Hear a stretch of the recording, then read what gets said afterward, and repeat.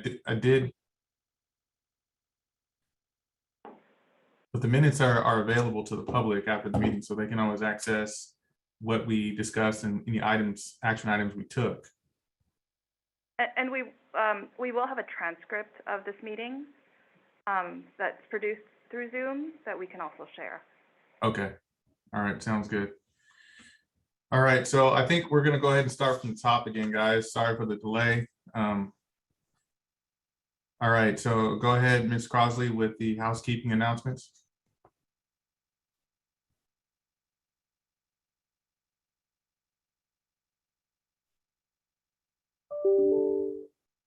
You're on mute. Can you hear me? Yes. Thank you. Welcome committee members, liaisons, and members of the public to the Council on Access and Fairness meeting. Thank you for joining us. We will begin shortly. We are using Zoom with the goal to foster a more inclusive environment and effective meeting. If you would like to comment during the meeting, please use the raise hand feature. To use the raised hand feature by phone, dial *9 on your phone's dial pad, and the same to lower your hand. Please utilize this tool to virtually indicate that you would like to speak in order to help the chair facilitate the discussion. Going forward, all committee meetings will be recorded and posted to the State Bar website. For those using Zoom on a computer, when on mute, holding down the space bar will temporarily unmute. Thank you. Thank you, Ms. Crosley. I'm going to go ahead and open it up for public comment. Any members of the public wish to speak, please note that the chair reserves a right to limit duration of public comment. Thank you.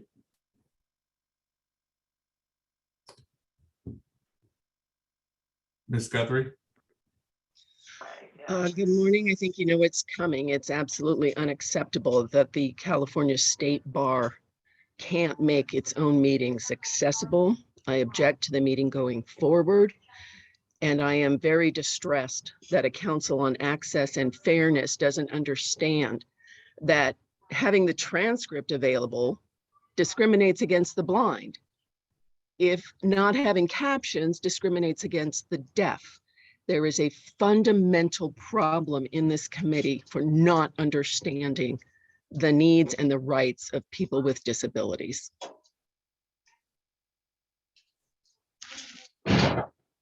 Thank you, Ms. Guthrie. Do we have any other members of the public who would wish to provide public comment?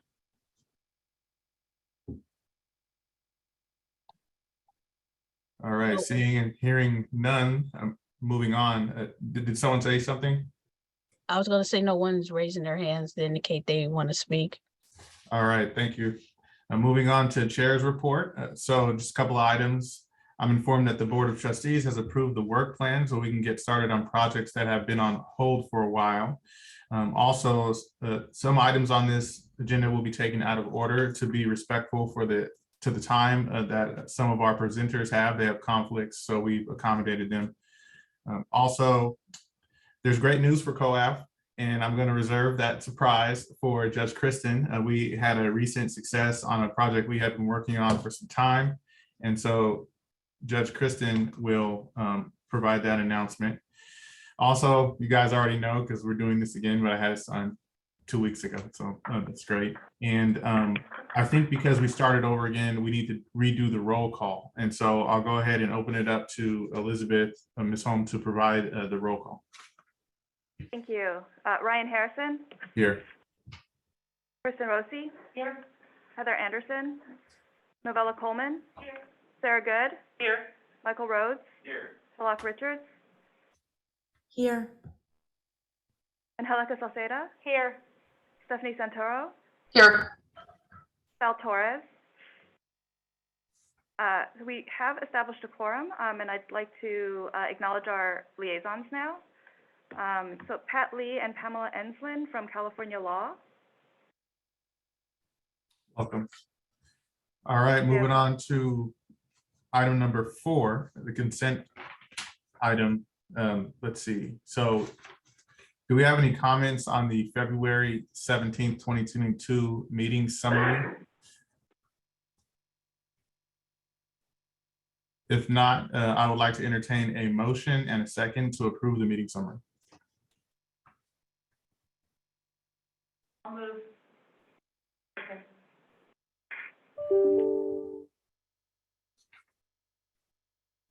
I think I heard a motion and a second. Yes, so we have Kristen moving and Angelica seconding. Thank you. Go So ahead. I'll do the roll call. Ryan, Yes. Kristen? Yes. Heather? Novella? Yes. Sarah? Yes. Michael? Yes. Shalak? Yes. Angelica? Yes. Stephanie? Yes. Sal? Motion carries. Thank you, Elizabeth. All right, so we're going to move to item number 5, State Bar reports. So we're skipping forward, then we'll come back. Wait, actually, that's next. Okay, so item 5, State Bar reports, sub item A, update on the Office of Access and Inclusion and relevant State Bar activities. And Elizabeth will provide an update. Thank you. So just wanted to provide a quick update. In addition to the Office of Access and Inclusion supporting the diversity, equity, and inclusion work of the State Bar, our office also administers grants to legal aid organizations throughout the state. For those of you who aren't familiar, in 2022, we'll distribute about $140 million to about 100 legal aid organizations across the state. We do anticipate increased funding will be included in the state budget. And so we are gearing up for that and have some vacant positions to help support that work and this work as well. All of our staff have integrated portfolios, work on both those projects as well as our DEI projects. Additionally, we anticipate, as Ryan alluded to, we anticipate that one of the projects that COAF has worked on will also be funded in the state budget, and Judge Rosie and Erica will provide an update later in our agenda. I also wanted to report that the next report to the legislature on diversity, equity, and inclusion from the State Bar is due in March 2023. Last time, our chair and vice chair reviewed and provided feedback on it. So this year, Ryan, who will be our outgoing chair, but is our current chair, along with our incoming chair and vice chair, will review and provide feedback on that. So we'll have more updates on that, likely at our August and December meetings. Thank you. Thank you, Elizabeth. All right, we'll move on to item 5B, which is an update on efforts to reform the attorney discipline system, and Program Director Elisa Chavez will provide an update on this item.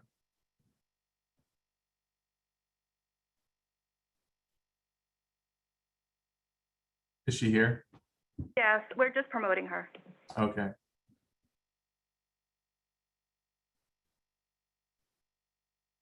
Also, our COAF member, Sarah Good, I believe, is our COAF representative on the ad hoc commission on discipline. And so she may also provide some insight or comments as well. Hi, good morning, everyone. Nice to see everyone as usual. I'm pleased to give you an update on the ad hoc commission of the discipline system. That will be the focus of my presentation today. This is a commission that was appointed by the Board of Trustees to explore the vast catalog of discipline reforms that the Office of Chief Trial Counsel has implemented over the last 5 years. And I'm going to go ahead and share my screen to get us started.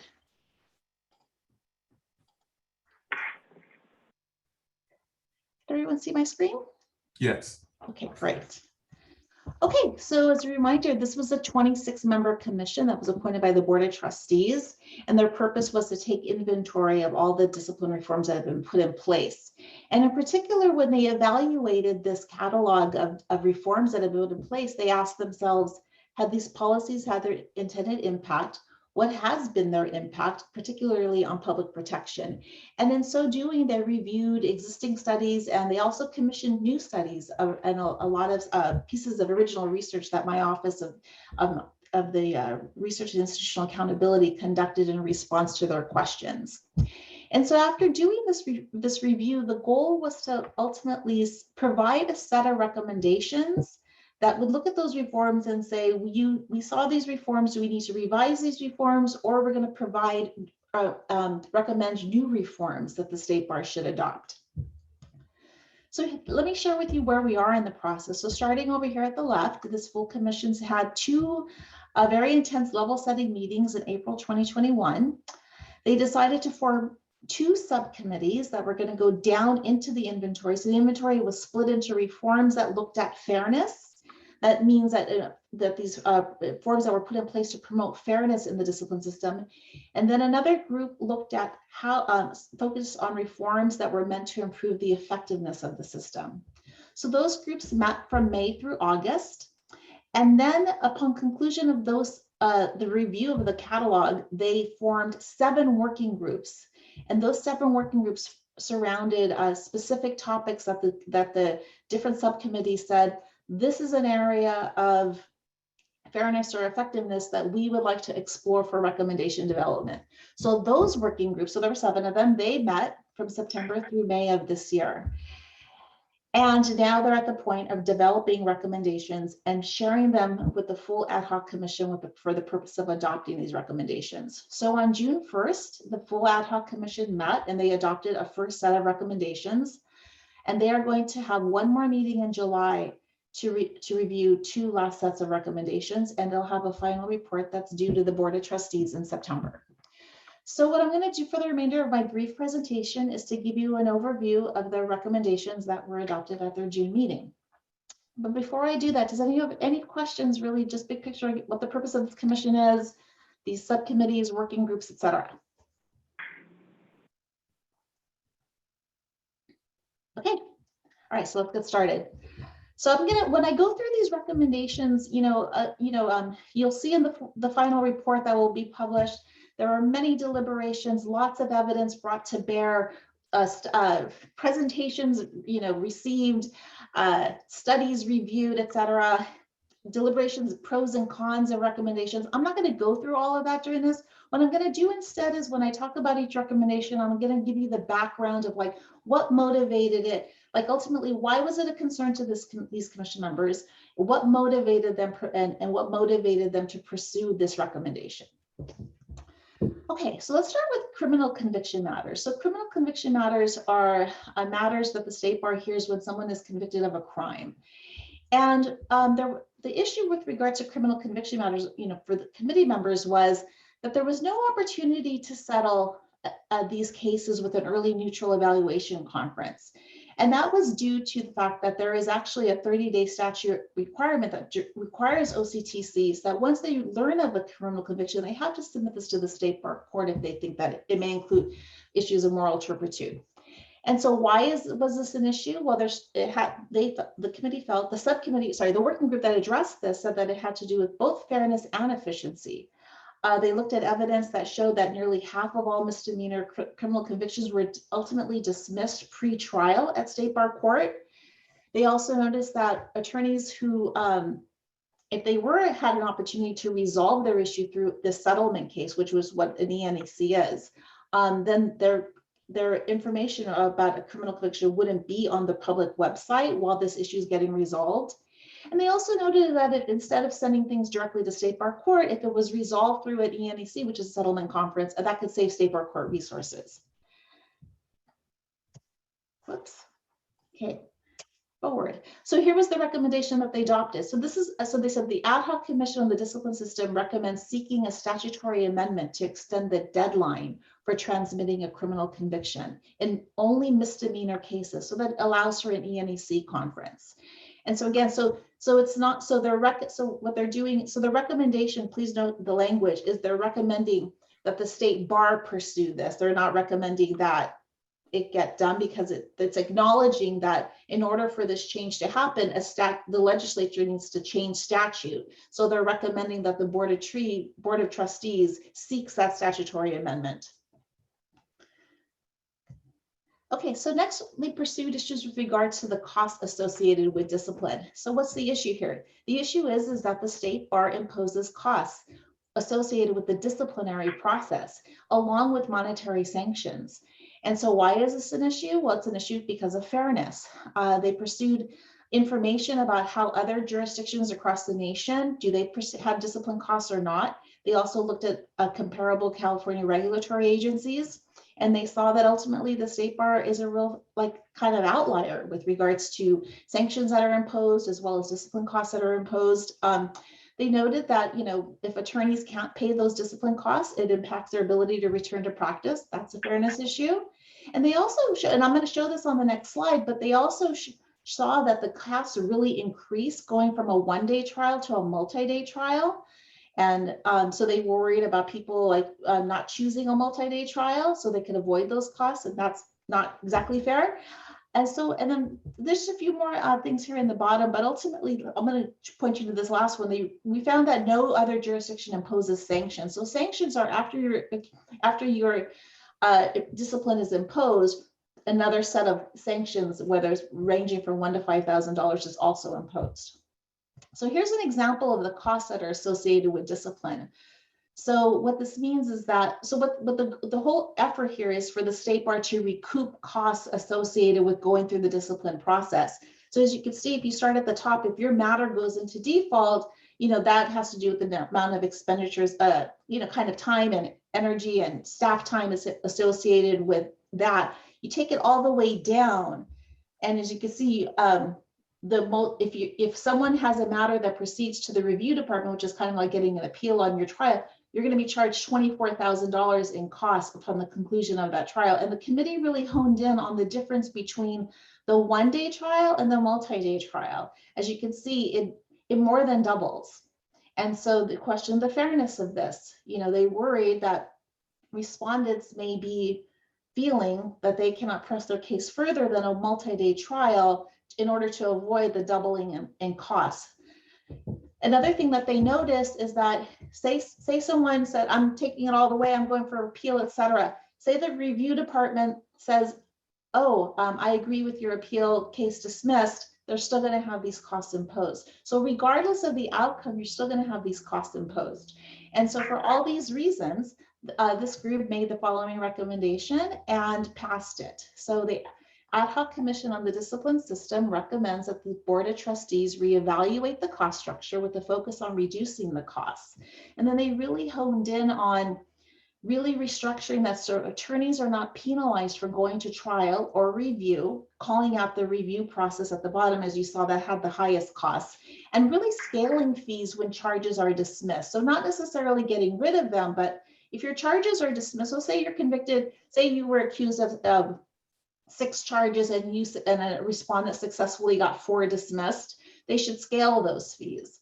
Okay, and then the last one is to seek a statutory amendment to eliminate those monetary discipline sanctions. So we have, in this case, sanctions are required by statute. The state bar actually can decide how much. So they recommended pursuing a recommendation to just eliminate sanctions. Okay, does anyone have any questions about this one in particular? Because this was a good one. I mean, the good one in the sense that this was a really meaty topic for the group that was really concerned with fairness. It's a subcommittee that was focused on fairness. I just want to give kudos to our ad hoc commission members. This was a great idea, great recommendation, and I'm so happy that they were able to move this forward. Thank you, Ray. Okay, let's continue on.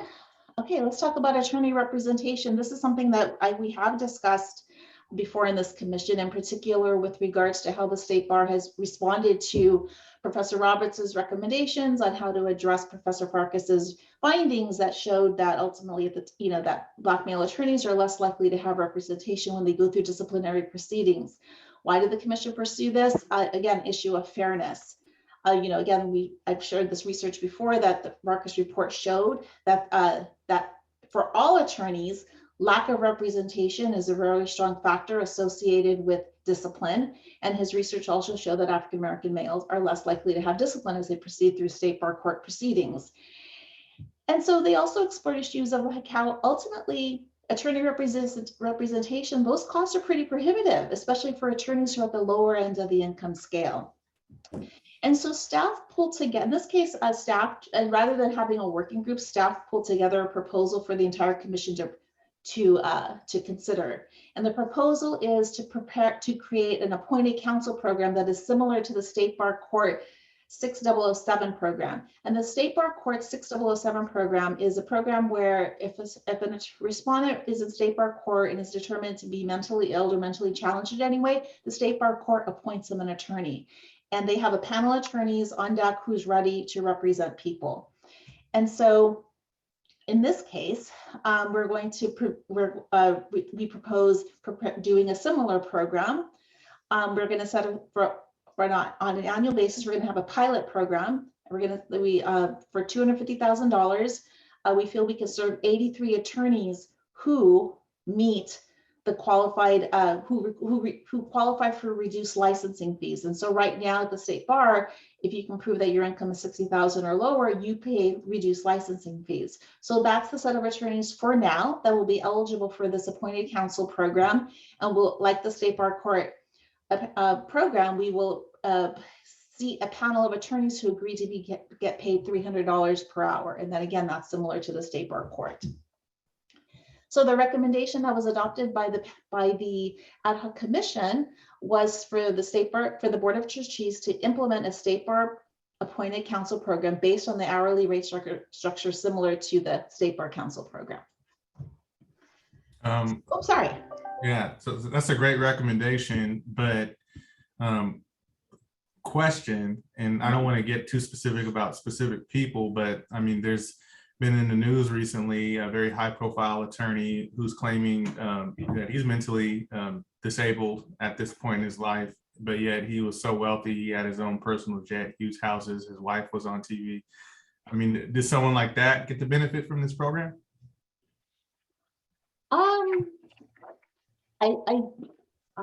No, not in this case, because this is for low-income attorneys. Are you talking about the state bar court program? I'm talking about Tom Girardi, who's claiming that he has no money, and now I'm looking at this program and I'm wondering what kind of safeguards are in place to really kind of dig in to see whether or not someone actually qualifies when there's a reasonable likelihood that they don't. Yeah, well, like I said, I think so. Right now, it's limited to people, to attorneys who qualified for the reduced licensing fees, and so it has to be like, okay, so I believe the way we're looking at it is that it's like right now, have you already petitioned to pay reduced licensing fees? So that's the universe of people. So that's the first safeguard, is that our own state bar attorney, ARCR attorney regulation, they're the ones that do that checking to confirm that someone's income is in fact $60,000 or less. So I think that's where the safeguard would happen with ARCR. Okay, thank you. Mhm. I think I see a hand. Judge Kristen? Thank you. I wasn't sure who that, I was trying to telegraph to Elizabeth. Lisa, do Yes. we have a sense of how long that the $250,000 is going to last, or maybe Sarah, who's sitting here next, is that going to actually last the whole year? I mean, I guess my question is the need going to outweigh the money we've allocated, or do we know? So let me just, can I take that, Lisa, or do you want? Sure, go ahead. Go ahead. Yeah, there were two options on the hourly fee of $300, and then there was a flat fee option. I actually wanted the flat fee option for precisely this point. Right. But what I will note is the hourly fee option is only up until a certain stage in the proceedings, so it doesn't cover the trial. So I think that is to ensure that the pot of money will be able to go around and not just a handful of people will suck up all the money. So I think that, you know, obviously Lisa's presenting on it, you know, on a big scale, but not every specific detail. So Lisa? So to answer your question, so we're, yes, the idea is that it's we used until the funds are exhausted. What did I say here? We estimate that 83 attorneys would be served, and our analysis shows that most investigations that are opened close an investigation, and so we took that into account. And our partners at the ADDC did some estimates for us. They helped us generate these estimates by them saying on average, I think they estimate on average it takes around 10 hours for them to represent someone at the investigation stage, and then it increases as it goes through the various pre-filing phases. And so that's how we generated that number. But to answer your question, yes, it will happen until funds exhaust. But the idea is that this is a pilot program, because at the end of that, then we would reassess all of that and you know, possibly say, you know, we need more money next year, et cetera. Okay, So it's just one pilot program for now. Okay, fantastic. Thank you. That really helps. Thank you. Okay, terrific. Okay, let me continue on. Can I go on, Ryan? Yes, thank you. And this is Okay. great work. Okay, terrific. Okay, so now I'm going to talk about two issues with regards to discipline history. And I'm going to just talk about them both together because the recommendation that was adopted applies to both, and you'll see how that means in a moment. So let's talk about discipline history on the website. So right now, when our attorneys are disciplined, receive what's called a public discipline, because some people have a discipline that's it's like a private approval, so you never hear about it in the public. But you receive a public discipline. Say you're suspended. That goes on your attorney profile, and that is on the State Bar website indefinitely. So the working group was formed to deal with this issue because people questioned, is this fair? Is this fair considering current trends in criminal justice that are going in the exact opposite direction? That is what it means for people to move on with their lives and pass discipline. Once they've completed all their terms of discipline. And they noted in particular that attorneys of color are impacted the most by this practice of the State Bar, given historical racial disparities in discipline that we saw in the Farkas research. And in so doing, the working group also explored how the California medical and nursing boards, for example, they actually have timeframes for the removal of discipline from their websites. So that's one topic on like discipline history. So let me just move on to the next topic of expungement. It's kind of related. And they discussed the fact that despite the fact that we actually have a State Bar, I forget if it's a rule or a business professionals code, that there's no that people can petition the State Bar court, the California Supreme Court to expunge their attorney discipline record. There is this in place. There is an ability to do so. The State Bar actually has no process in place for people to do this, and there's only known of 2 cases recently that was attempted, and they were not successful. Why was this an issue? This is an issue of fairness. Again, for the same reasons. This is totally opposite approach to current trends in criminal justice, especially here in California, that recently passed expungement laws regarding expungement of discipline records. And again, noticing that attorneys of color are impacted the fact that there's no process in place in order to get their records expunged. Okay, so the group on expungement actually considered both of these together. And so what they came up with was the establishment of timelines to remove discipline history from the website and have an automatic expungement of attorney discipline records. So that's what the recommendation is at the top. They recommend the Board of Trustees adopt the following timelines for removal of discipline history from the website, particularly the attorney profile and the records. So here on the left is the type of discipline. On the right is when it would be that discipline would be removed from the website and expunged from the attorney's record. And the reason why we have it separately is because these were 2 separate recommendations, and so we had to think about, because it makes well, if you expunge it, wouldn't it be removed from the website anyway? Yes, but we had to think about both separately in case one passed and the other one didn't. So anyway, but here they are. A little note at the bottom that says that this really both, people who are opposed, both in favor and against this, everyone agreed that this will only apply if there were no reoffenses during the time period and no active investigations, and that people have paid their full restitution if they were on probation. Okay, does anyone have any questions about this? I have a comment.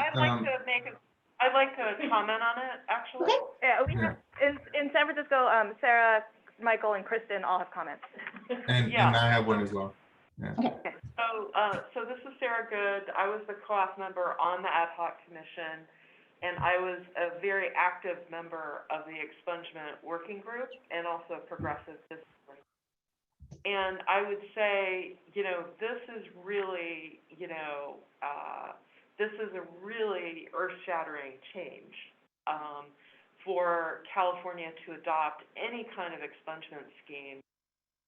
To our knowledge, there's no other expungement scheme for attorneys anywhere in the U.S. So, this, in my mind, is really the cornerstone, coupled with these other very important changes, that is really going to revolutionize California attorney discipline system. This was really personally important to me in order to remediate the incredibly biased results that the Farkas report revealed about the incurrence of discipline in particular in Black male attorneys in California over, the past 10 years. And I think Lisa has some of those stats, which I think would be useful to share as well. And I think this goes a long way towards providing a path for remediation for those folks who may have been, unfairly targeted and or disciplined, to find a path to regain their license or, get rid of the scarlet letter, so to speak, on their state bar website and kind of move forward.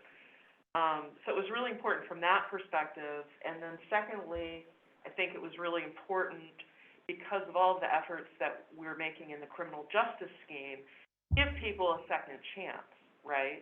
You shouldn't just, do one thing and then the rest of your life is written off. You can no longer be a lawyer. It's a scarlet letter. You can't practice anywhere. You need to have a chance to make good on that. And so this was super important.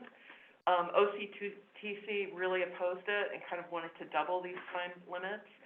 But the overall ad hoc commission agreed on what the subcommittee group recommended. And so I'm particularly proud about this particular recommendation. So, sorry, I took up a lot of airspace there.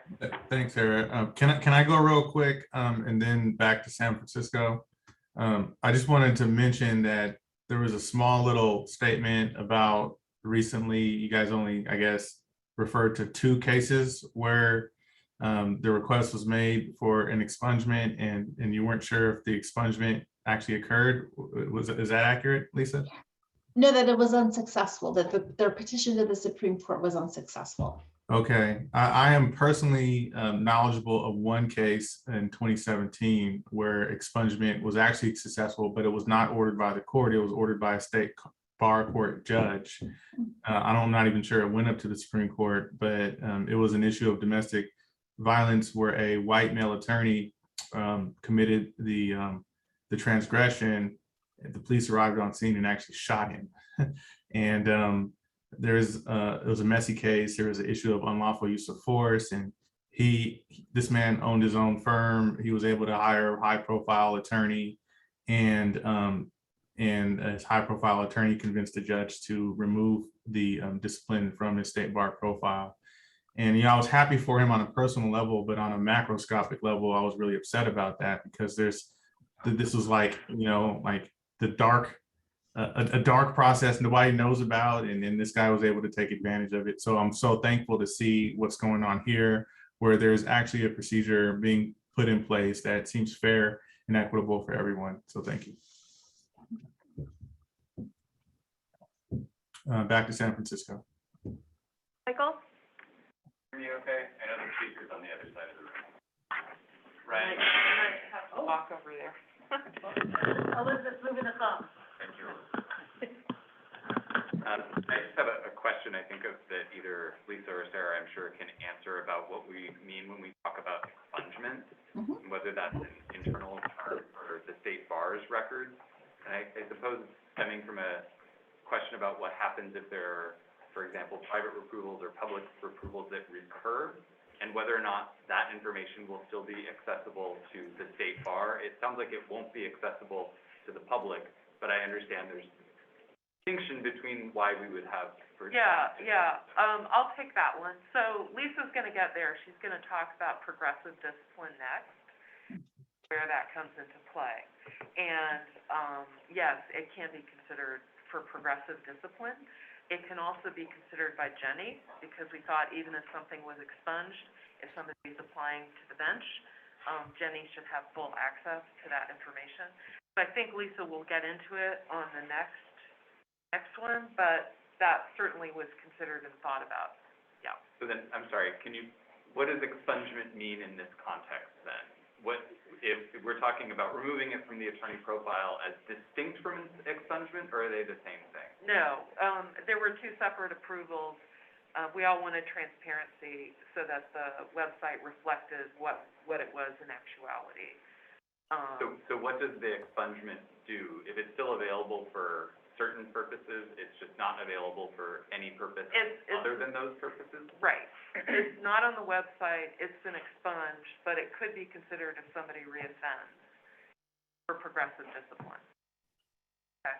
But Lisa hasn't gotten to that. There was a whole separate group on that, so Lisa, do you have anything more to add on that? Yeah, let me say, so it's not even, so records will not be destroyed because there are very strict rules about record retention. So the State Bar will still retain these records. It can't, discipline can be considered when considering future discipline. So someone it'll be considered for future just for progressive discipline purposes, and we can talk about progressive discipline next. But another thing is that, so ultimately what's most important, how attorneys are most impacted by this is that once something's expunged, they no longer have to report it. So say they're applying for a job and they say, have you ever been disciplined by the State Bar of California? If their record has been expunged, they can say no. It's kind of like, just like with a crime, yeah. Exactly. That becomes, well, I have a comment, but I'll wait. Thank you, Lisa, that's helpful. Thank you, Sarah. Because I was next anyway. Can I go next, Elizabeth? Oh, yeah, I'm sorry.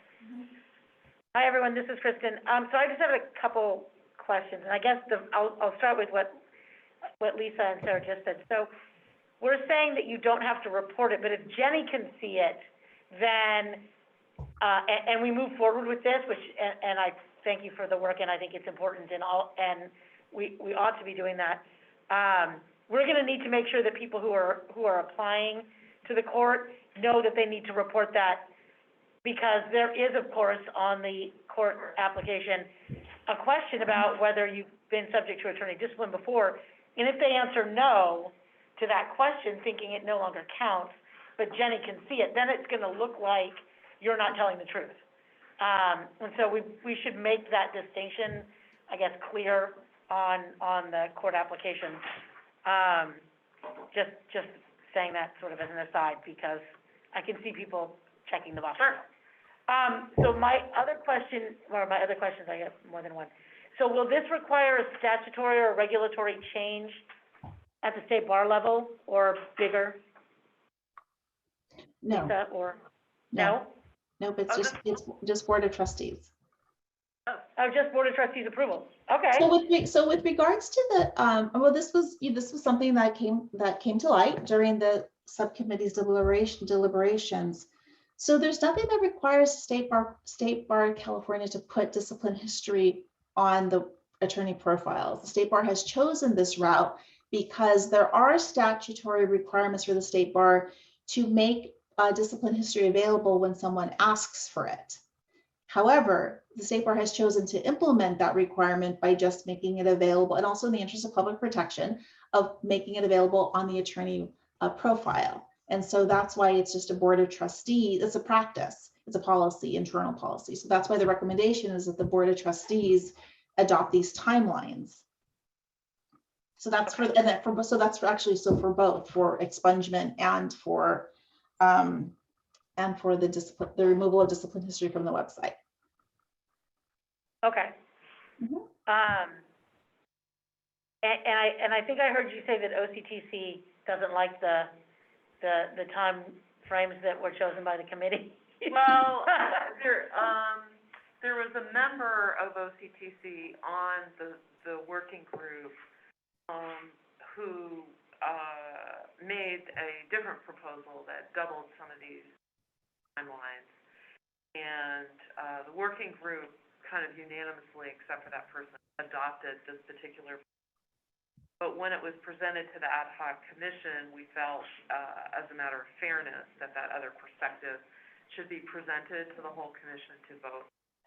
But ultimately, I think it was pretty unanimous for this position with a couple.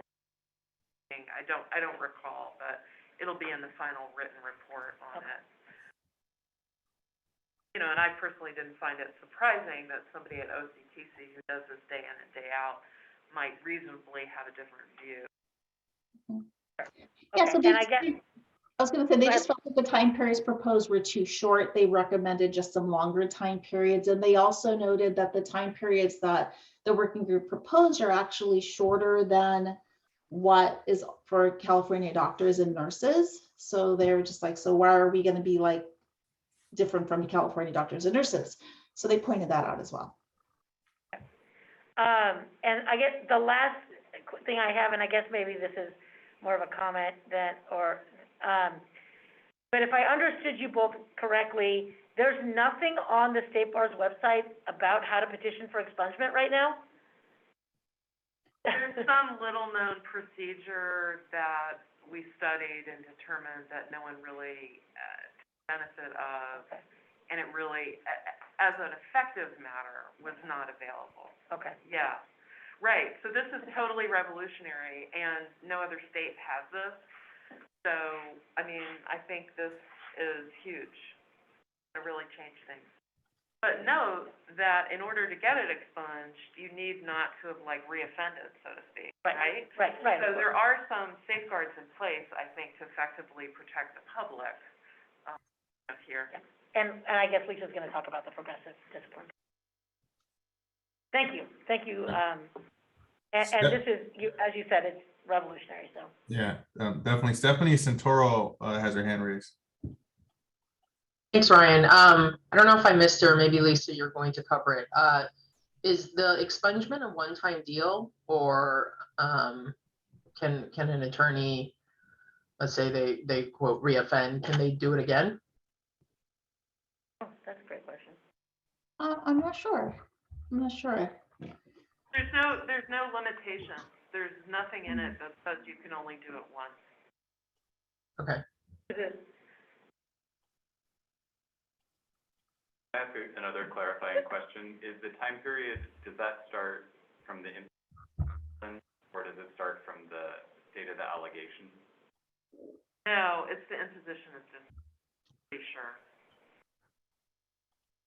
All right, any other comments or questions?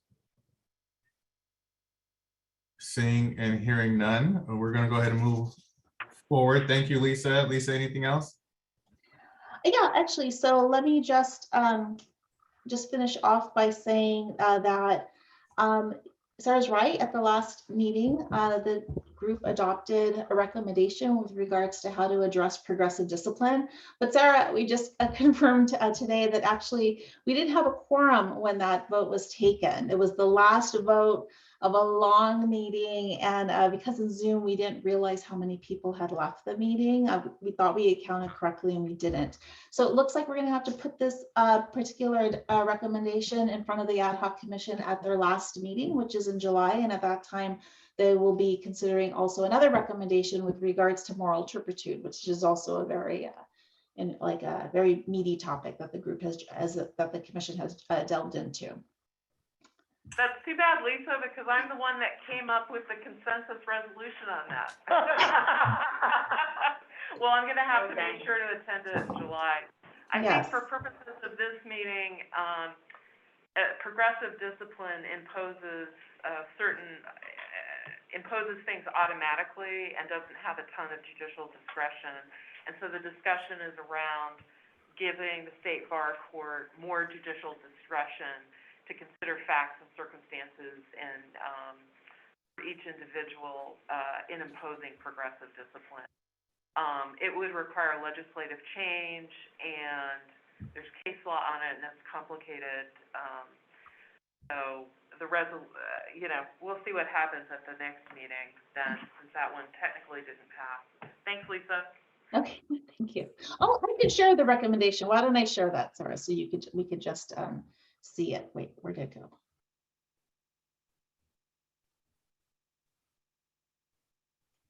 Here it is.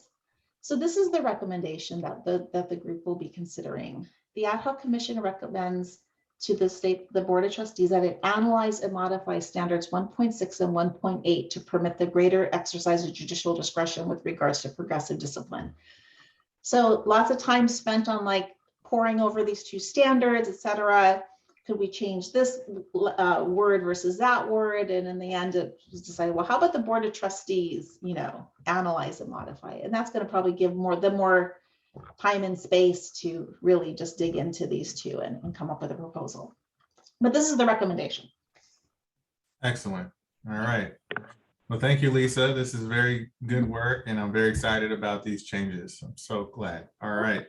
So we're going to move. Michael Rhodes. I'm sorry, I just wanted to clarify, because I think it's an important part of this. It is true that even if a record has been expunged, it still remains available for the state bar to consider when they're considering subsequent discipline. Is that correct? Okay. Yes. Thank you. Yes. Thank you. And that was state explicit throughout these. All right, so we're going to move on to item 6J, discussion on imposter syndrome and impact on the legal profession. We're jumping ahead here, and we're pleased to welcome Rod Fong, who's an Associate Dean for Academic Achievement, Program Assessment, and Bar Preparation. And he's a clinical professor of law at the University of Illinois at Chicago John Marshall Law School. I actually met Rod when I was a 1L at Hastings, and he gave me some sage advice on my career in law school, so I appreciate him very much. Welcome, Rod. Oh, thanks, Ryan, and thanks for remembering way back. Oh, excuse me, you just graduated the other day. So what I want to do is take about 15 minutes and talk about what is imposter syndrome, what other mindsets might affect lawyers and law students, and why it's critical that the state bar and this council address these mindsets. And then I'll take some questions at that point. And then also, I also have resources and some suggestions for the council. So I just wanted to let you guys know that there will be an opportunity to ask questions and obviously have a discussion. I'm excited to be back at the state bar. I used to be a staff at the state bar, and I see many familiar faces here. So this is exciting. But I must share with you that when I was asked by Elizabeth to do a formal presentation to COAF on imposter syndrome, I started getting really nervous. First of all, I am not an expert on imposter syndrome. I have no background in imposter syndrome in terms of formal training. I don't have a PhD. I'm not an ed psych professor. Where a lot of these ideas came from. I've never written an article on imposter syndrome. I have no formal training. So I'm not sure why I'm here. Sure, I've spent time with a lot of experts in this area. I've read all their materials. I've watched all their YouTubes and TED Talks. I've had conversations with some of the experts, nationally known experts in this area. But again, I'm not an expert here, so I'm not sure why I'm doing this. Okay, I am a law professor, but I'm not a real law professor. I'm not tenured. I'm not a doctrinal professor. I'm a clinical professor, which is the title they gave me so they could give me a long-term contract. I don't have the pedigree of these doctrinal professors. If I don't see Sal here, but I will say that I graduated from an esteemed law school, the same one as Sal, but it wasn't a T14 or Harvard or any of those big name schools. I wasn't on law review. I didn't do a judicial clerkship post-grad. I didn't work for a big law firm or a big corporation, and I don't have any major publications. So again, I'm not sure why I'm talking about this as an expert.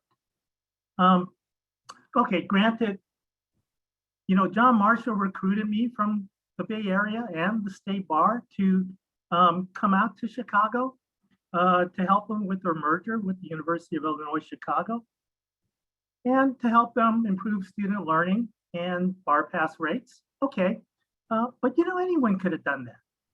And probably anybody in my profession could have done that. So when Elizabeth asked me to talk to this council, it took her at least 2 phone calls and a bunch of emails. And she's very persistent. But I was stressed out by the invite.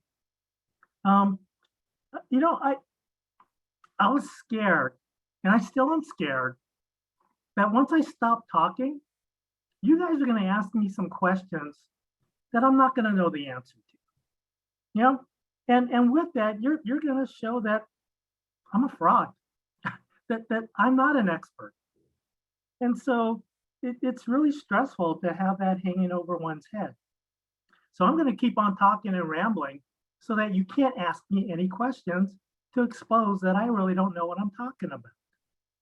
And I know that I was asked only because I know Ryan.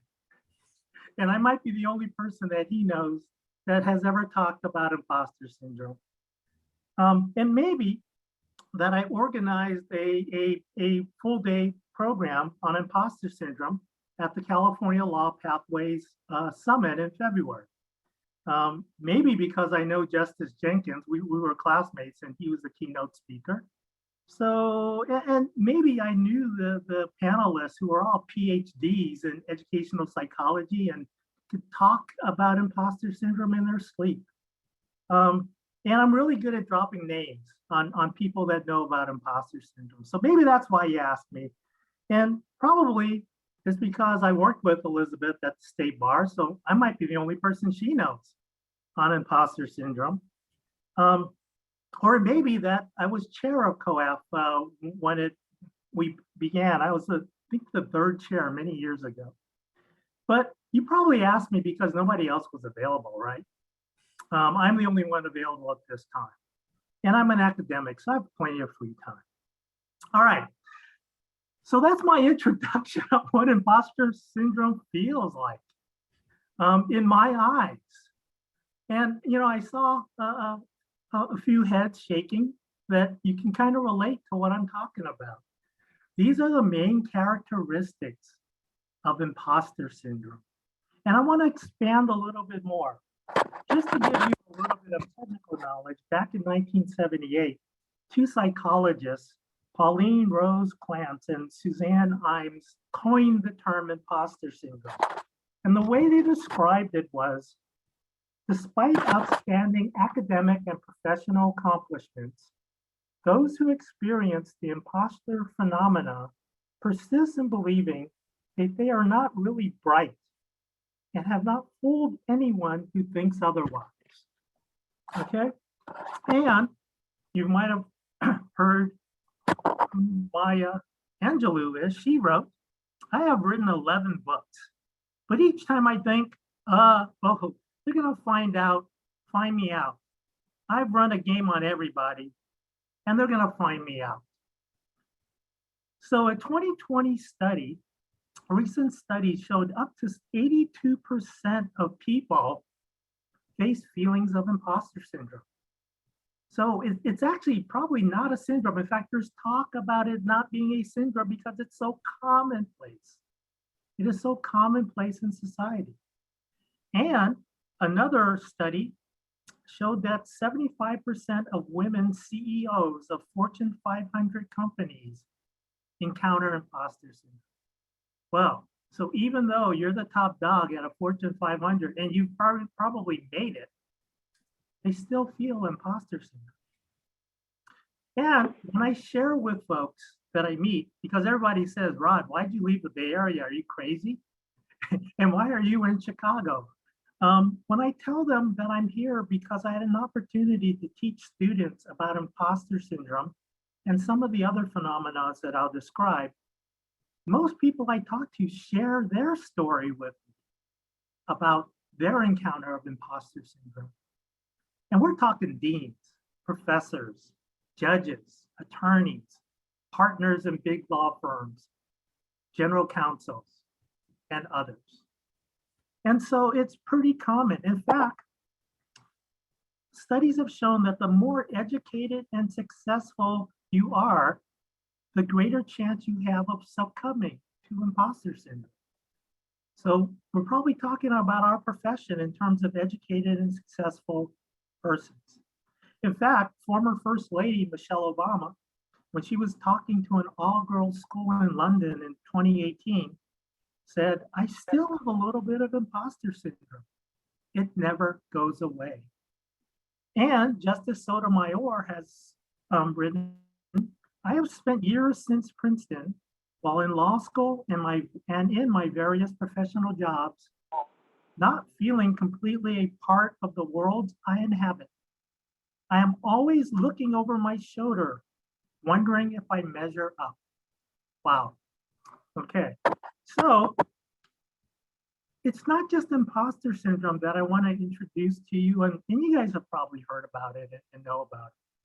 But it also is related to a bunch of other mindsets that affect people in our profession. It's not just, again, limited to imposter syndrome, although when we see it in writing and in studies, we see it isolated. In fact, I've asked a couple of experts that I've talked to who are educational psychologists, and they say, no, of course, we study all of these different mindsets, but we have to make our mark by just isolating one of them and becoming an expert in one of them. But surely we know about them and they're all related. And the one word that I want to introduce to you, if you haven't heard already, is this term perceptions. When Pat Lee and I went down to Stanford to talk to some of their educational psychologist experts about the concept of lack of belonging, we were introduced by Greg Walton to perceptions. And I was sitting there going, what do you mean perceptions? And he basically said, it's how people perceive life events and how they react to it. And of course, they can react to it in many different ways. Some positive, some negative. So for example, if you make a mistake, right, you can look at it as, oh no, I made a mistake. I'm going to lose the motion. I'm going to get fired. I can't find a job. I'm a terrible attorney. Or it could be, whoa, I'm glad it was a little one, in my draft. I'm glad somebody caught it. Hey, now I can learn from that and get better at it. So it's how you react to different life events. And some of those other mindsets affect different areas. One is lack of belonging. Do you belong to that group or not? And depending on how you react to that, you have different perceptions. Another one that came out of Stanford is growth mindset. If you make a mistake, is that an opportunity to learn, or is that a sign of your failure and incompetence? Resilience and grit. We've heard that from Angela Lee Duckworth. Microaggressions and stereotype threats. So all of these are part of a continuum of different mindsets that people have. I'm again going to focus on imposter syndrome. So with that being said, with imposter syndrome, it generates some good and bad feelings or reactions.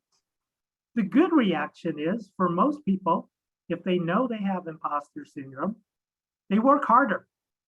They over-prepare. Okay, I have this library or clearinghouse of all these articles on imposter syndrome.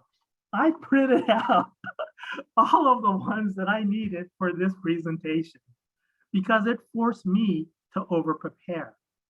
But imposter syndrome is more known for some of these negative effects on people. One is it affects mental health. It stresses people out. There's a feeling of anxiety and possibly depression, thinking that you're not competent enough, that you might be found out, that you're only asked to do things because of external factors and not your own hard work. There's also a constant denial of competence or incompetence, and that detracts from one's confidence. And how does that affect people? Well, you look for easy ways out. Like I said, it took Elizabeth 2 calls and a bunch of emails. You also don't take risk in your careers. Me trying to get out of this is losing an opportunity to meet all of you and promote the importance of imposter syndrome. So you miss opportunities. And then there's also career burnout, just with the constant stress. So how does that affect our profession? I'm going to break it into 2 parts. One is lawyers, and the second are law students. So lawyers, first of all, we know that it affects people from underrepresented groups more than people who are in the mainstream groups. So people from diverse backgrounds, race and ethnicity, gender, sexual orientation, individuals with disabilities, and first generation law students or lawyers. And then also we know that in a work culture with only white or male leadership, this can lead marginalized individuals to feel like they don't deserve their place.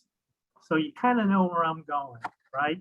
So with that, in the legal profession, you know, the ABA and the State Bar of California have data and through LAP probably on mental health. And we know that the pictures are not super rosy, right? Our profession does suffer from a lot of mental health issues. The lack of diverse associates, seeking partnership opportunities. How much does imposter syndrome play into that? Why do we have the disparity in numbers that we see in the big firms? The lack of diverse general counsels, you know, is that impacted by imposter syndrome or related mindsets? As I mentioned, Justice Jenkins was a classmate of mine, and when we talked, I asked him about his role as the governor's judicial appointment secretary. And he told me, Rod, I'm not seeing enough candidates. It's not that we don't have enough of diverse attorneys, and that could obviously improve, but it's hard to get folks to apply to be a judge. And how much of that is affected by imposter syndrome? And we know that we need to constantly encourage and mentor these folks to become judges. And then burnout, the rates of people leaving the legal profession, leaving big law and just the legal profession. The last I saw was that it impacts people of color more so than not. Law schools. Well, why am I in Chicago to try to change what's going on in law schools? I've been doing academic support for over 30 years, and I'm convinced that it's not a matter of intelligence or academic brightness, although I guess those of you who went to a T14 might argue with me. But I've worked with folks in T14s, and most of my work has been in schools, unranked schools. And I really don't see a great disparity in intelligence in academics. And you know that people who get into law school are the cream of the crop of our society. But what I'm seeing, the big difference is in attitude, is in success skills, is in resilience. And what I see is students in the lower ranked schools tend to give up easier, quicker, and not try. They're not as resilient. They suffer more from mental health issues. They isolate. They don't seek help. They're the ones who don't go to office hours. And on the bar exam, I'm already seeing it in my students, and it's not unusual. I have seen this for 30 years. These are the ones who are falling behind in studying. And you guys know when you took Barbary or Themis, you have that chart that tells you where you're supposed to be.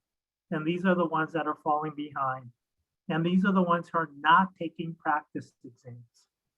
So what we're seeing and what I've seen in law school is not that minority students or students from underrepresented backgrounds are not smart enough.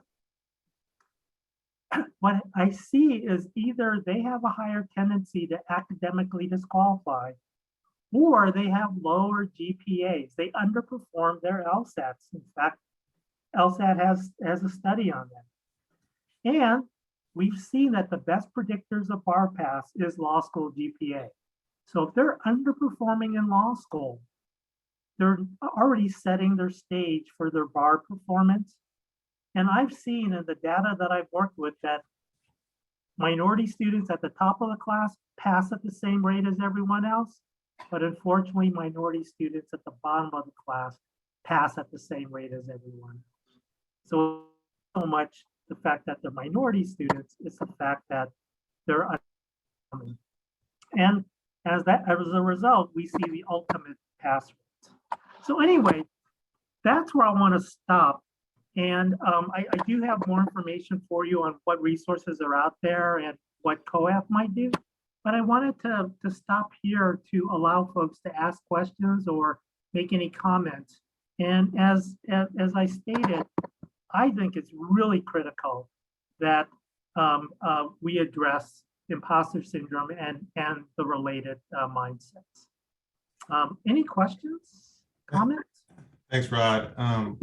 So the idea of imposter syndrome and bringing this to COAF so that we could start working on this very important issue was born out of my role as the president of the Black Bar Association of Sac County. A student at UC Davis Law came to me and told me she had it and she needed more research, she needed more information. She was in the middle of her summer associate role at a large firm in San Francisco, and she was so in doubt of her own abilities and skill set that she couldn't even write a simple sentence in an email. Like she was just essentially mentally handicapped, and she was spiraling down. And so I went to Elizabeth, and we talked about imposter syndrome and the idea of having a resource page and bringing this issue to COAF, and you're part of that, Rod, to talk about what imposter syndrome is and how it's important in our profession and what it means to help diversify our profession. And so I just wanted to provide that additional context. And anyone else have any questions or comments? Stephanie. Hi, Rod. I just had a question. I don't know, in your studies, was there like a noticeable disparity between men versus women in experiencing imposter syndrome? I know you said definitely the higher up you go, it seems like that affects folks more, but in terms of gender? The studies that I've seen do not suggest that, but I think a lot of it depends on the context.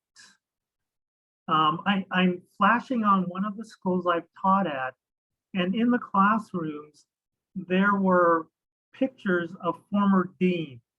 So I don't have to tell you what they look like. But I think, it's really the context and the trigger.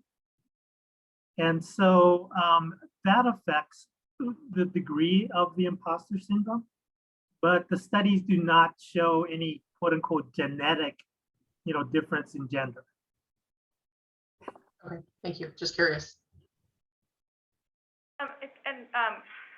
Brian may provide a little more information. Sure. Okay, so I just wanted to point out that Ryan brought this issue to us, I think probably 9 months ago or a year ago. And since then, the Board of Trustees, and we'll hear more about this later after lunch from Leah, approved an updated strategic plan for 2022 through 2027.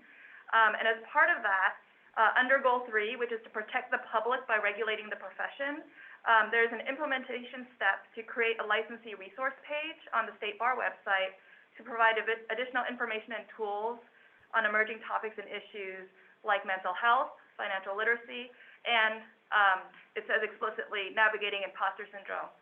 So I believe our office, LAP, the Lawyer Assistance Program, will be taking the lead on this, and so, we can work with them to provide input and feedback. And so when the opportunity is right, I will ask for volunteers for a working group on this to develop this. Yes, and before I go to Novella, I also want to add that I have been working with the Diversity, Equity, and Inclusion Officer at King Hall, UC Davis Law School. Her name is Alexis Elson. She's a former classmate of mine at Hastings, and also a professor of sociology at UC Davis, Bruce Haynes.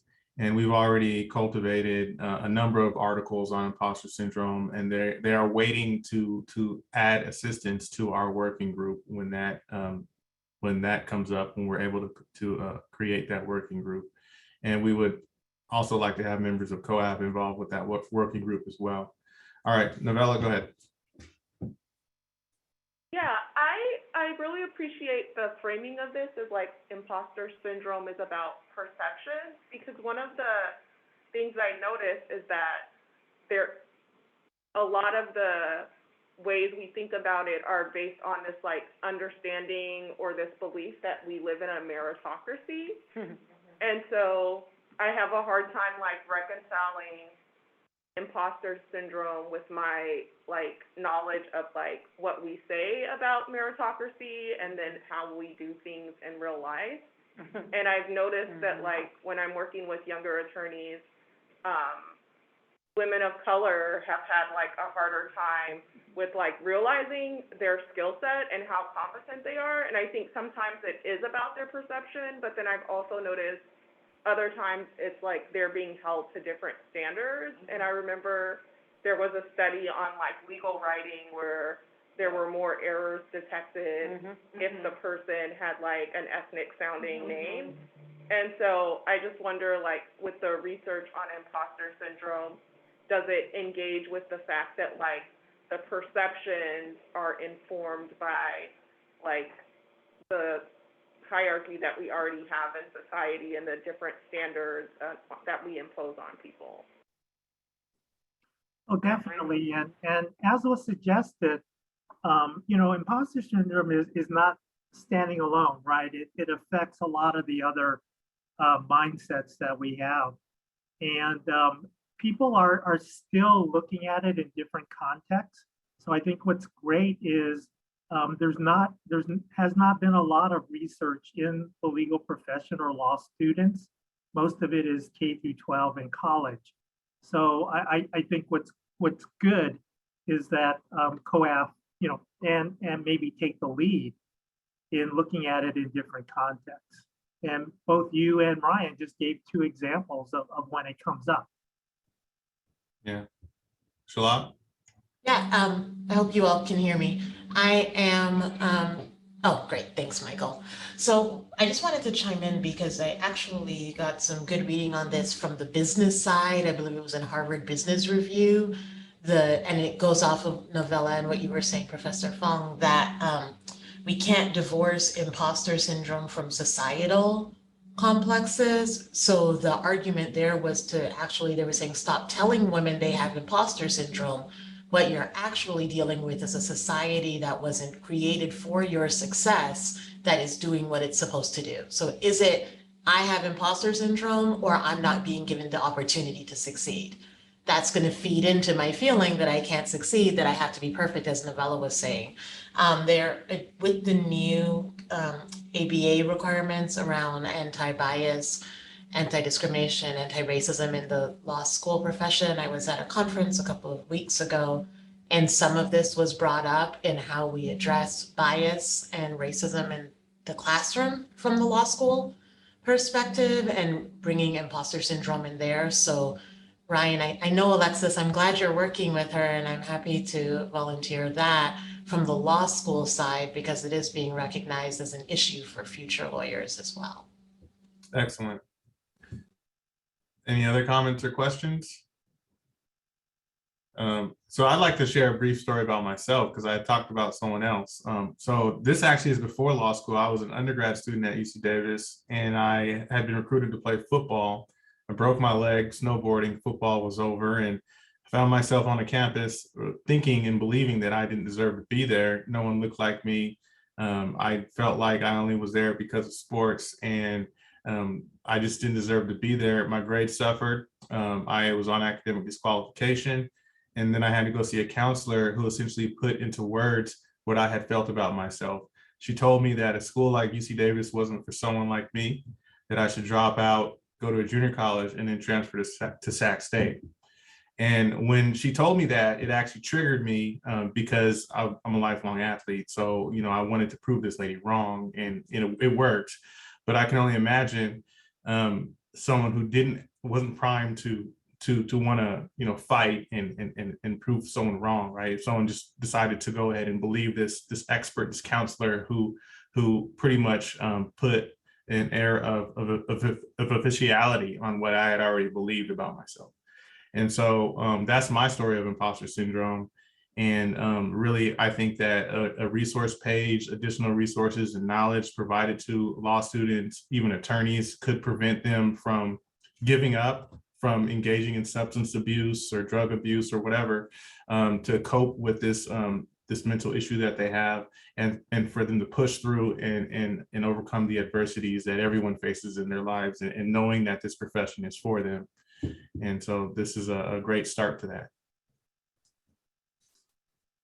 So if I may, let me just share with you some of the resources that are out there already. And I think some of you already mentioned that, but it's not like COAF has to reinvent the wheel and, you know, become an expert in this area.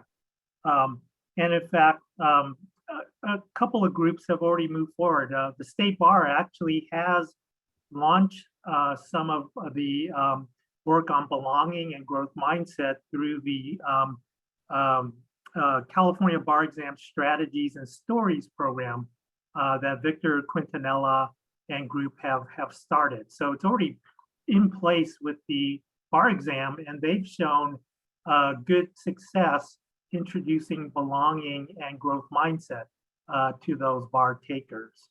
The ABA Commission on Women in the Profession have the GRIT project, which is Grit and Resilience. And so members of that organization, as well as I guess the public, can take a look at some of the resources they have. And there's a pretty good toolkit of things that individuals can do. The ABA Young Lawyers Division has some videos and articles on imposter syndrome. And so those are pretty good. One group that is taking a big step into this area is the Law School Admissions Council, LSAC. And they have launched a program. They launched it last summer called Law School Unmasked. And what the program is designed to do is to help first generation and students who don't have access to, I guess, the legal profession and parents who are lawyers to really unmask it, lay out what the reality is so that people don't feel behind or that they don't belong. And things like that, again, trigger the imposter syndrome. In fact, I did one last year on what is thinking like a lawyer. And I just did one actually earlier this week on growth mindset and belonging. And, you know, just telling students that, hey, you know, when you get called on class, you're going to look funny because professors always have another question that's going to lead you to a dead end. And so don't feel like it's you and that you have imposter syndrome or that you're not smart. That's just part of the chess match. So things like that are happening. Local bar associations, I'm starting to see, have workshops and speakers on imposter syndrome. There's articles out there, also in bar association journals. And then, as I mentioned, Cal Law Pathways, we did a whole day on imposter syndrome. So with that, what might COAF do? And, you know, thank you, Elizabeth. I heard that it's already built into the strategic plan. But I want to encourage COAF maybe to take the lead because I think, you know, there's more to gain, especially with the constituency being diverse students and lawyers, that I think it's really important that we normalize imposter syndrome and the other mindsets, right? That it's normal, as was suggested earlier, that we are not the ones sticking out. It's hard to think that way when most of the legal profession is white and male, or at least more white. But it's really hard to think that way. But if we normalize it, if we validate these mindsets, and that might be saying things like lawyers are not immune to this. In fact, lawyers are the prime people. That is not a sign of weakness. It is what it is. And it may be through videos, it may be through outreach, but it's really spotlighting this and putting the focus on this. And I think, you know, COAF is in a position to do that. The other, and part of that also is amplifying this, letting people know, using COAF and the state bar to do this. I know in the early days of diversity, back in the early 2000s, One of the things we did with the state bar is we used the president as a bully pulpit, so to speak, to get the word out on diversity. And so I can see that strategy working. To encourage speakers to get out there. I was lucky enough to get Justice Jenkins to speak publicly, and hopefully we will get the video of that at some point. To encourage bar associations, local and specialty bars, to do workshops. I don't know if there's still the implicit bias credit on MCLE, but things like that. And then, of course, just to encourage lawyers, especially seasoned lawyers, someone like Ryan, to address these topics when mentoring younger law students or young lawyers, especially in the big firms, and not even just the big firms, but in the firms and in the profession, to really raise this topic and let the younger attorneys know that this is normal and that there are strategies to work through it. So anyway, some of my suggestions, and it sounds like the state bar has already taken the first step in going in that direction. Thanks, Rod. All right, so I think we're finished with questions and comments, unless someone else has a burning desire to speak. All right, given that it's 11:47, I think we should take lunch now. Elizabeth, what do you think? We breezed through, we have 3 items that are going to be short. Can we get through those before lunch? Sure, sounds good. Yeah, okay. So it's item 6B, law school retention study. Okay, we did skip item 6E. Do you want to save that for after lunch? Yes, we'll get to that at 2:30, yeah. Okay, all right. So yes, item 6B, update on law school retention study. All right, good morning. Hi, Ryan, it's Crystal. I'll go ahead and lead this piece. Okay. All right. Good morning, everyone. I'm Crystal Bending, lead program analyst with the Office of Access and Inclusion. I'll be providing a very brief update regarding the law school retention study. Members of this working group are Novella, Shalak, and Sal. Let me just change my screen here. Oops.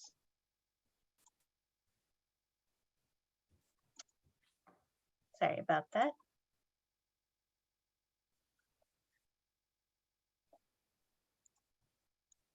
Okay, having some technical difficulties, so I'll share this this viewpoint right now. All right, so just to a refresher, it's been a while since we've talked about the law school retention study and the efforts under this initiative. Our goal is to gather and analyze current data regarding the law school retention, looking at 3 main components, law school enrollment and law school attrition, looking at data that's disaggregated by race, ethnicity, and gender for all of the California law schools. Those are the ABA accredited, CALS, and unaccredited law schools, and looking at that data along with findings and responses from the law school retention survey, which was administered, I think at this point, quite a while ago, just to get some context regarding the enrollment and attrition data and any trends that we had found. Just a couple of brief updates regarding the law school retention resource that is currently in progress. We have the resource is still in progress, as mentioned, but we are integrating the recently amended Rule 4.160. That's in reference to the accredited law school rule about diversity, equity, and inclusion, and specific efforts that those law schools should have. We are also compiling potential calls to action as categorized in global calls to action, academic support, additional student support, and faculty and staff. Some of these have been previewed, most of these have been previewed with the working group thus far. The latest update that I did want to share is that the resource will now include data from the 2021 academic year. Because of the overlap in time, we were fortunate to be able to have two sets of data. Previously, it was just the 2020 data. Now we'll have the 2021 data included in the resource. We are really looking forward to this because the 2021 reporting had enhanced requirements. We had additional gender categories and attrition by race, ethnicity, and gender, hoping to have a more comprehensive and more insightful resource at the end of the day. I'll just cap things off with a quick updated timeline as to where we came from and where we're at. We started this project and process, I think prior to September or October 2020, taking a look at administering the survey, starting analysis of the 2020 academic year data, and then we're also incorporating 2021 data, which we're sort of in that process here from April through current in the last area. As soon as the analysis is complete for the 2020 and 2021 data, we may be having some subsequent focus groups if any new findings show up now that we have those enhanced reporting requirements, just again, to get additional insights and reactions from the law schools with any updated data. So that's the end of this piece. Happy to answer any questions if there are any. Do we have any questions? I do have a quick question, and I probably have asked this before, so thank you for your patience with me. I know that you're somewhat limited in what data you're allowed that LSAC gathers, but is there any push to gather additional data, especially about LGBT status, disability status, other groups that are traditionally marginalized or underrepresented beyond race, ethnicity? And I know they've expanded gender identity categories recently. I believe so. Okay. Go ahead, Elizabeth.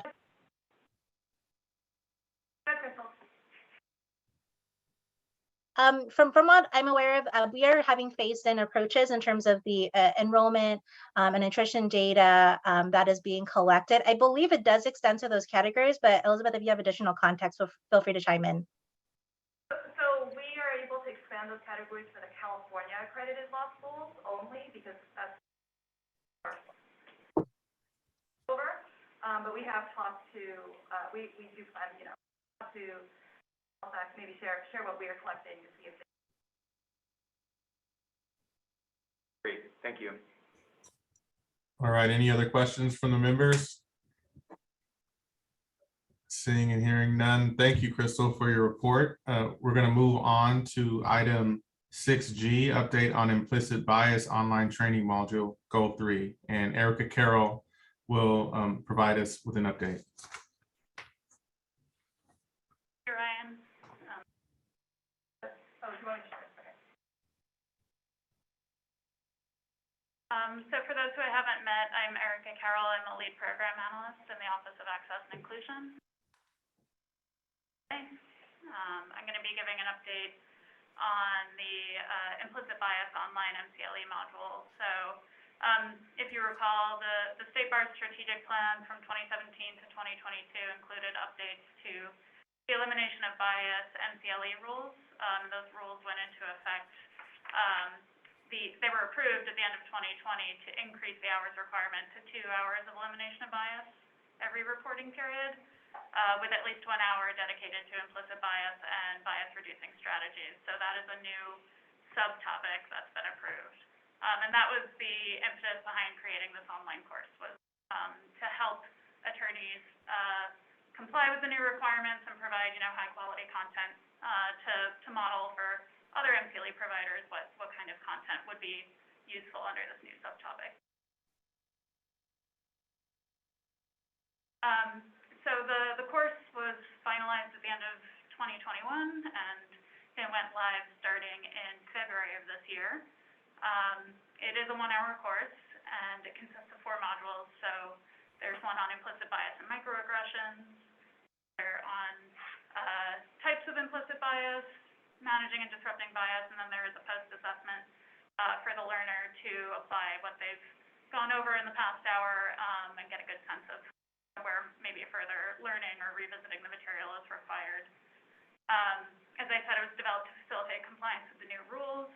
And so it is the 1-hour course, and it does have that implicit bias, although it does address explicit bias and systemic bias as well, and does have a section devoted to bias-reducing strategies.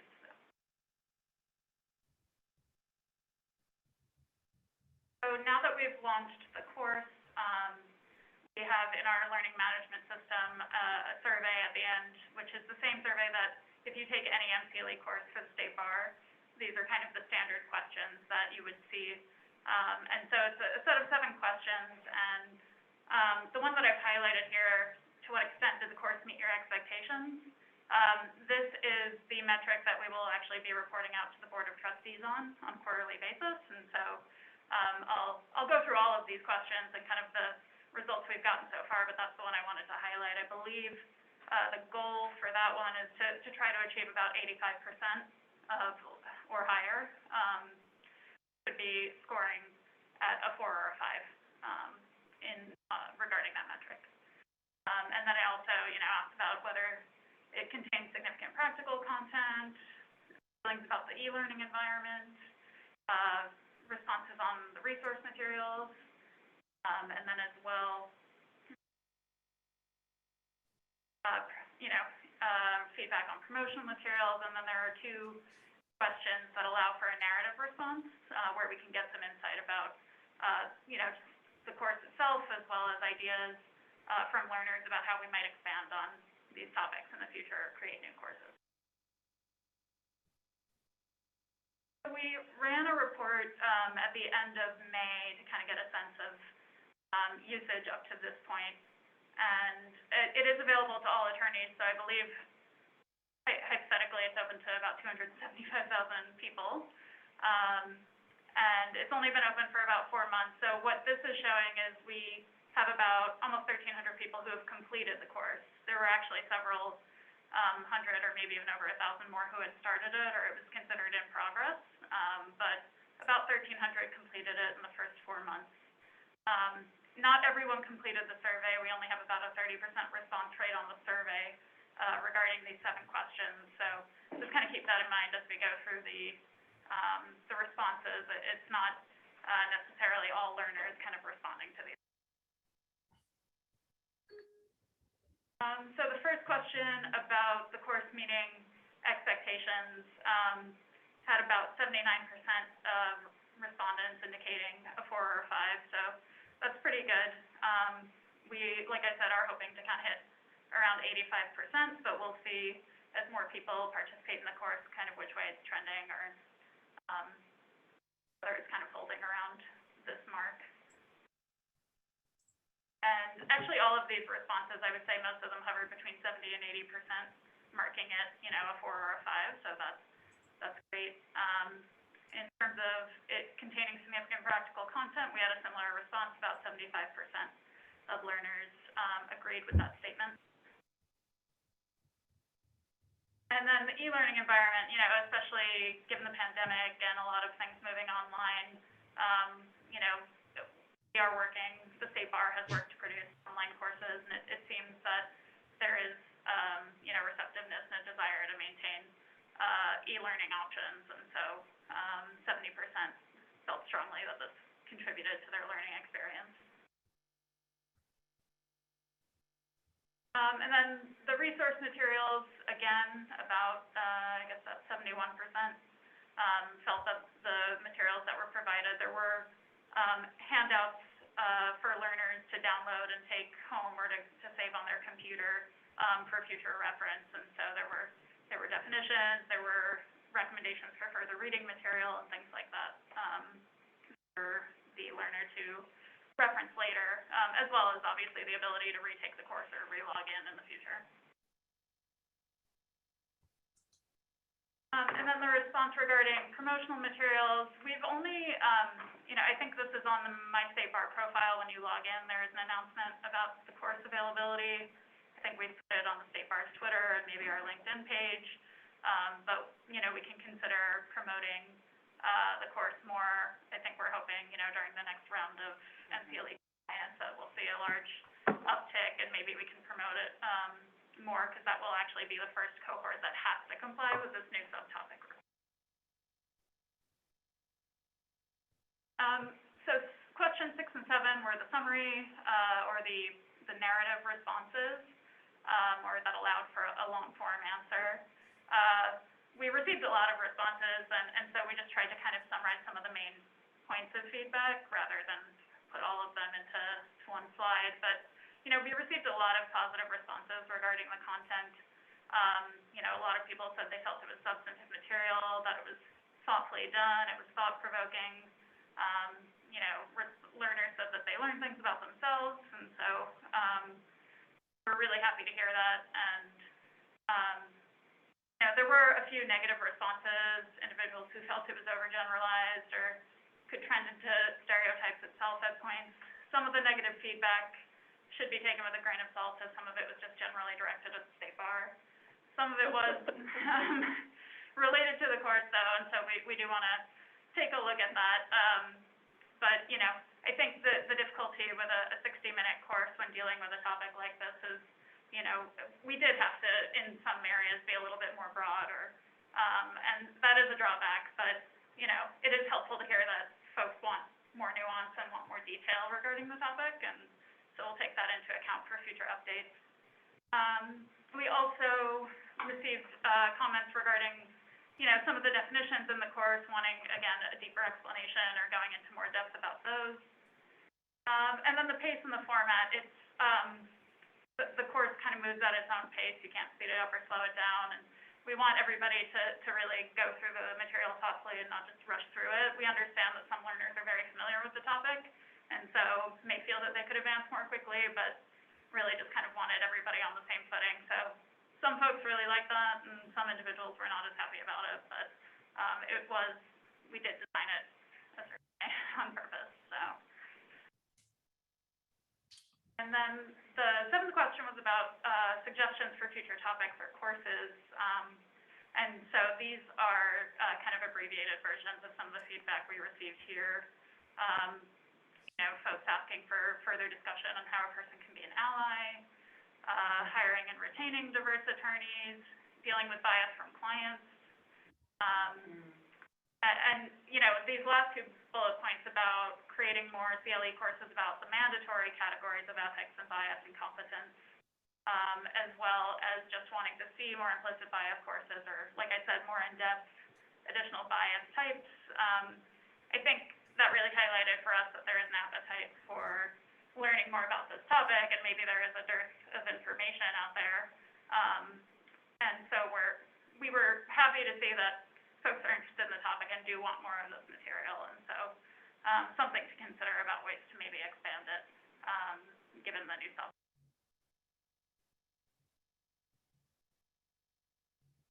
All right, thanks, Erica. Okay, there's more slides? Okay.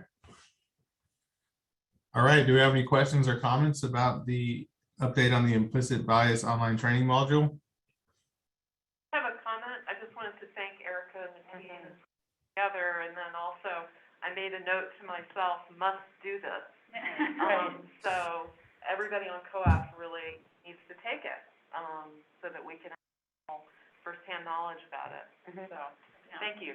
Yeah. Absolutely. Thank you for your work. Yeah, I should have thanked Novella for the feedback on our, as we went through preparing the course outline and the content. It was very helpful. Yeah, I look forward to taking it. I'm going to check it out. So I really appreciate you guys' work on this very much. Any more questions or comments? All right, moving along here, last item, and then we will go to lunch. This is item 6I, an update on early pipeline to the profession outreach materials development, and it's under goal 2. Elizabeth will provide the update. Just really quick, because I know I stand between us and lunch.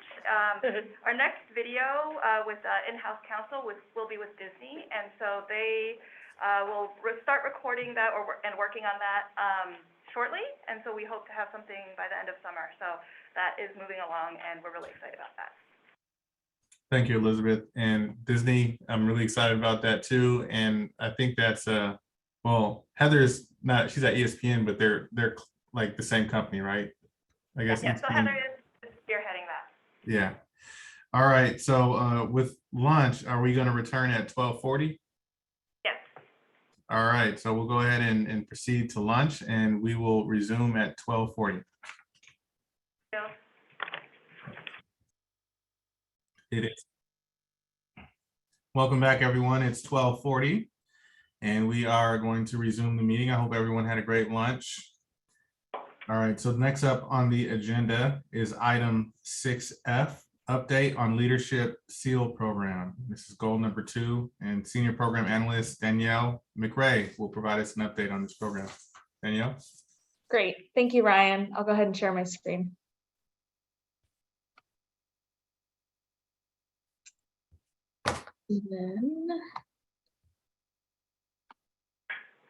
Great. So hi, everyone. As Ryan mentioned, my name is Danielle McRae. I'm a senior program analyst in the Office of Access and Inclusion, and I'm here today to give you an update on the DEI Leadership SEAL program. I've also worked closely with Elizabeth Tom on this project over the last several months. So to give you a quick background and reminder, starting last year, the State Bar introduced this idea of developing a DEI Leadership SEAL program that would encourage California legal employers to publicly commit to and implement DEI best practices, particularly those that were identified as calls to action in the diversity report card that'll be coming out in a few weeks. And so in the development of this program, some things we wanted to keep in mind was we wanted to develop a program that prioritizes diversity, equity, and inclusion, not just diversity, for example. We wanted something that incentivized commitment and action from employers. And we wanted something that required participating employers to continually evaluate and improve their DEI practices.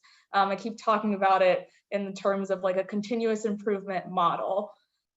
We also wanted to be mindful that there are a lot of pre-existing DEI programs that employers can participate in. And so we wanted to avoid duplication with those programs where possible. And so I'll present the program parameters at a high level and then go into a little bit of the details. But at the highest level, this program would be available to all legal employers that employ California attorneys, regardless of sector. So that would include law firms, in-house legal departments, academia, nonprofits, and government agencies that employ attorneys. And organizations or employers would need to commit to pursuing 7 of 10 action items, which I'll show you that list of 10 in a moment, to be a participating employer in the program. They would then have a year implementation window, and after a year, organizations would need to confirm their implementation of their selected action items to then receive the DEI leadership seal. So they would therefore need to maintain a record of their implementation of these action items so they can verify that for us. And in future years, again, in that spirit of continuous improvement, we envision the list of action items would change and become more ambitious to increasingly ask more of employers that want to participate in this program. And so, as I mentioned, I'll put the full list of 10 in front of you. It's just broken over 2 slides because it's a lot of text. And again, programs would need, or employers would need to select 7 of these 10 to commit to and implement. However, that 7 must include these first 2 action items because we felt they were really foundational and important that everybody who wanted to participate in this program work on these 2 action items. So the first is collect and maintain data on the demographics of attorneys, non-attorney legal staff, management, and the board where applicable. Create a diversity, equity, and inclusion plan for the organization, including specific goals, objectives, metrics, and deadlines. And then the remaining items, there's 8, and they would need to select 5 of them. The first is at least annually calculate staff turnover and promotions by position, tenure, and demographics. Annually compare the demographics of new attorney hires to the demographics of all California attorneys. Collect stay and exit interviews with staff, include questions on organizational culture, sense of inclusion and belonging, and areas for improvement. At least annually survey staff to gather thoughts and feedback on diversity, equity, and inclusion at the organization.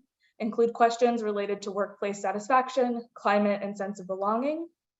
require for all employees annual training on the value of diversity, equity, and inclusion and reducing implicit bias, create a diversity, equity, and inclusion statement and post it on the organization's website and include it in job postings, incorporate DEI responsibilities into all leadership team members' formal job duties.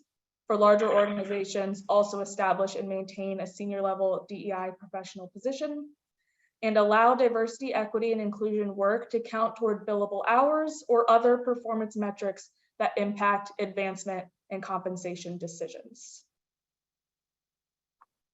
And so again, for programs or employers that commit to implementing these items, they would be listed on the State Bar website as a participating employer. And then once they've verified that they have implemented at least 7 of those 10 action items, they would receive a State Bar issued seal or logo that they can use on online, on the print materials, particularly including their career site and job postings, because we heard from several stakeholders that talent acquisition is probably the strong hook here for a lot of employers. Some other benefits that we are considering and thinking through and talking through would be giving participating employers the ability to participate in short videos discussing their organization's DEI initiatives or how they've implemented some of these action items, which could be shared on State Bar social media, and they would then be able to share it on their own social media. We also are thinking through how the State Bar can leverage its relationships with law schools and particularly law school career services to put these employers in front of graduating law students, as well as developing a preferred job board with organizations like CLA or affinity bars. And I also wanted to mention that throughout the last several months of developing this program, kind of iterating on it, we spoke with and gathered feedback from stakeholders across several different associations and sectors in the legal profession. Those included the COAF working group. Want to say thank you again to Heather, Ryan, and Michael for their participation in that working group. Other groups that we spoke with include CLA, California Minority Council Program, the Bar Association of San Francisco's DEI Committee, LAC, the Legal Aid Association of California, as well as partners and contacts that have been supportive of DEI initiatives that the State Bar has worked on in the past. And those folks represent nonprofits, law firms, in-house legal departments, etc. And some of the feedback that we heard and particularly resonated with us as we worked on these, developing the program and iterating on the list of action items was the need to think about what this means or how it could be implemented for firms that operate both in California as well as outside of California, so those national and international firms. We heard a lot of positive support for requiring a couple of those foundational action items, which is why 1 and 2 are now required for all participating employers. And also we heard, I think, reasonable and rightful feedback about some folks were concerned about giving out a seal or recognition for employers that hadn't yet implemented the action items. And so earlier iterations of this, just committing to the action items you would be awarded a seal. And we've kind of pulled that back, and now folks that will publicly commit to these action items will be listed as participating employers, but they won't actually receive that seal they can use on their own materials until they've demonstrated for us implementation of the action items. And then finally, to give you a sense of the timeline of this project for the next 6 months or so, we are at the end stages of developing the program and kind of laying out these program details. Again, thanks to so much great feedback we heard from stakeholders. So we're finalizing the program details, writing up the language that will eventually go on the State Bar website, and providing or gathering resources that we can provide to participating employers. For example, giving them examples of really strong DEI statements or guidelines to consider as they develop a DEI plan for their organization, help them providing resources to help them implement these action items in the most kind of meaningful way. And we envision launching the program and the application materials to be a participating employer next month, shortly after the diversity report card is released. Again, because the idea for this program was really born out of how can we further encourage and incentivize employers to act on the calls to action that are in that diversity report card. And then we are envisioning that this program will have quarterly application windows. And so we'll release the application materials, as I mentioned, in July, but likely wouldn't have those applications be due until the end of Q3, which would be late September, early October. And so then we would spend the last several months of the year reviewing those application materials and announcing the first batch of participating programs before the end of the year. So that is the end of my prepared slides, but I'm happy to take any questions or hear any comments, thoughts, feedback that you all have. Well, thank you so much for your presentation, Danielle. This is something that I'm really excited about. We have an actionable DEI seal program that's, I think, going to have a very solid and strong impact in our profession. And I'd like to just tell the group that number 10 is my favorite one. I wish it was the mandatory one, but it's okay that it's optional. It's okay. But I'll go ahead and open it up for the group to see if anyone has any comments or questions.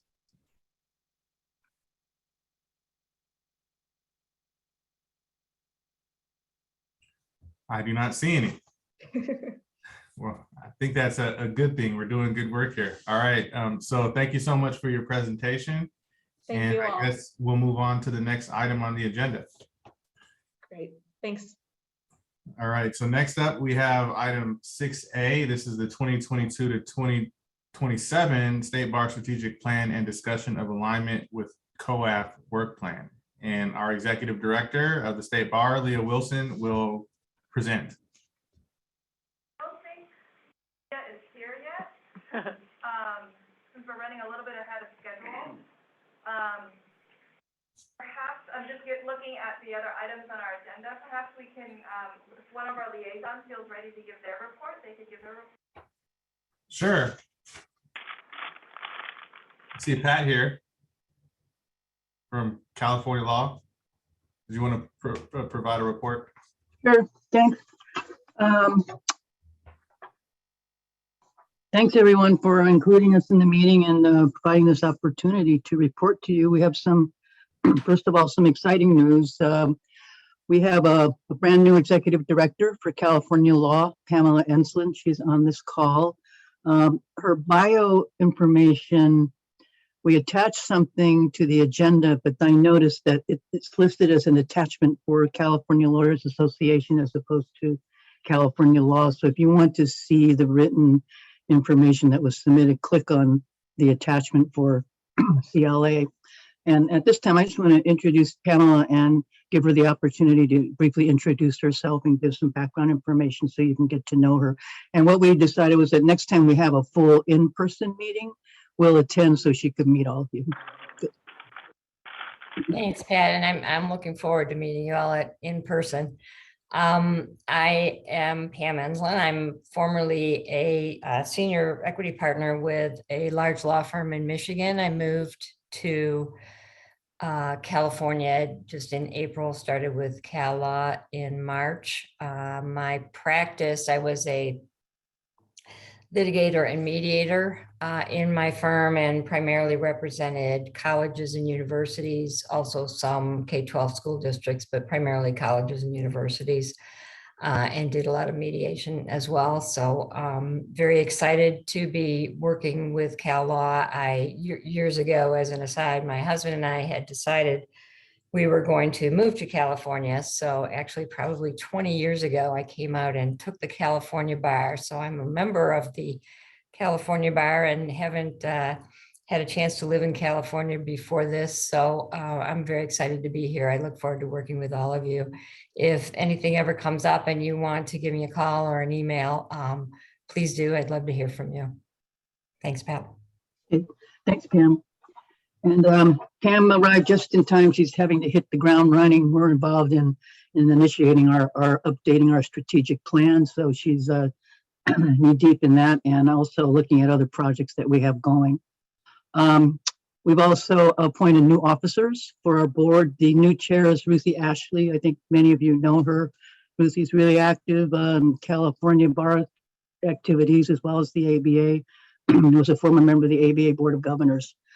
Our vice chair is continuing Garner Wang. He's a partner at Hanson Bridget. Our secretary is Rod Huang. You heard from him earlier in the meeting, and he kind of gave you his background information. And the treasurer is continuing is Linda Kingston. She's a former principal of Jesse Bessel High School Law Academy, and is the current director for Master Schedule and Instruction for Sacramento City Unified School District. So we have a pretty good slate of officers stepping into their positions this year. Excuse me. In terms of our past and ongoing activities, we put on a Law Day 2022 program tracking the ABA's theme of Toward a More Perfect Union, the Constitution in Times of Change.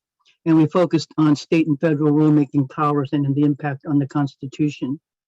We are planning an upcoming Constitution Day program, which will take place on September 17th. Last year, we focused on describing critical race theory, what it is and what it isn't.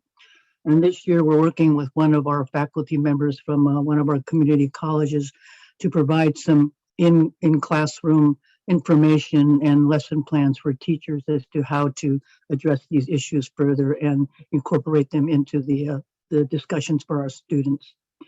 We're planning our 2023 Pathways Summit, which will occur February 10th to 11th. It will be in person at USC Law School. And I want to thank through Elizabeth and the State Bar for the ongoing annual support that you provide for our summit. If you're not aware, the State Bar has been providing a $10,000 annual sponsorship for the summit. We're also planning to resume the High School Law Academy Summit. When I was at the State Bar and we created the initial High School Law Academies, we held an annual summit, and it was always at the State Bar. And we thank the State Bar for the use of the facilities and the support that was provided. But we held the summit every year for about almost 10 years. And then when we created the Pathways Summit, we decided to combine the two summits into one so we could focus on the entire pathway from high school to community colleges to undergrads and law schools. What we have found is that there's a lot of additional information unique to the high school law academies. There are a lot of educational code mandates that they have to follow, budgeting requirements and so forth. And they have a lot of different areas of focus in how they integrate and relate and support the high school students. So what we've decided is to resume the High School Law Academy Summit, as well as to combine those interests with the annual Pathway Summit so that we're sure to address all the issues of all of our pathway partners. That we hope to resume that summit in 2023 and probably in June. We used to have it in June, which happened right after the graduations in all the high schools. So we'll probably resume that in June of 2023. And we're looking to create a DEI training program or module. And this is in response to the feedback that we received at the 2022 Pathways Summit, where many of our partners indicated that they would like more information and support and training on DEI issues, the issues themselves, how to raise the issues and address them in the classroom, how to be observant in interacting with the students to see when these issues arise and so forth. And it's also important for our partners, high school, community college, and undergrad, because within a couple of years, all those levels of schools and educational levels within the state of California will be required to provide ethnic studies programs, and all the students graduating from those various levels will be required to have a semester of ethnic studies as part of their graduation requirements in the high schools, in the community colleges, and in the Cal State University system. We note that the UC campuses have required ethnic studies courses to graduate for many years at this point, so they aren't part of the recent mandates that have been instituted by the Board of Education and the state legislature. So I think that's it. for now. Have I left anything out, Pam? No? Okay, All right. that's our report. Thank you for your report, Pat and Pamela. Congratulations and welcome to California. Does anyone have any questions or comments on the California law liaison report? All right, and I don't see Leah here, so let's move on to another liaison report. How about Judge Dolchich from the Judicial Council? Good afternoon. Can you hear me? Yes. Great. Yeah, I'd be happy to go ahead and provide the update on diversity and inclusion initiatives from the Judicial Council. This year, we focused on the follow-up recommendations from the 2021 Stronger Together Judicial Diversity Summit. There is a draft of recommendations, and our staff continues to refine that with the advice of the advisory committee.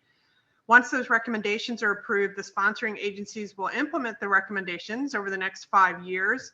And we are also updating our Pathways to Diversity website with new information on judicial demographics and items relevant to judicial diversity. The Judicial Council, of course, continues to work with the Judicial Nominations Evaluation Commission, the Jenny Commission, to provide training on judicial diversity, bias, and the effects of decision making. And that next training is scheduled to be held in August of 2022.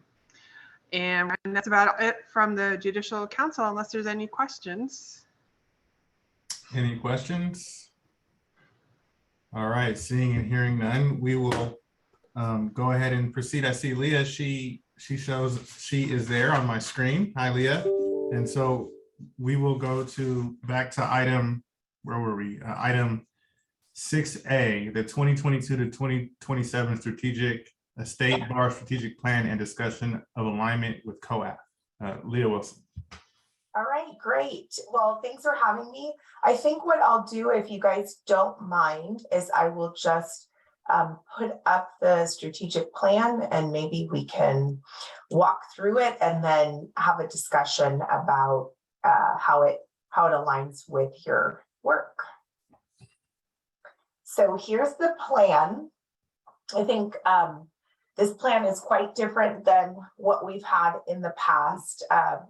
First of all, you can see this statement here at the top that I'm highlighting. As a foundational principle, the State Bar is committed to advancing diversity, equity, and inclusion with respect to both its own operations and the legal profession itself. So this is a very clear recognition that our DEI work is not just outward facing. We have plenty of work to do ourselves as an organization.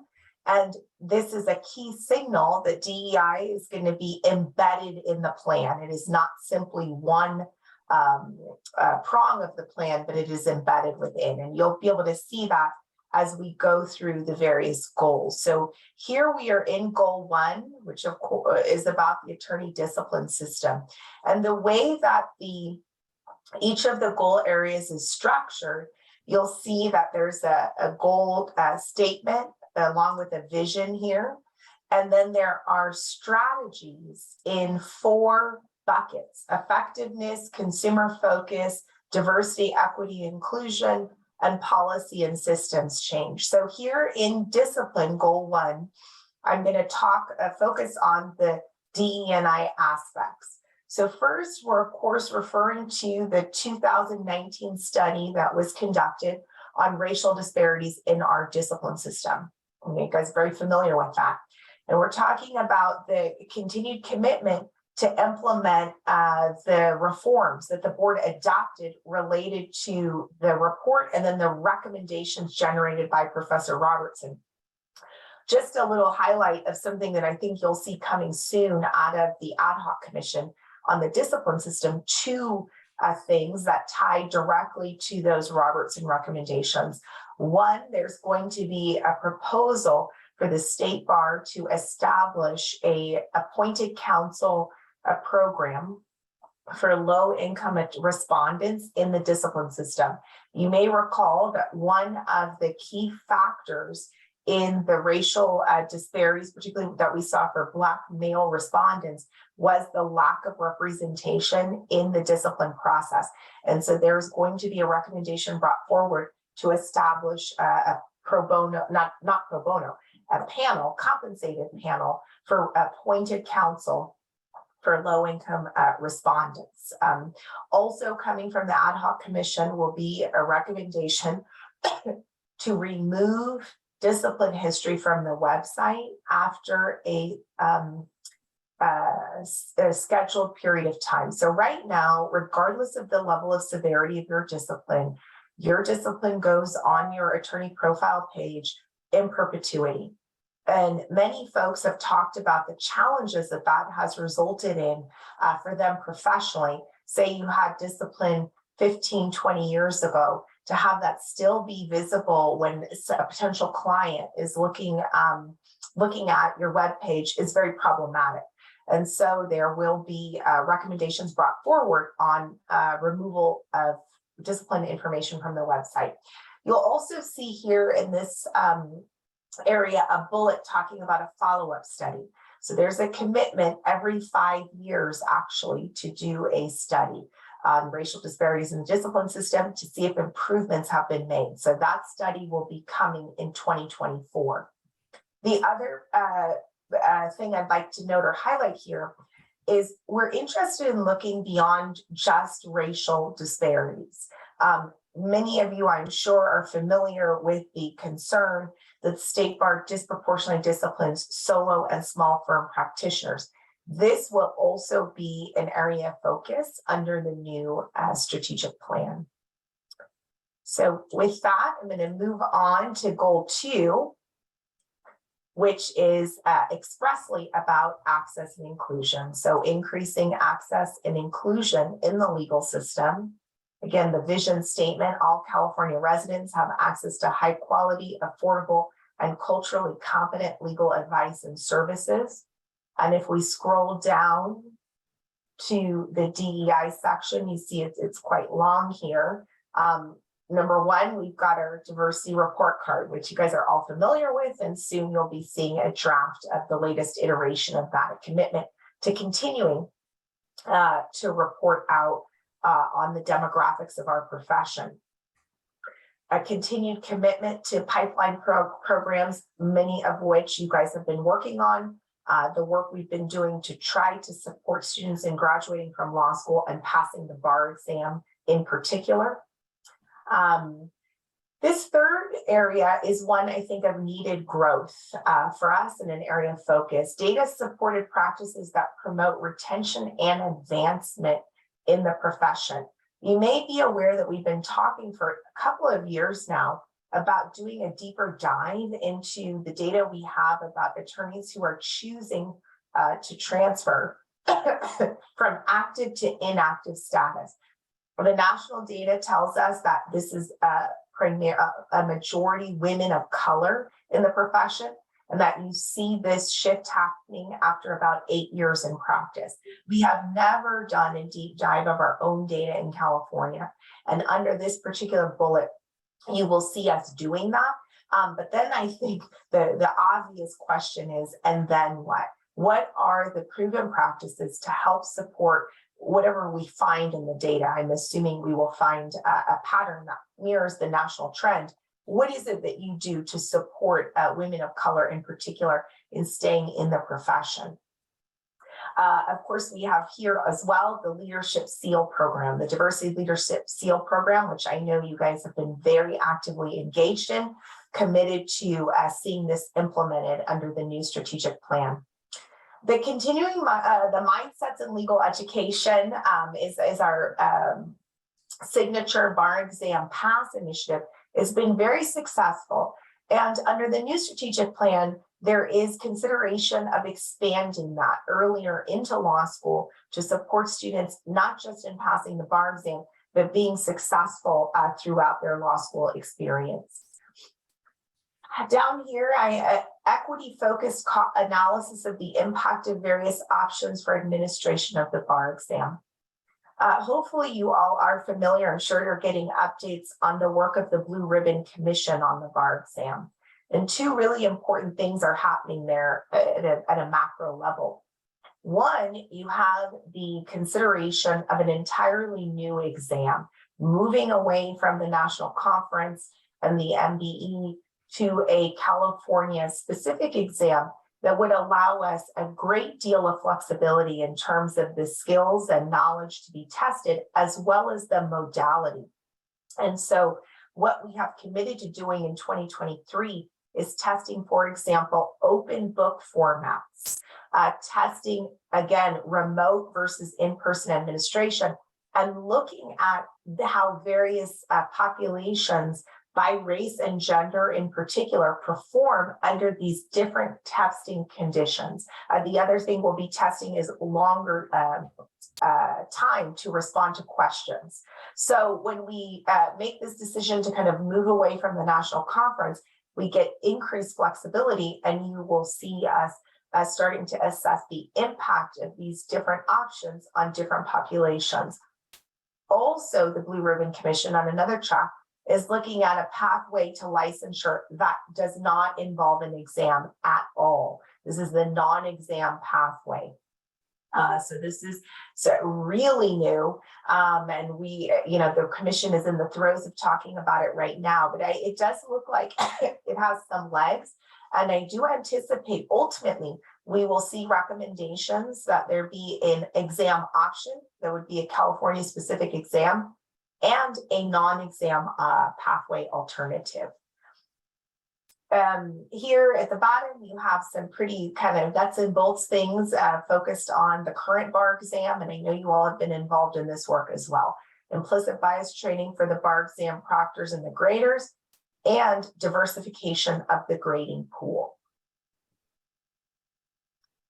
I'll move on now to our third goal area. This is regulating the profession. This is new for us as an organization focused on the prevention of misconduct through support for attorneys, supporting attorneys to be competent and ethical. When I say new, I think that the state bar was doing this for many, many, many years. And then we had the great divorce in 2018.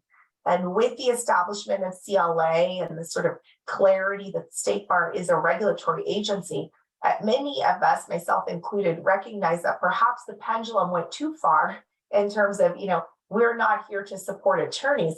And so we lost sight of the fact that effective supports do prevent misconduct and protect the public. And so you see here in goal 3, sort of a recognition of that. So when we look here at the DE&I components, you'll see two things, and one of them I alluded to before. So a particular focus, not just on supporting all attorneys who happen to, be experiencing various challenges in their practice, but looking particularly at disenfranchised communities, underserved attorneys in underserved communities, and the unique practice management and other challenges that they may be experiencing. This could be solely because of race or gender, but it also could be because of geography, because of practice area. It can be people struggling financially to maintain their practices, and what are we doing to support those attorneys? So this is, again, kind of a new area of focus for us.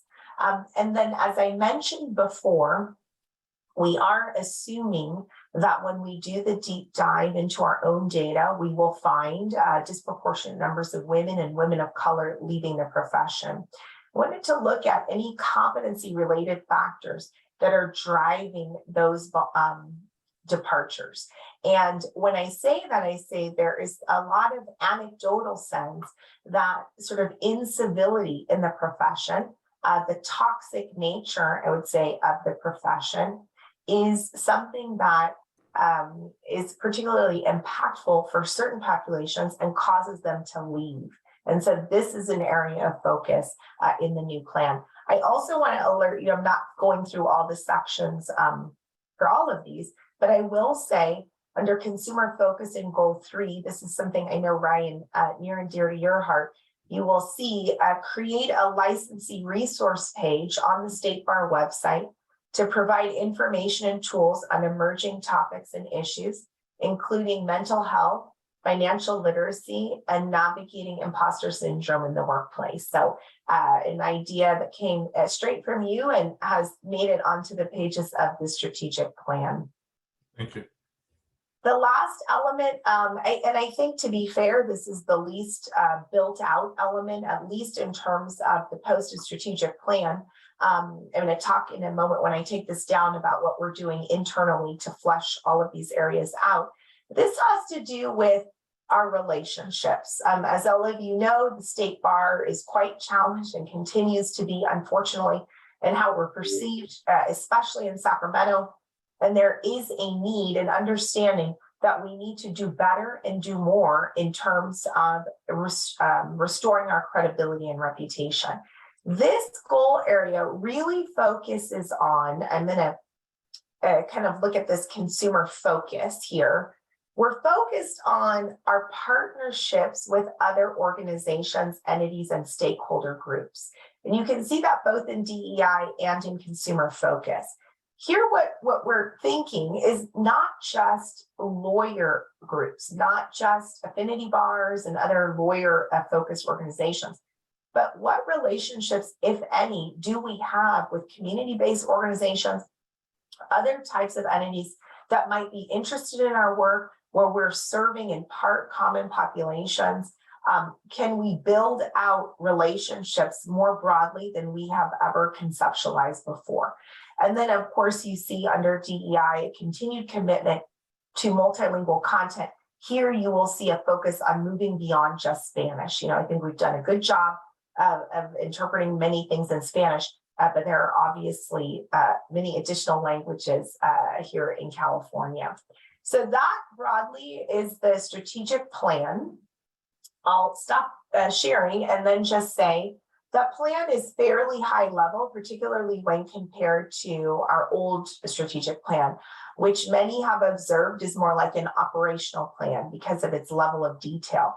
So in this new plan, I think it's appropriately at the strategic level, but we as a staff team are developing an operational plan. And I think that's right where the COAF work plan comes in. This is more of the nitty-gritty nuts and bolts of how are you going to achieve the goals identified in the plan and in what time frame.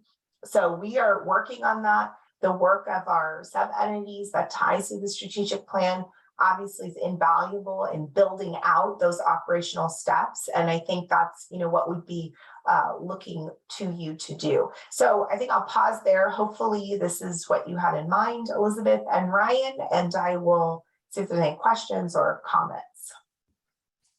Thank you so much, Leah. Definitely what we had in mind. There was something that came up when Elizabeth and I were preparing for the meeting, and it was just an idea. I think that there might be something that refers to addressing judicial diversity in that plan, and I was wondering if that's something COAF should still be focusing on, or maybe just be more of a support for the Judicial Council in that regard.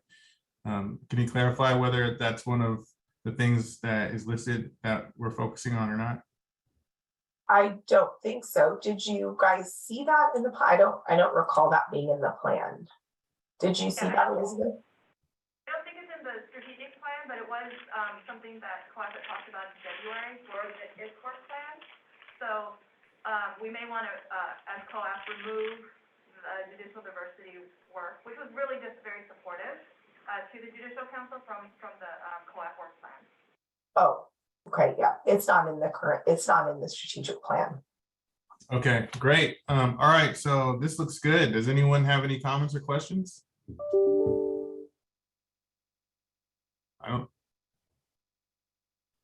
Anyone? All right, so it looks like everyone's happy with what's going on. Leah, thank you so much for being a leader and all of this work and for pushing it forward. And we appreciate you so much for your leadership. Thank you. And I'll stay on for a couple more minutes if you guys don't mind, just to. Excellent. All right. That was item 6A, and we'll move forward here.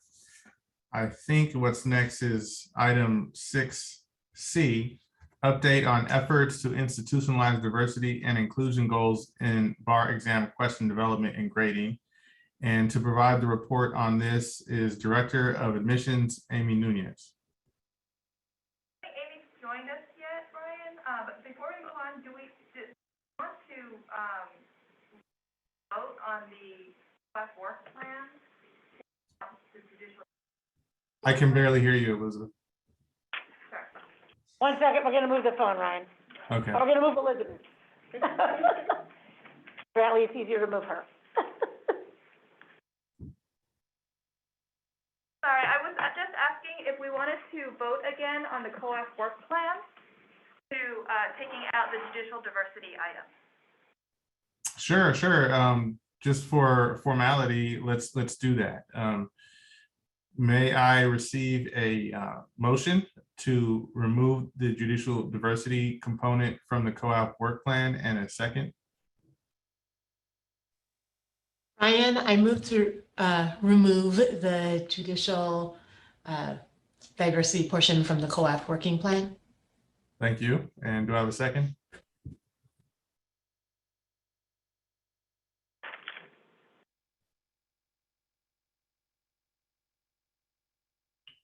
I don't have a second, so it looks like it's going to stay in there.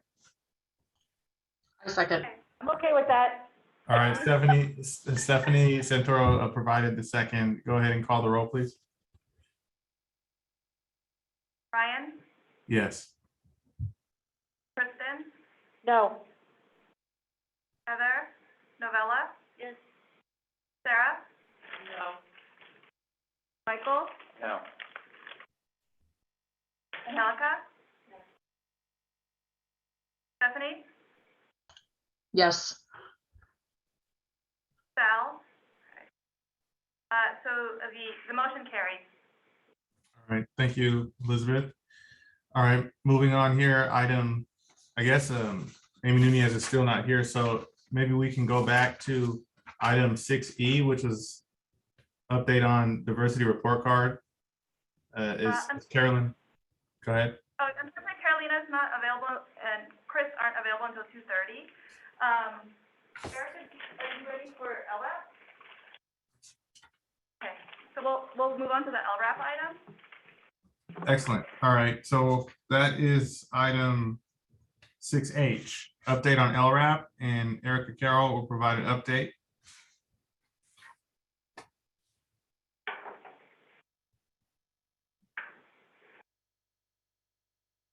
So again,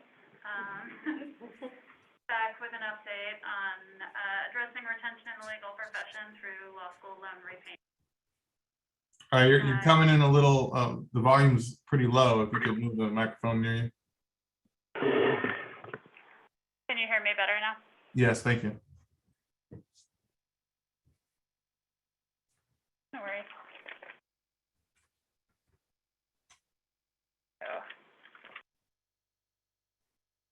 So I know at some past meetings, we've been talking about the work of the Loan Repayment Assistance Program and Loan Forgiveness Working Group. And so I just have some updates in the past few months. As a reminder, this is a working group that's comprised of members of COAF as well as representatives from the Legal Services Trust Fund Commission, the California Access to Justice Commission, and State Bar staff. And our COAF representatives are Heather and Kristen, who've been working really hard on moving some of these initiatives forward. And, you know, the working group has been broadly looking at understanding law school loan debt, the way it impacts diversity in the legal profession, recruitment and retention efforts in all sectors, and specifically been doing research on the existing and possible LRAP and loan forgiveness options that might be possible at the state level. So based on that work back in March, State Bar staff brought a preliminary proposal for a State Bar supported LRAP to the working group. And we had a conversation about refining some options for a proposal that would be a loan repayment assistance program at the state level. So at our working group discussion and then, you know, further refinements after that, we came up with some proposed loan repayment assistance program requirements. The first one being that applicants would be attorneys licensed in California or registered legal services lawyers employed as an attorney, or making substantial use of their legal skills at an IOLTA-funded organization, so basically a legal aid nonprofit, or a nonprofit organization, legal aid organization that's under contract with the Department of Social Services to provide immigration-related legal services. So the reason that this population was focused on is that legal aid attorneys are historically, undercompensated, and although all attorneys are dealing with law school loan debt, legal aid attorneys are experiencing a recruitment and retention crisis due to the financial pressure of low salaries coupled with ballooning debt from both undergraduate and graduate school. So that's kind of where the initial focus on this population came from. And then additional proposed requirements for any loan type for this LRAP would be eligible. So public loans, federal loans are the most common, but attorneys do carry private loans as well. So we wanted to make it as broad as possible, as well as undergraduate and graduate levels. A lot of attorneys go to law school, carry their undergraduate debt into that, and then that again adds to their ballooning debt after graduation. So making it as inclusive as possible in terms of loan types. And part of that also was in recognition of the fact that depending on the law school the person attended, they may not be eligible for federal loans. So even though federal loans are the most common and may be eligible for public service loan forgiveness, attorneys at registered law schools, for example, in California, wouldn't be eligible for federal loans. So again, to broaden it to as many attorneys as possible was the goal. Also a requirement to first utilize other loan repayment assistance programs. A lot of law schools and some employers are starting their own LRAPs. And so that is, an important source of support. And so attorneys who are eligible for those are recommended to seek those sources first to make sure that any funding through this LRAP would be, available to those who need it. Again, the proposal is up to $10,000 per year. It would be a forgivable loan. And so that would be calculated based on any other LRAP available to the attorney after subtracting that amount. And then it would be in exchange for 12 months of qualifying employment with a legal aid employer. And I should back up and preface this with that the conversation started from, the State Bar indicating it may have up to $5 million to contribute to start a loan repayment assistance program. And so that's where, once that was a possibility, that's kind of where these additional parameters kind of started coming into place. So after determining those proposed requirements, we started measuring what the anticipated impact might be and putting forth a proposal to the legislature for additional funding to support the program. And so we calculated there's about 1,700 attorneys at IOLTA-funded legal aid organizations in the state, and then probably about 300 more at Department of Social Services funded organizations that would be eligible.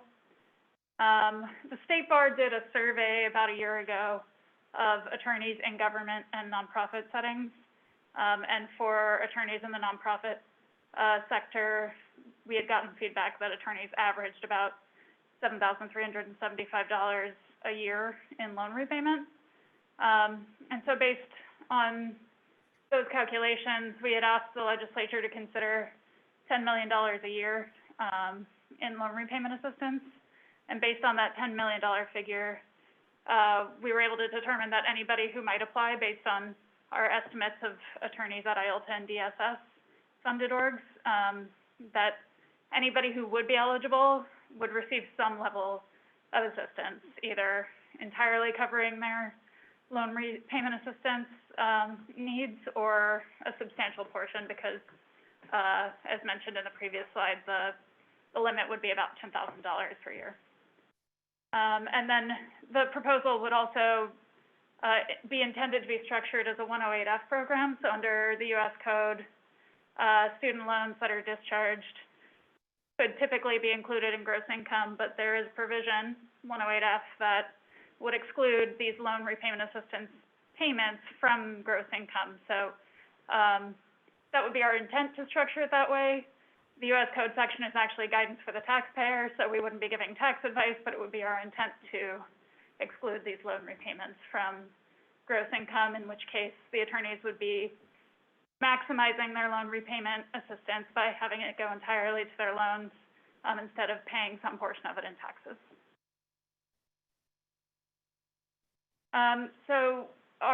Based on our work, the working group's work on moving this proposal forward, it actually has made its way into the state budget proposal. So it's still pending, it's not a definite, but the proposed budget does include funding for this loan repayment assistance program. The proposal is for $55 million over 5 years. And then in addition to that would be the State Bar's $5 million contribution. The State Bar's contribution would go towards the administrative expenses. And so at least the initial funding from the legislature would go hopefully entirely to the loan repayment assistance aspect. The proposal also in the budget is for the Student Aid Commission to administer this. California Student Aid Commission administers, a lot of scholarship and grant programs in the state, and they have a lot of that sort of institutional knowledge and expertise about how to administer these types of funds. And so they are currently the proposed body to administer the LRAP.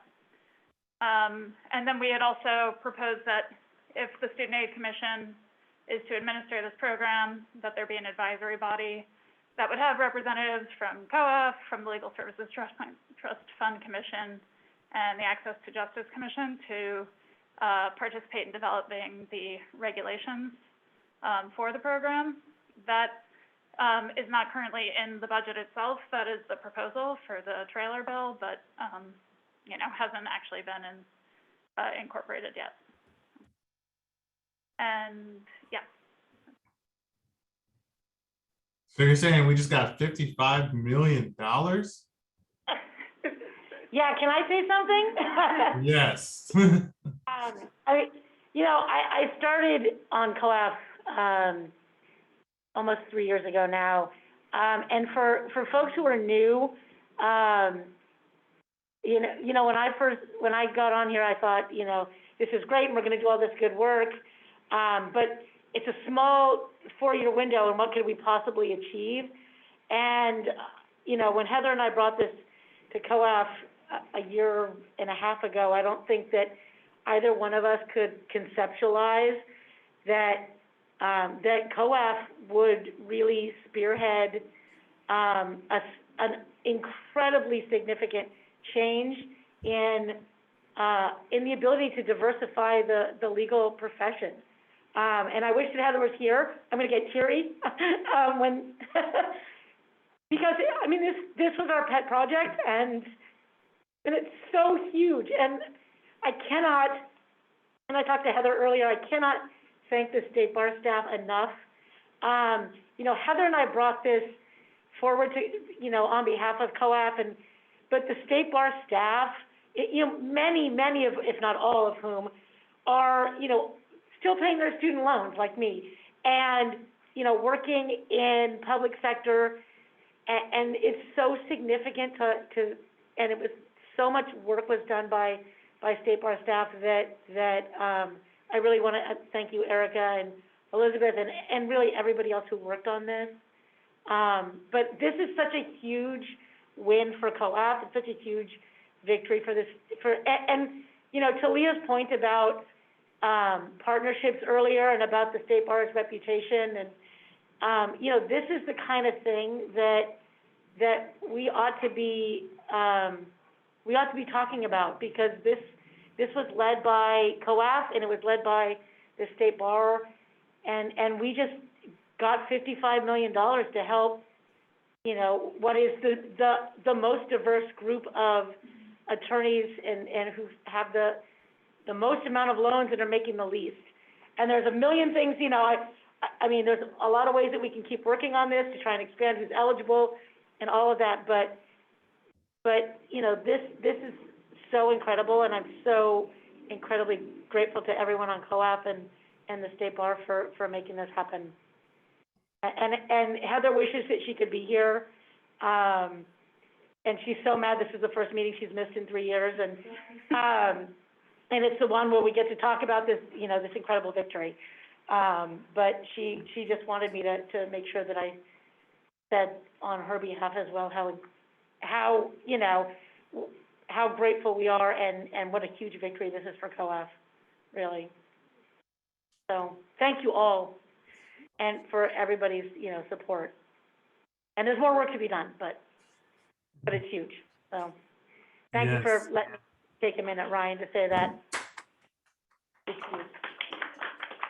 I told Elizabeth I was just going to mic drop. Yeah, this is such a. Another my entire life, if I never do another thing in my entire life, this will be like this thing that I take away, and it's the thing I told my kid last night, and he's like, that means nothing to me.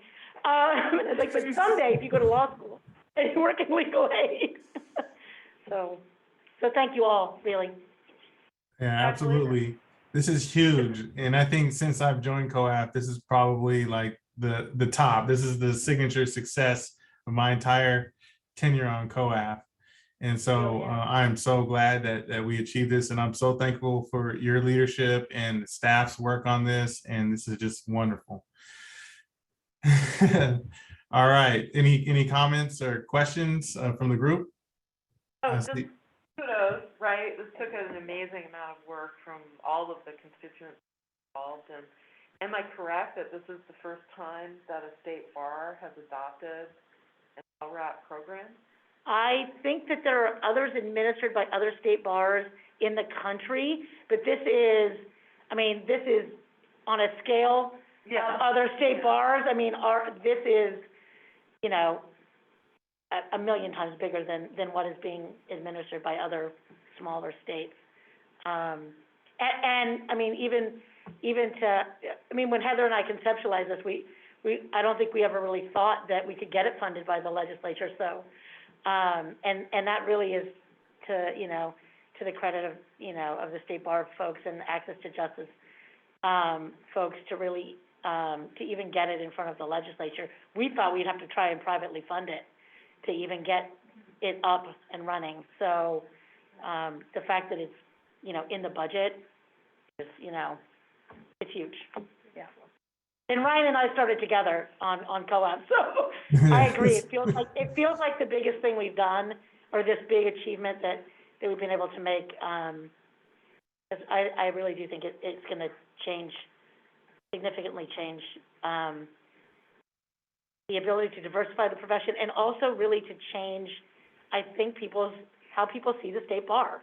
I mean, this was a state bar-led initiative, and the sole point of it was really to address, you know, this idea of retaining a diverse profession, because we know the public sector is, you know, the most diverse sector in the legal profession. So, so hopefully, as a legal aid lawyer,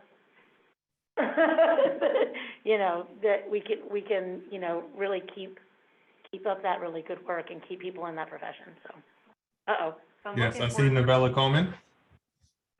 Yes, Novella. Yeah, I raised my hand because I just, as a legal aid lawyer and also as someone who had a lot of student loan debt, and just knowing how much it impacts not only what career path people take, but also just their personal decisions. Like, it affects people's family, like who decides to have kids, when they can, what childcare looks like, what healthcare looks like, all of those things. And it's, I think it's right that the legal aid does have like a retention crisis, and it is one of the most diverse sectors of the state bar, and so it is really crucial in order to like function as a legal aid organization that we be able to retain staff, so that we're not like constantly retraining people and starting at like ground one every day with a new batch of attorneys because we burn them out so quickly.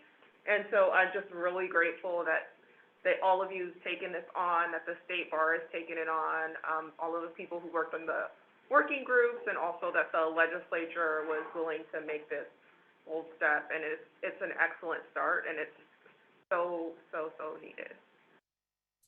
Thank you, Novella. Shalak?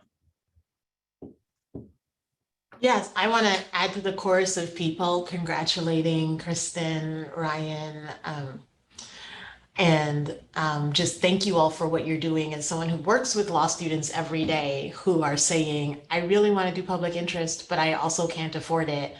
And I got these great grades and maybe I should go big law so that I can pay back my loans, even though my heart is with public interest. I know on the ground the impact this is going to have for people graduating right now. Therefore, I have a question. Do we know when this is implementable? When can I tell some of these great students, hey, don't do OCI, you can go to public interest and do amazing things? Well, don't do OCI. I'm sure if that's where they end up, they can do really great work there.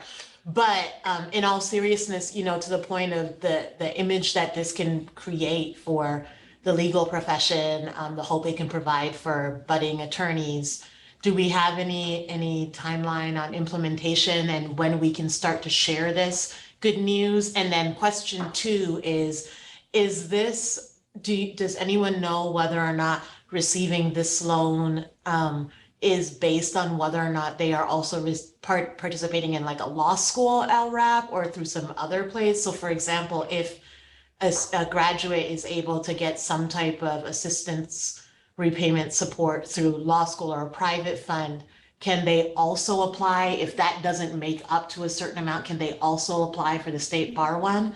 I think I see Kristen nodding your head, but there's so many of you on that small screen, I can't really tell. Yes, so to your second question, the requirement would be if you are eligible for, say, a law school LRAP, that you apply for that first, but if it only provides you partial assistance, it wouldn't preclude you from applying for this one. This one would hopefully make up the difference. It's just in terms of conserving resources, and it would ask the student to apply for their law school LRAP first, but it wouldn't exclude them from participating in the program to make up that difference. That's awesome. And then in terms of your first question, I mean, it's in the budget for next year at the moment. I think that would be something, so in terms of the timeline for implementation, that the Student Aid Commission at this point would be the one to say how long they need to gear up, and I unfortunately don't know the answer specifically to that at the moment. Thank you. So also joining the chorus and all the amazing work that's done. And sorry if I missed this, but is this like one time? Is it recurring? Do you all expect to continue doing advocacy, like future budget advocacy on this? Yeah, it's in there for an initial period of 5 years. So I believe it's 11 million per year for 5 years through the 2026-2027 year.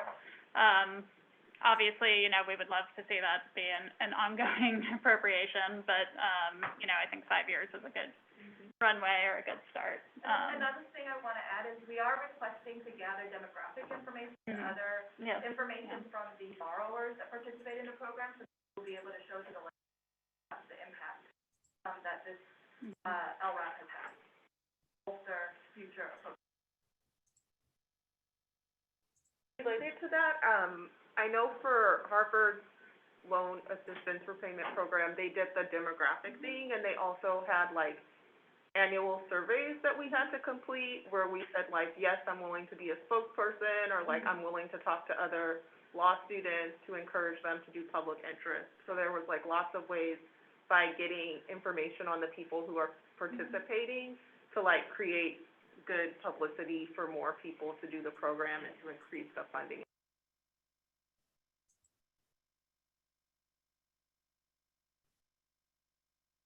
All right. All right. Is that the Are those all the questions and comments we have so far? I think so. All right, excellent. So we will move on to the next item. Thank you so much for the presentation.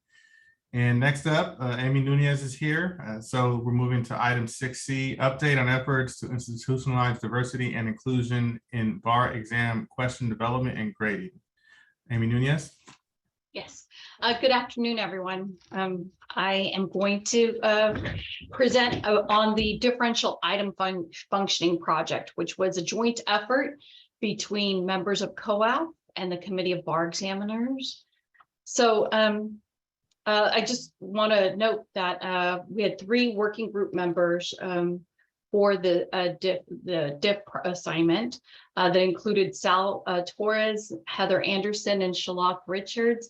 They spent a lot of time with the staff on looking at the study, which I'll walk through right now, and then also on developing the guidelines, which I want to talk about where we're at with the guidelines and where they've been applied. So to start, let me talk about what differential item functioning is. It's a statistical procedure, as you can see here, to evaluate performance differences on specific questions across groups of test takers. So back in 2000, I believe it was 2018, the State Bar contracted with Scantron Corporation to conduct this analysis on our essays and performance test items that were administered on the bar exam between 2009 and 2019. So during a 10-year period for a total of 20 exams. And it's, again, a statistical procedure, like I mentioned, to evaluate performance patterns. And the purpose of it is to assess whether there are different groups with similar overall scores that are performing differently on test items. And so for this assignment, for this DIF analysis, the method for controlling overall score performance was the MBE, that is the multi-state bar examination questions, which are the multiple choice portions of the exam.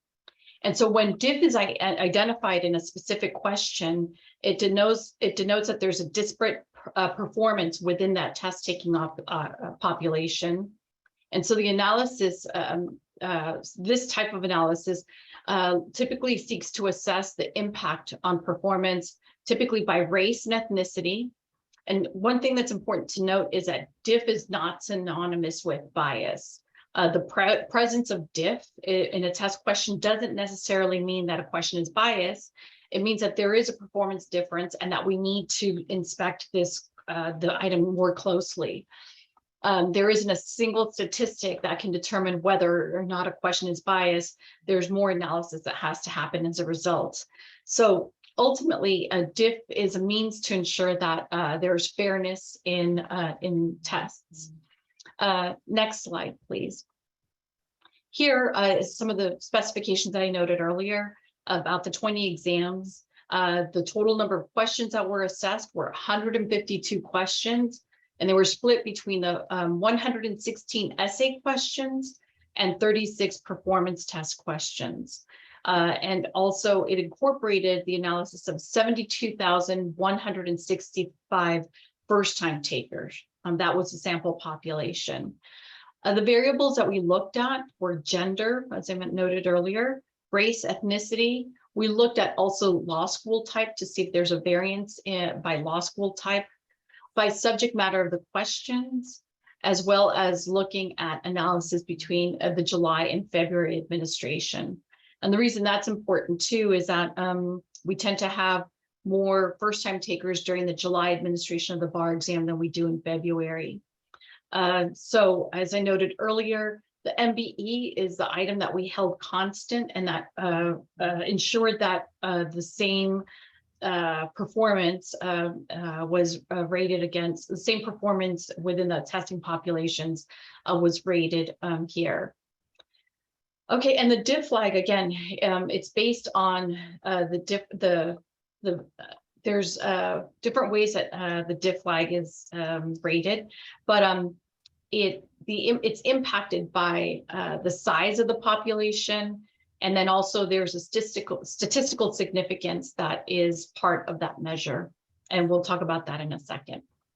Next slide, please. So these were our findings.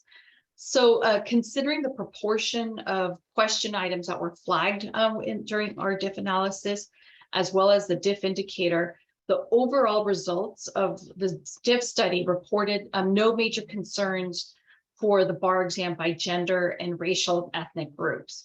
And that's not to say that there weren't differential performance, but it didn't raise the level of statistical significance to cause concern. It still merited the idea of investigating methods for reducing as much bias as we could, which is how we ended up with the development of the guidelines. So as noted here, these are the results. So female test takers were flagged with diff on 20% of the questions. So at some point on 20% of the questions, there was a noted differential performance. And it was in favor of female takers when the MBE performance is held constant. In terms of topic areas, that is subjects that were flagged, there was concentration in trust, wills, and community property. Next slide, please. As for race and ethnicity, here, as you can see, there were very few items flagged for race and ethnicity. The largest number was flags were in the Black African American diff analysis. So about 25 items, that is 16% were flagged. For Asian, it's 10 items, so 7%. Non-Caucasian, Latino or Hispanic, it was 7 items, or about 5%. And then in the other category, we had about another 7 items at 5%. So, so the results, part of what's impacting is a sample size between the groups. So I mentioned that sample size and the differential performance are two parts of the variable that note the differences. And so some of this is affected by the sample size. So we had smaller sample sizes for both Black and Latino population. So some of the analysis also included collapsing all of the non-white categories together, but when we separated them, this is what it looked like. So all flags indicated that Caucasians performed better than each of the focal groups after controlling for the MBE. For non-whites as a whole, 5% of the questions were flagged. So non-white as a category altogether had a moderate disadvantage in contracts, evidence, professional responsibility, real property, and torts. Next slide, please. So in the analysis related to school type, here in all cases, the California ABA law schools were designated as a reference group, and the focal groups for each of these were the California ABA, the out-of-state ABA, attorneys, and also those from foreign jurisdictions. So 12 items were flagged for diff in favor of the California ABA law schools. And of the items, only 6 favored the focal group after controlling for the MBE. So there was a larger proportion of diff flags for California registered schools, as you can see here, 64%. For out-of-state attorneys, that rating was 55%, and those from foreign jurisdictions were at 75%. It's the highest flag here. So overall, diff had made the state bar sensitive to the need for creating a culturally fair exam and investigating this very early on in exam development. So as a result of the study, this is when the working group was established, and they were tasked with developing a set of guidelines to be used during the exam development process. And it aimed at reducing factors that lead to differential item functioning. So what the working group worked on was looking at questions or items that were flagged during the diff analysis when it was conducted by Scantron. And they looked at both items that rated high and low. And they were looking at these types of bias. So they looked at gender bias. Specifically, does the exam question contain any language or concept that suggesting any type of gender bias? For cultural bias, they were looking at it with culture being broadly defined, but whether any of the language or concepts suggested any type of cultural bias. They looked at it for any offensive language, whether any of the questions perpetuated stereotypes. Also, whether the exam questions contained any language or concept that appeared to represent certain groups unfairly. Also, whether any of the language used appeared to require applicants to be knowledgeable in certain areas that were irrelevant to the main issues in the question. And so that was one of the biases that we're looking for. And lastly, does a question contain any language that may put certain groups at an advantage or a disadvantage? And so when we summed all the questions, and the working group members also conducted evaluations, gender was flagged most frequently, followed closely behind by stereotype. And 3 dimensions also were flagged at a significantly lower rate: offensive language, representation, and representation. Sorry about that. So here, most of the language in the individual questions that were flagged by the working group members as raising concerns, they were relatively subtle. There was no racially inappropriate, gender inappropriate, or otherwise overtly biased terminology found. And nor did the exercise reveal overt stereotyping or favoring one racial group over another. I think as we dove into some of these items, what we looked at was that key themes were identified, and those key themes resulted into the guiding principles that were developed. And the guiding principles include an overarching statement for the goal on what test questions and the test as a whole. And that is that the exam developers should strive to make this test as fair and as accessible as possible for all test taker, despite differences, whether it's ethnicity, gender, sexual orientation, gender expression, regional background, native language, race, religion, generational differences, socioeconomic status, disability status, and veteran status. And so the document itself that was developed as a result contains 14 guiding principles that minimize bias that could potentially be included on the bar exam. So the first 10 set of guidelines are intended to serve as guidance in the question development, and they'll be provided to our developers, and they have been. So these are shared with our drafters, our pre-testers, the examination development and grading team. So these are the folks that lead each of the trainings for graders, the grading process itself, and they're staff that really, or consultants that have over 20 years of experience in exam development, and also for a performance test drafting team. So we share these principles with them. We actually, and the guidelines also refer to the content of the exam questions, what should be done, what should be avoided to minimize potential bias.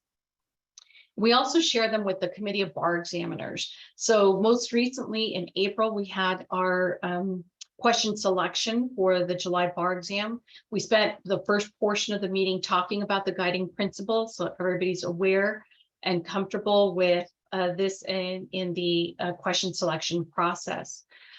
So once the working group finished completed the guidelines, just as a background, prior to sharing it with everyone, with each of our committees, they were approved by both the Committee of Bar Examiners and the board, and they've been very pleased with the principles and just bringing this perspective to our exam development process. So that's where we're at on the work of the differential item functioning working group. So I really want to thank also the time that was dedicated to this by both staff. So I know that we spent a lot of time with COAF members, CBE members, and also with Dwan and Elizabeth on this initiative, but we're very pleased with the outcome. With that, does anybody have any questions related to the diff?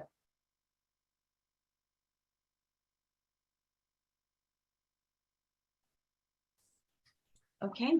See, no questions. Yeah. All right.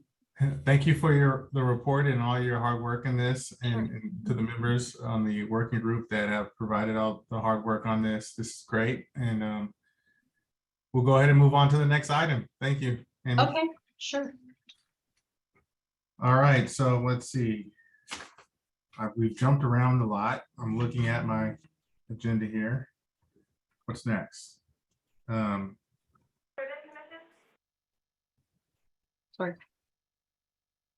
Was I presenting on the Blue Ribbon Commission as well? Oh, yes, you are. There we go. Okay. Item 6D, Blue Ribbon Commission. There we go. All right. Well, I'm going to talk a little bit about the historical background in order to talk about where we're at with the Blue Ribbon Commission. So as many of you know, this is a 16-member working group. They were all appointed, all members by the Supreme Court. And the group is charged with developing recommendations concerning whether and what changes to make to the California bar exam, and whether to adopt a non-exam alternative that ensures minimum competence to practice law. So specifically, here you can see what the initial charter was for this commission. So it was to examine whether a bar exam is a correct tool to determine a minimum competence for the practice of law, and specifications for alternative tools. Should the committee recommend that alternatives be explored and adopted? And before I move on, I also want to thank both of your officers. So Ryan and Kristen are members of the 16-member group. And so they have spent a significant amount of time, which you'll see here, exploring some of these initiatives with the Blue Ribbon Commission. So really appreciate their dedication on this. Also, the commission itself is being asked to also look and examine whether there's sufficient alignment in the knowledge, skills, and abilities to be tested on the uniform bar exam with the knowledge and skills abilities required of entry-level attorneys in California to determine whether we should adopt the UBE. And if the adoption of the UBE was recommended, whether there should be some supplementary content or skills tested that are more California specific. And then also, if California decided to proceed on with not adopting the UBE, then addressing what a California exam, what legal topics and skills should be tested. So this was the initial assignment. And since that time, there's been a lot of work. And some of the work has been developed, and there's some more that needs to be spelled out here. So the Blue Ribbon Commission was presented with a voluminous amount of information since we started back in July of 2021. So the committee has been presented with, these are a lot of major topics that they've sat through. So includes the California bar exam, information about its history, about applicant performance, the disparate performance of applicants of color on the bar exam, our current reliance on the multi-state bar exam, and the impact of that of if we were to move away from the National Conference of Bar Examiners.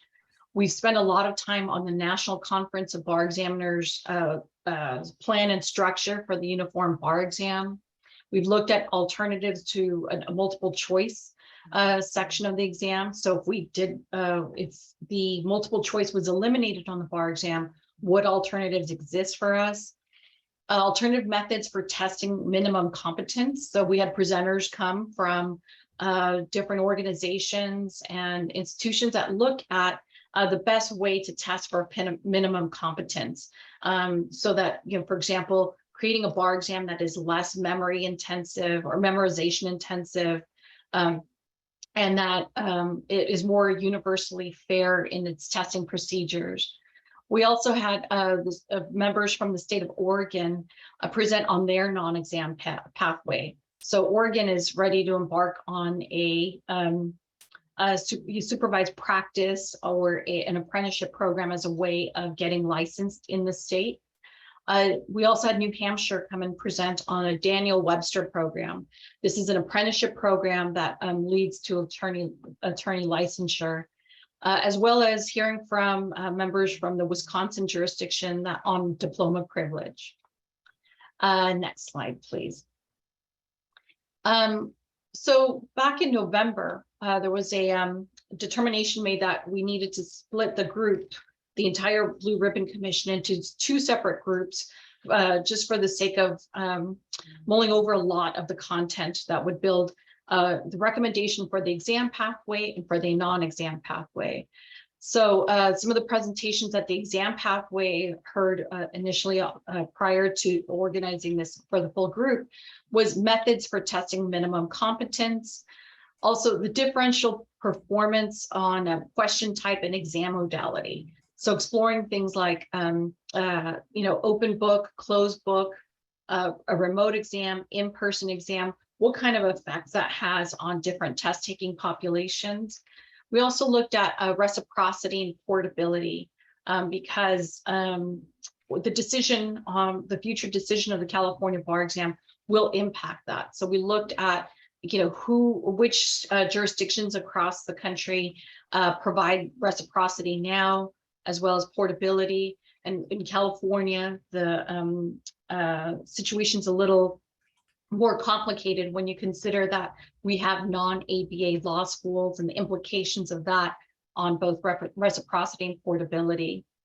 For the non-exam pathway, we were presented by Legal Services Funders Network came to do a presentation on a supervision model that they oversee, where they allow applicants from law schools to come and provide services as they prepare to take the bar exam, just as a model for a potential non-exam pathway. We looked at what supervised practice looks like in other professions. And here we looked, somebody came from the medical board to look at how supervised practice gets used as a method for preparing somebody and testing somebody's minimum competence to enter that field. We looked at the use of supervised practice programs in 4 separate jurisdictions in Canada. And they each have programs that either start in law school or start soon after law school, with a combination of like courses that are required post law school as part of their supervised practice. We also did some presentations on our California Provisional Licensure Program, just as a model for non-exam pathway, as well as looking at experiential education that's currently offered by California law schools. And we looked at all law school types. So we had a presentation done by a California ABA law school, a California accredited, and a California registered law school. Next slide, please. And so there are some guiding questions that each of the committees have.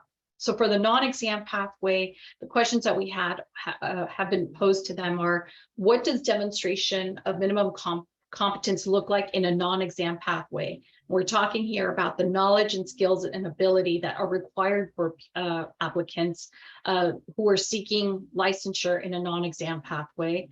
How do we ensure that they're consistent across all of the school types, as well as our law office study programs? So many of you know that we have a law office study program that does not require somebody to take a formal legal education in a law school. This is a legal education that happens either with a judge or an attorney over a 4-year period.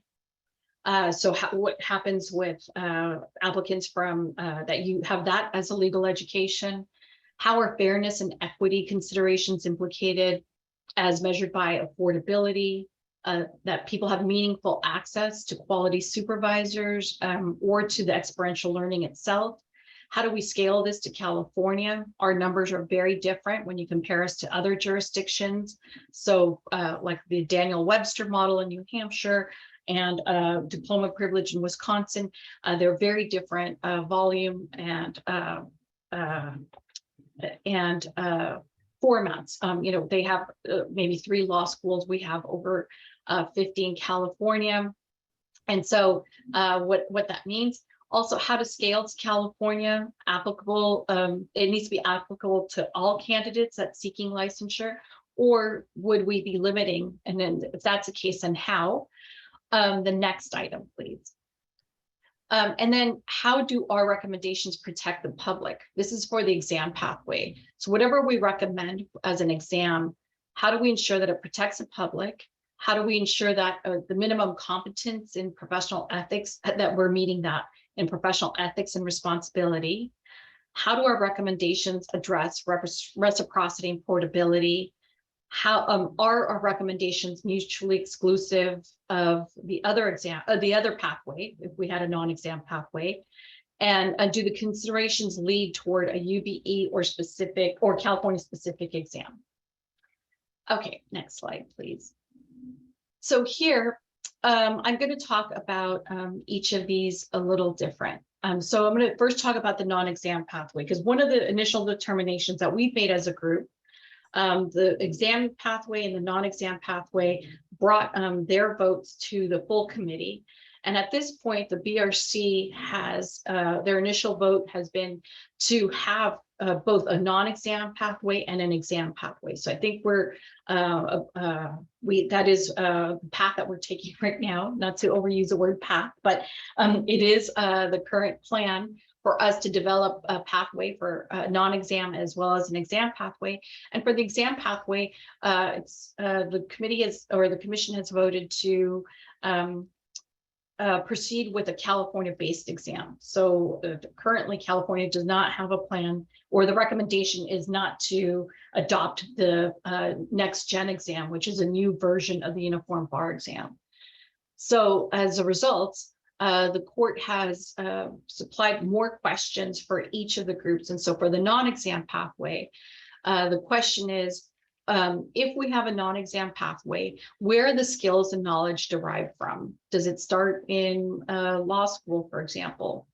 Also, what, if any, are the post-law school requirements? For example, should supervised visitation be part of the non-exam pathway process? Also, now, is the pathway open to all law school students and law office study students, or only those that meet certain criteria? You know, should it be based on a certain grade that you achieve, certain criteria of courses that you take in law school? Would all law schools have to have a curriculum that supports this pathway? So is this a new addition that would be required of law schools? And then who selects which path California law students follow?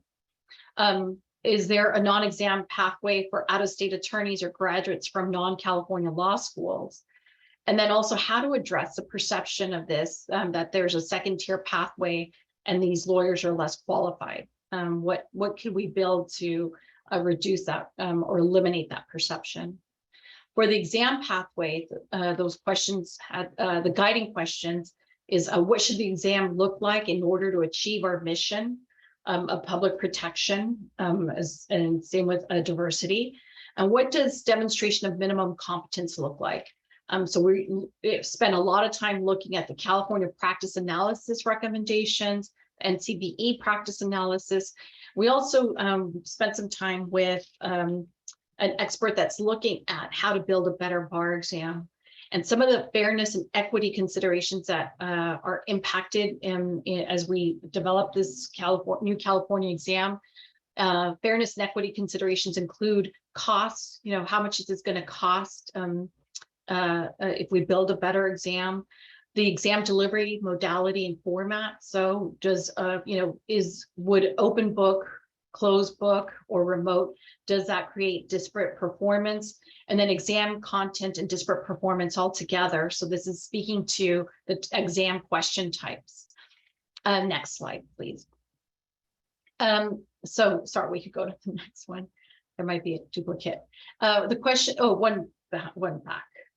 So the questions for the exam pathway that the court wants the Blue Ribbon Commission to weigh in on are, what are the knowledge or subjects to be tested?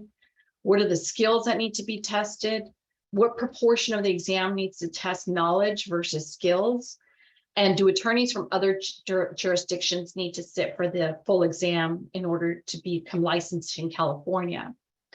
So the next slide, this will tell you where we're at now. So for the exam pathway, the commission so far has recommended that we adopt these 8 legal topics for the bar exam. So they're all listed here. And same with the skills that should be incorporated in the new exam. And I want to note that these are reflective of what the CAPA recommendations were. So essentially the Blue Ribbon Commission adopted or recommended that we adopt the recommendations from the CAPA study. So currently we have 13 legal topics on the bar exam. This recommendation is to reduce it to 8, and as well as additionally adding these 8 these other skills that they be added incorporated into the new exam. So what remains for the exam pathway is to look at what happens to out-of-state attorneys or attorneys from other jurisdictions. So out-of-state as well as foreign educated attorneys. And then for the non-exam pathway, we need to explore just about everything that the court has asked us. So we need to look at, where does the education start, who should be included, as well as does it start, what happens, is there should a program start, or should there be some kind of supervised work happening after law school? So obviously the non-exam pathways needs a little bit more exploration. We are going to be meeting and taking this on once more at our upcoming meeting, which is on July 19th. So overall, we're hoping to have recommendations and a report completed by the end of the year, contingent on all of the activities that are currently taking place. But it's been a tremendous amount of work and a tremendous amount of discussion. And it's been wonderful to have multiple perspectives at the table. And with that, I'll leave that open. And I'm not sure if any Kristen or Ryan want to speak to any of the work that we've been talking about. Thank you, Amy. Thank you for your presentation. I'll let Judge Kristen go first. Judge Kristen, would you like to speak on this one? Yeah, I'll just say a couple of things. I'm on the bar exam pathway committee. Ryan and I sort of split up so that COAF was represented on both. And, you know, first of all, I think Ryan and I probably know more about the bar exams, you know, worldwide now than we ever possibly thought possible. And there is so much information. But one of the things that, you know, in looking at a non-exam pathway, you know, we have talked about the scalability really, because there are states that are doing it, and Amy mentioned them, you know, New Hampshire, Oregon. I mean, these are states that have 1, 2, 3 law schools at the most. And so in looking at the non-exam pathway, we really do need to think about how we're going to scale that in California, because I don't think that we could possibly realistically implement that and let everyone who decides they want to do it that way, because that's just a tremendous change and tremendous strain really on the state bar. Because we're talking about, you know, we're talking about a non-exam pathway that would probably have, you know, requirements in supervisory goals and projects, and we looked at all of the ways in which other places are doing it. And it really is it's a lot of work. And so if folks have thoughts on how we implement this, because I think, and I don't want to sort of jump ahead to the end of the report really, but I think that there is an appetite really to provide, to keep a California specific, or to get a California specific bar exam in place but also to provide some other way, some non-exam pathway. I think there is an appetite for both on the commission, and it's really going to come down to how we can make this, how we can make it possible in a state, you know, that licenses the number of people we license every year. So, you know, as always, you know, we're the voice of COAF on here. And then the other point that Amy made that I think is really important from the non-exam pathway is this idea of how do we make it not seem like a second tier option to, you know, for all of us sitting here, you know, we all took the bar. Or actually, I shouldn't say that, but most of us, if not all of us, took the bar, right? And so, you know, we're all sort of a little bit biased to that. Well, you know, for me, it was 3 days. I don't know how long it was for everybody, but, you know, it felt like a rite of passage to spend the 3 days grueling and crying and then to get done with it. And how do we, if we have a non-exam pathway, how do we sell that to a profession that is, you know, almost entirely made up of people who went through that sort of rite of passage and took that, you know, the grueling bar exam? How do we demonstrate to them that a non-exam pathway is not a, you know, second tier way to licensure and sort of the biases that come from that? And so I think that's actually really important if we're going to do, if we're going to offer a second tier, that we find some way to level that playing field, because my fear is that that underserved communities, lawyers of color, or law students of color are going to, might want to gravitate toward this, given, what we know about the inherent bias of, bar exams and tests on their own. And then if it makes them a second tier, lawyer down the line, then that really isn't serving those law students who take that path. So those are some of the things that, that I'm concerned about on that sort of non-exam pathway. And then if, I'm happy to answer questions about that, and of course, Amy's here as well. But Ryan, you probably have thoughts on the California-specific bar exam. Yes, I do have a few thoughts, and a lot of opinions, but I'm reserving judgment after every meeting. Mine, so. After every meeting, I see my attorney's friends, they post articles on Facebook from the Daily Journal, and they're like quoting everybody from the commission who's making statements, and they're watching us like a hawk. So definitely maintaining an open mind and listening to the experts. One of the biggest things that I thought I knew, but this kind of confirmed it, was the experts were saying, like they looked at the bar exam, they compared the bar exam to attorneys who are practicing, and they said that there's very little correlation. Like the bar exam doesn't determine if you can pass it. It doesn't determine if you're going to be a good attorney. It doesn't determine if you're going to be an ethical attorney. And so like there is a need to really look at this exam and to change it, because it's supposed to be a minimum competency exam. And for, I think, every one of us that went through it, it doesn't feel that way, right?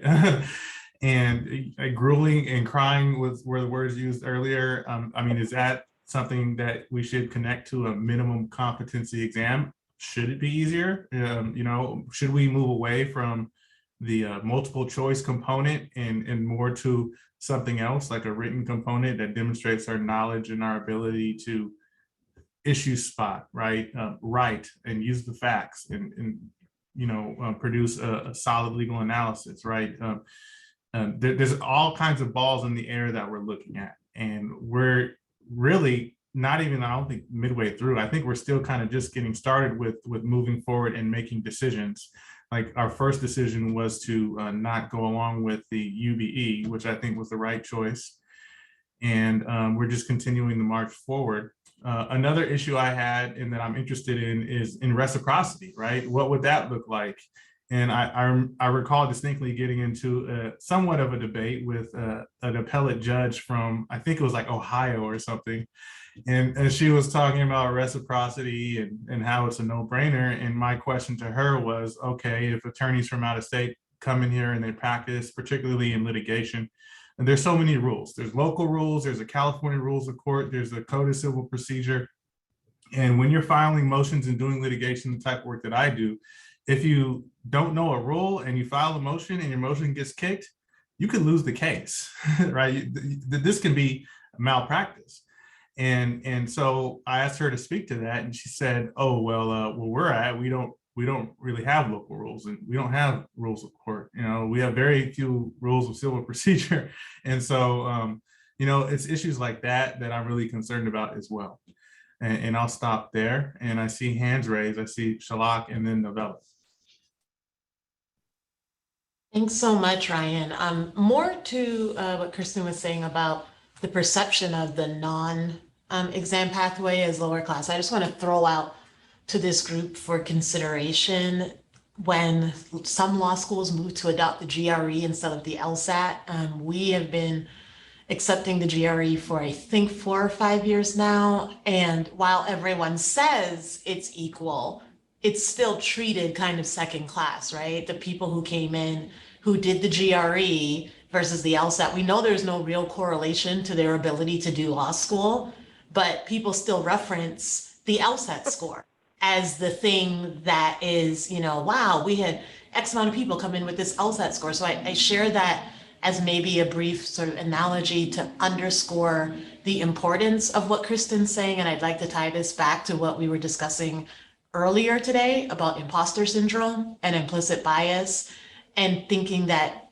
and I have opinions, but like Ryan, I try to withhold for the experts on the efficacy of the bar exam. But regardless, if, as Kristen made note, it's more likely that future attorneys of color, first generation attorneys, Cal accredited schools, and so on, are more likely to do a non-bar pathway or a California exam, and are also the ones who are more likely to be dealing with imposter syndrome and implicit bias. And also, this is a path that would lead more traditional attorneys to look down on them.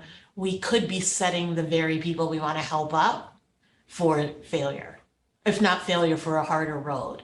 So I'm not saying that this doesn't get implemented, but that I think all of those implications really need to be considered in tandem and be kept in tension, and that some of that needs to still be, to the extent that there is a separate exam, and to the points about whether or not it actually tests competency, the support that's given where we don't implicitly say to people, well, if you don't think you're up to doing the bar, then go this other route.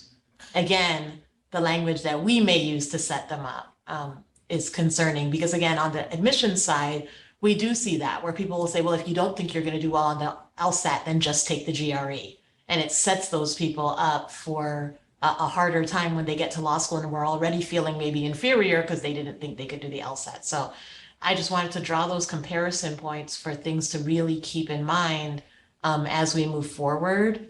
Yes, thank you. Thank you. Novella?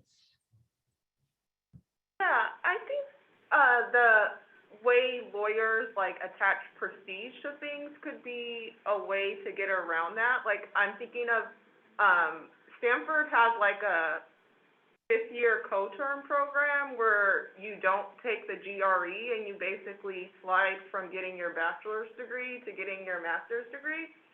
And no one is like, oh, you didn't get a real master's degree because you didn't take the GRE, or because like you snuck in because you were already there for undergrad. Like, it still counts as a master's degree. And I think a lot of that is because it's Stanford and people think like, oh, that's so special. So I think there's ways to like brand the program and attach things that lawyers consider prestigious to how you set up the alternative pathway. And I think like when you do like apprenticeships or clinicals or things like that, like a lot of the legal profession is about who you know instead of what you know. And so I think depending on like who is part of that process and how it's branded, that could even overcome like the prestige that people or the value that people attach to the bar exam if they know like, oh, you got your law degree and became a lawyer from a licensing program with this really reputable attorney or public officer or judge or whoever. Like, I think over time, like, depending on how you brand that could make the bar exam seem like less special or like less of a critical component of like becoming a lawyer.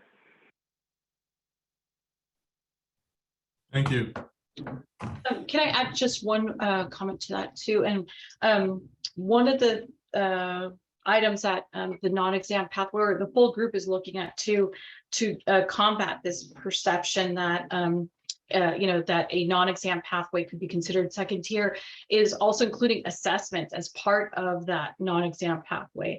So to call it truly non-exam is not really the case, but that there would be some assessments that would, measure the rigor and minimum competence. So it's not just a matter of putting in time and that would equal bar passage. It would be more like potentially some kind of threshold that has to be met as during the participation, whether it's a supervised visitation or supervised practice or supervised or a one of the other considerations is doing something of a capstone project so that all of those would be evaluated with a rigor that might be equal to a bar exam. So that is one way I think that that assessments could help create that the sense that somebody's meeting a threshold.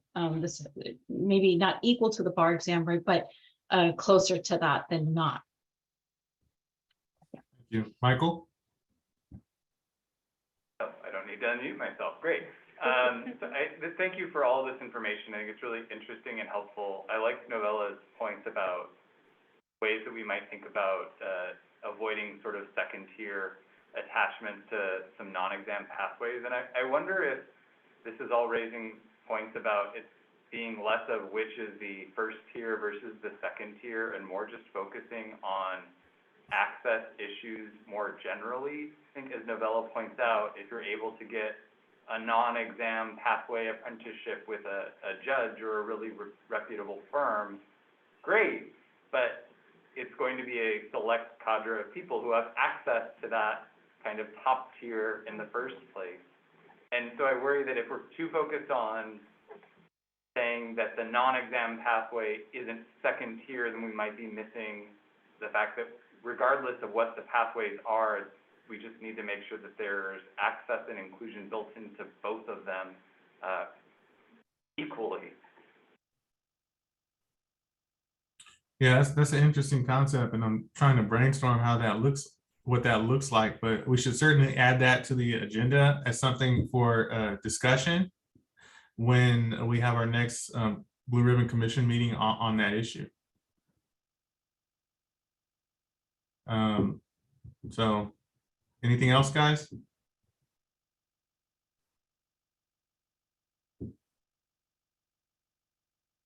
All right. Thank you, Amy. All right. Thank Appreciate you. the presentation. All right. Take care. Bye, everyone. Amy. All right. Next up, we have four more items. 2:30. It's 2:33. Okay. So item 6E, update on diversity report card and 2020 impact survey. And Carolina Almirante will provide us with a presentation. Okay, thank you. I'm gonna share my screen and hopefully it goes well. Okay, can everyone see my screen? Yes. Yes, okay, great. So I'm Carolina. I'm part of Office of Research and Accountability.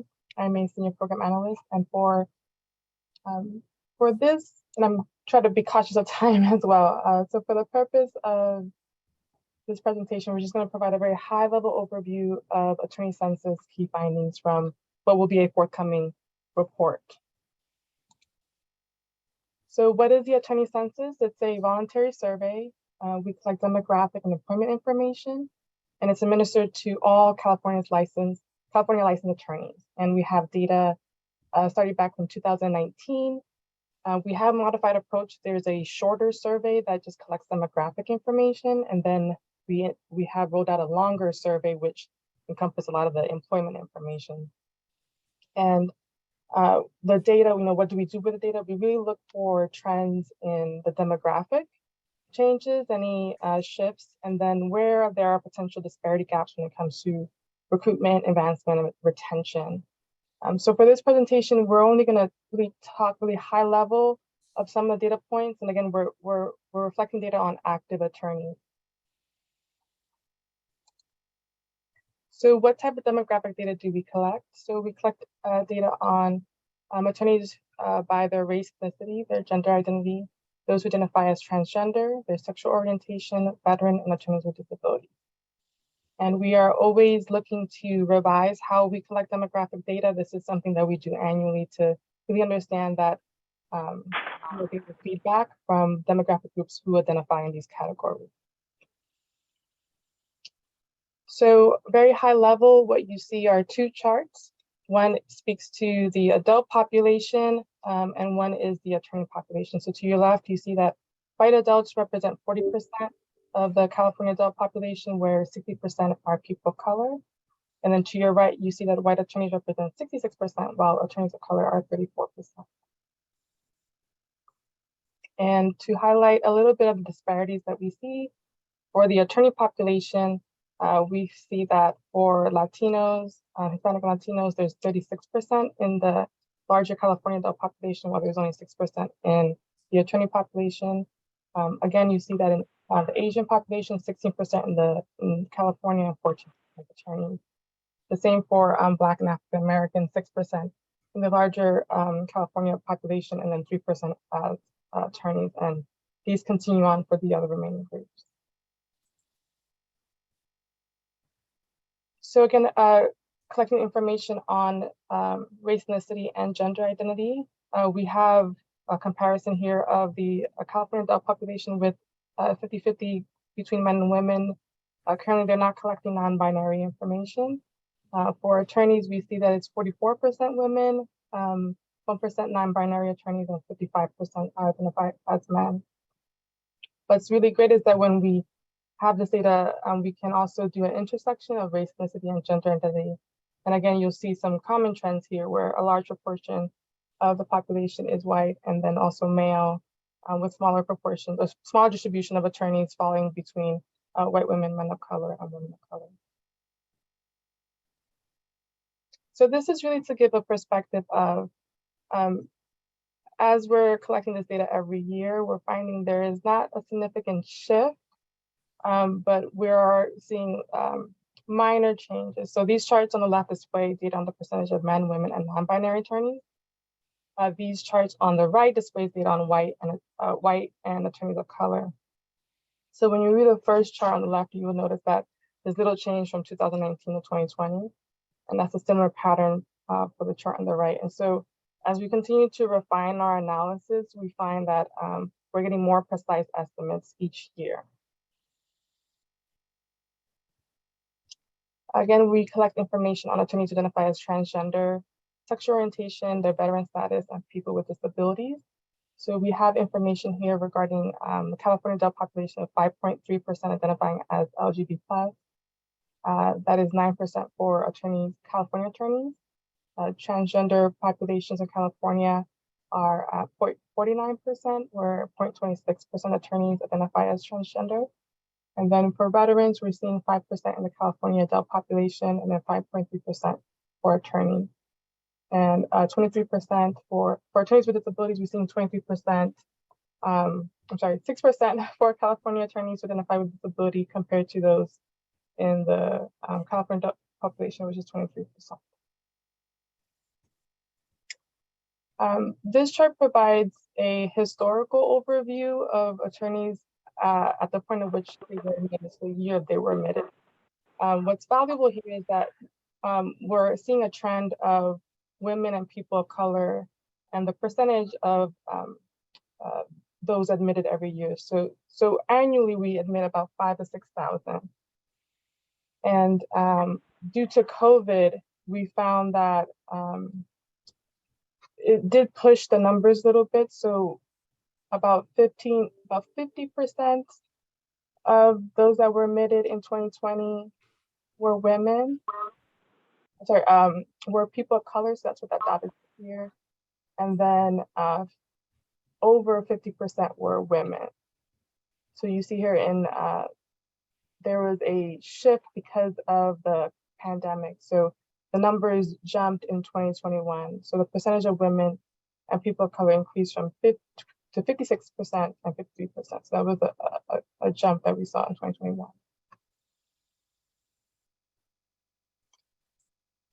We're now shifting to where attorneys work, and this will provide you with an overview of the type of employment data we collect. Most attorneys work in the private sector, and the second largest group is government. When you dig deeper on just specifically the private sector, this chart on the right allows you to see on overall 80% work in the private sector, and then for each demographic group, what is their experience? So we're seeing that for people of color, 76% reported that they work in private sector. And then the lowest population, attorneys identified as transgender, 65% work in the private sector. So this is another way to look at the data based on demographic group and where they work. So this chart allows you to expand on the sector analysis. So you want to start from the top. This is the statewide data. So statewide, where do attorneys work? And so 39% are in law firms, 22% are solo practitioners, 15% are in corporations, and then 3% of the private sector, 14% government, 4% nonprofit, and 2% others. So you would want to do the same comparison then to white attorneys, people of color, men, women, non-binary attorneys, LGBT+, transgender attorneys, and people with disabilities and veterans. So just looking at people of color, 36% are working in law firms, and then equal distribution are working as solo practitioners and in corporations, and then also similar in government with 17%. So it gives us an understanding of, depending on which demographic group, where are they reporting and most likely to work.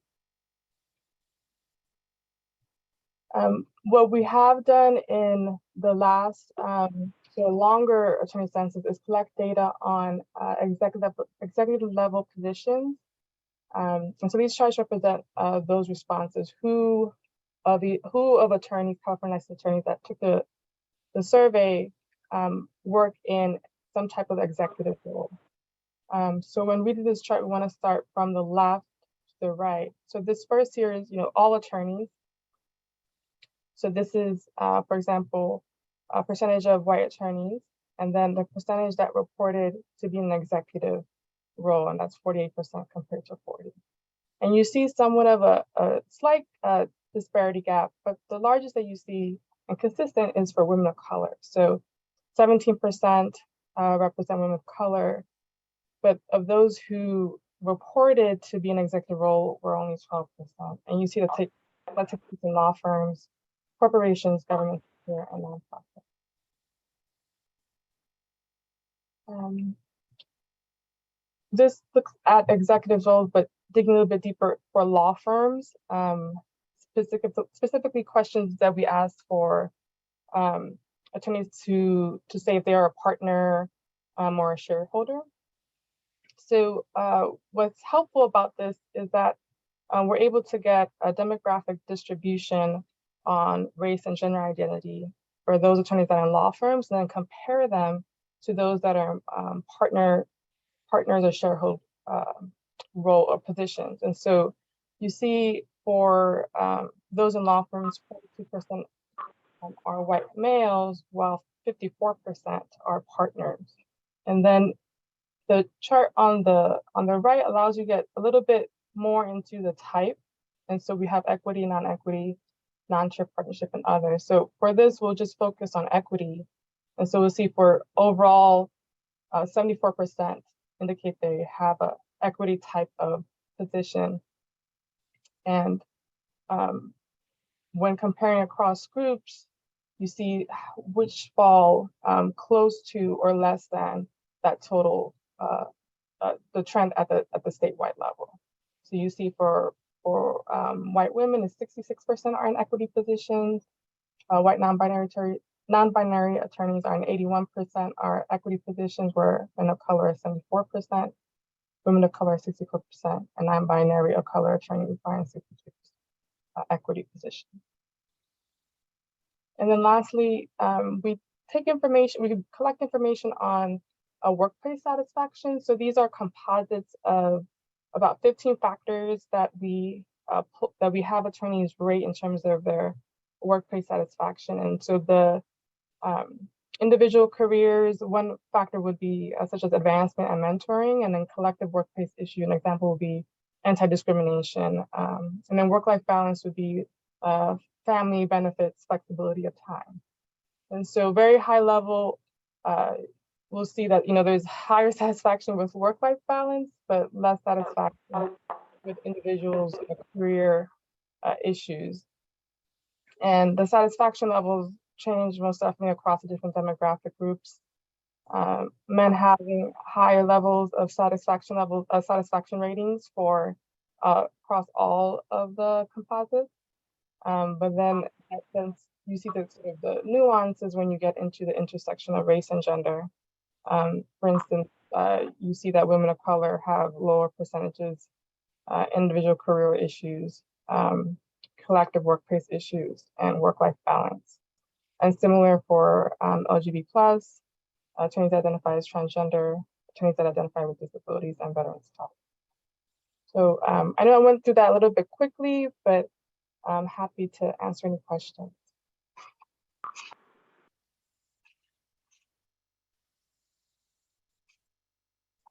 I don't have a question, but I was just wondering if we could get a copy of the slides emailed to us, because I found it really hard to read. So we decided not to tear out the slides from this meeting. Okay. Got it. Got it. Is there a go live date on the data? In the next couple of weeks is Okay. what I can tell you.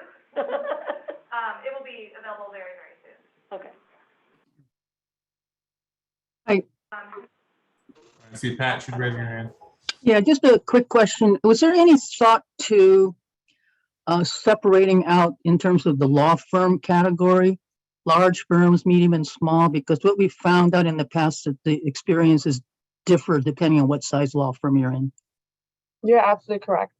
So we do collect data on law firm size, and that would be analysis that you will see in the forthcoming report. Okay. Great. Right, Elizabeth, I think I heard you say that the go live date on the data is in a couple of weeks. Is it possible to email us the link or something as to where that will be when it goes live? Of course. We will be sharing it far and wide, and we want you to have access to it, and for you to share it far and wide as well when it's available. Excellent, thank you.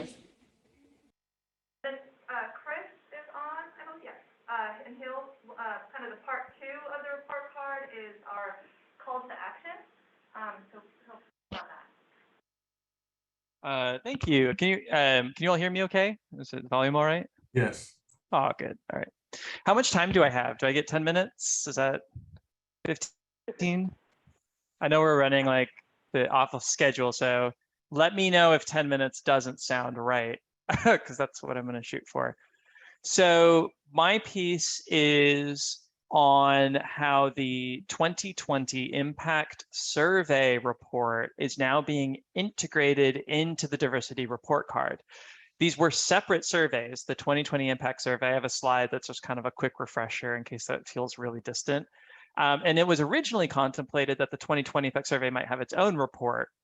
You may remember that originally we were thinking maybe we would release it over the winter. At some point, though, it became really clear that actually they would be stronger together, the impact survey and the diversity report card, and that we ought to integrate them. So I'm just going to update you on what that looks like.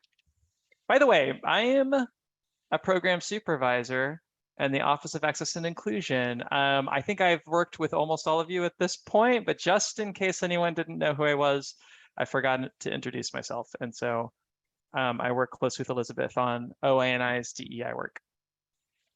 Okay, so quick refresher, in case this seems like a long time ago, because 2020 was a while ago. In 2021, we surveyed attorneys on the impact of 2020. So on the first year of the pandemic. And the goal of that survey was to study just at a very high level, to study the effects of the 2020 year. Namely, it actually wasn't, I think, if I remember correctly, a perfect, like a clean calendar year. I think we were surveying them on like the first year of the pandemic or something. So there was a lot of emphasis placed on questions were worded like since the pandemic started, but so which would be like March of 2020 through March of 2021. But it was mostly looking at that calendar year. So the goal was to study the impact of the first year of the pandemic, but also the increased national attention to racial justice that was happening that year, the impact on attorneys, and also to study the work of employers to recruit and retain diverse lawyers as of like that snapshot in time. The goal was to report on the findings and to make recommendations, which are the calls to action. We had calls to action in the first annual diversity report card. Technically that predated the impact survey, but it was the intention that the impact survey would further inform the next version of those calls to action. And overall, just to support the State Bar's goal to achieve an attorney population that reflects the demographics of California. The process was we administered the survey in April of 2021. It looked back on the previous year to all active licensees in California. It was voluntary. 17,761 attorneys responded. I don't have this slide, but you may remember from the fall or summer, we actually had a slide that showed you that the 17,761 respondents were very representative of the demographic makeup of the attorney population in California. At least we compared it to the data that was available to us at the time. We asked about employment, work-life balance, diversity and inclusion, and we had a COAF working group actually advise the Office of Access and Inclusion in ORIA on the overall strategy for that survey. So, just a special thank you to Heather, Michael, Sal, and Sarah, and I'm so sorry if we had other supporters on COAF who were advising us, but I just remember working particularly personally with Heather, Michael, Sal, and Sarah.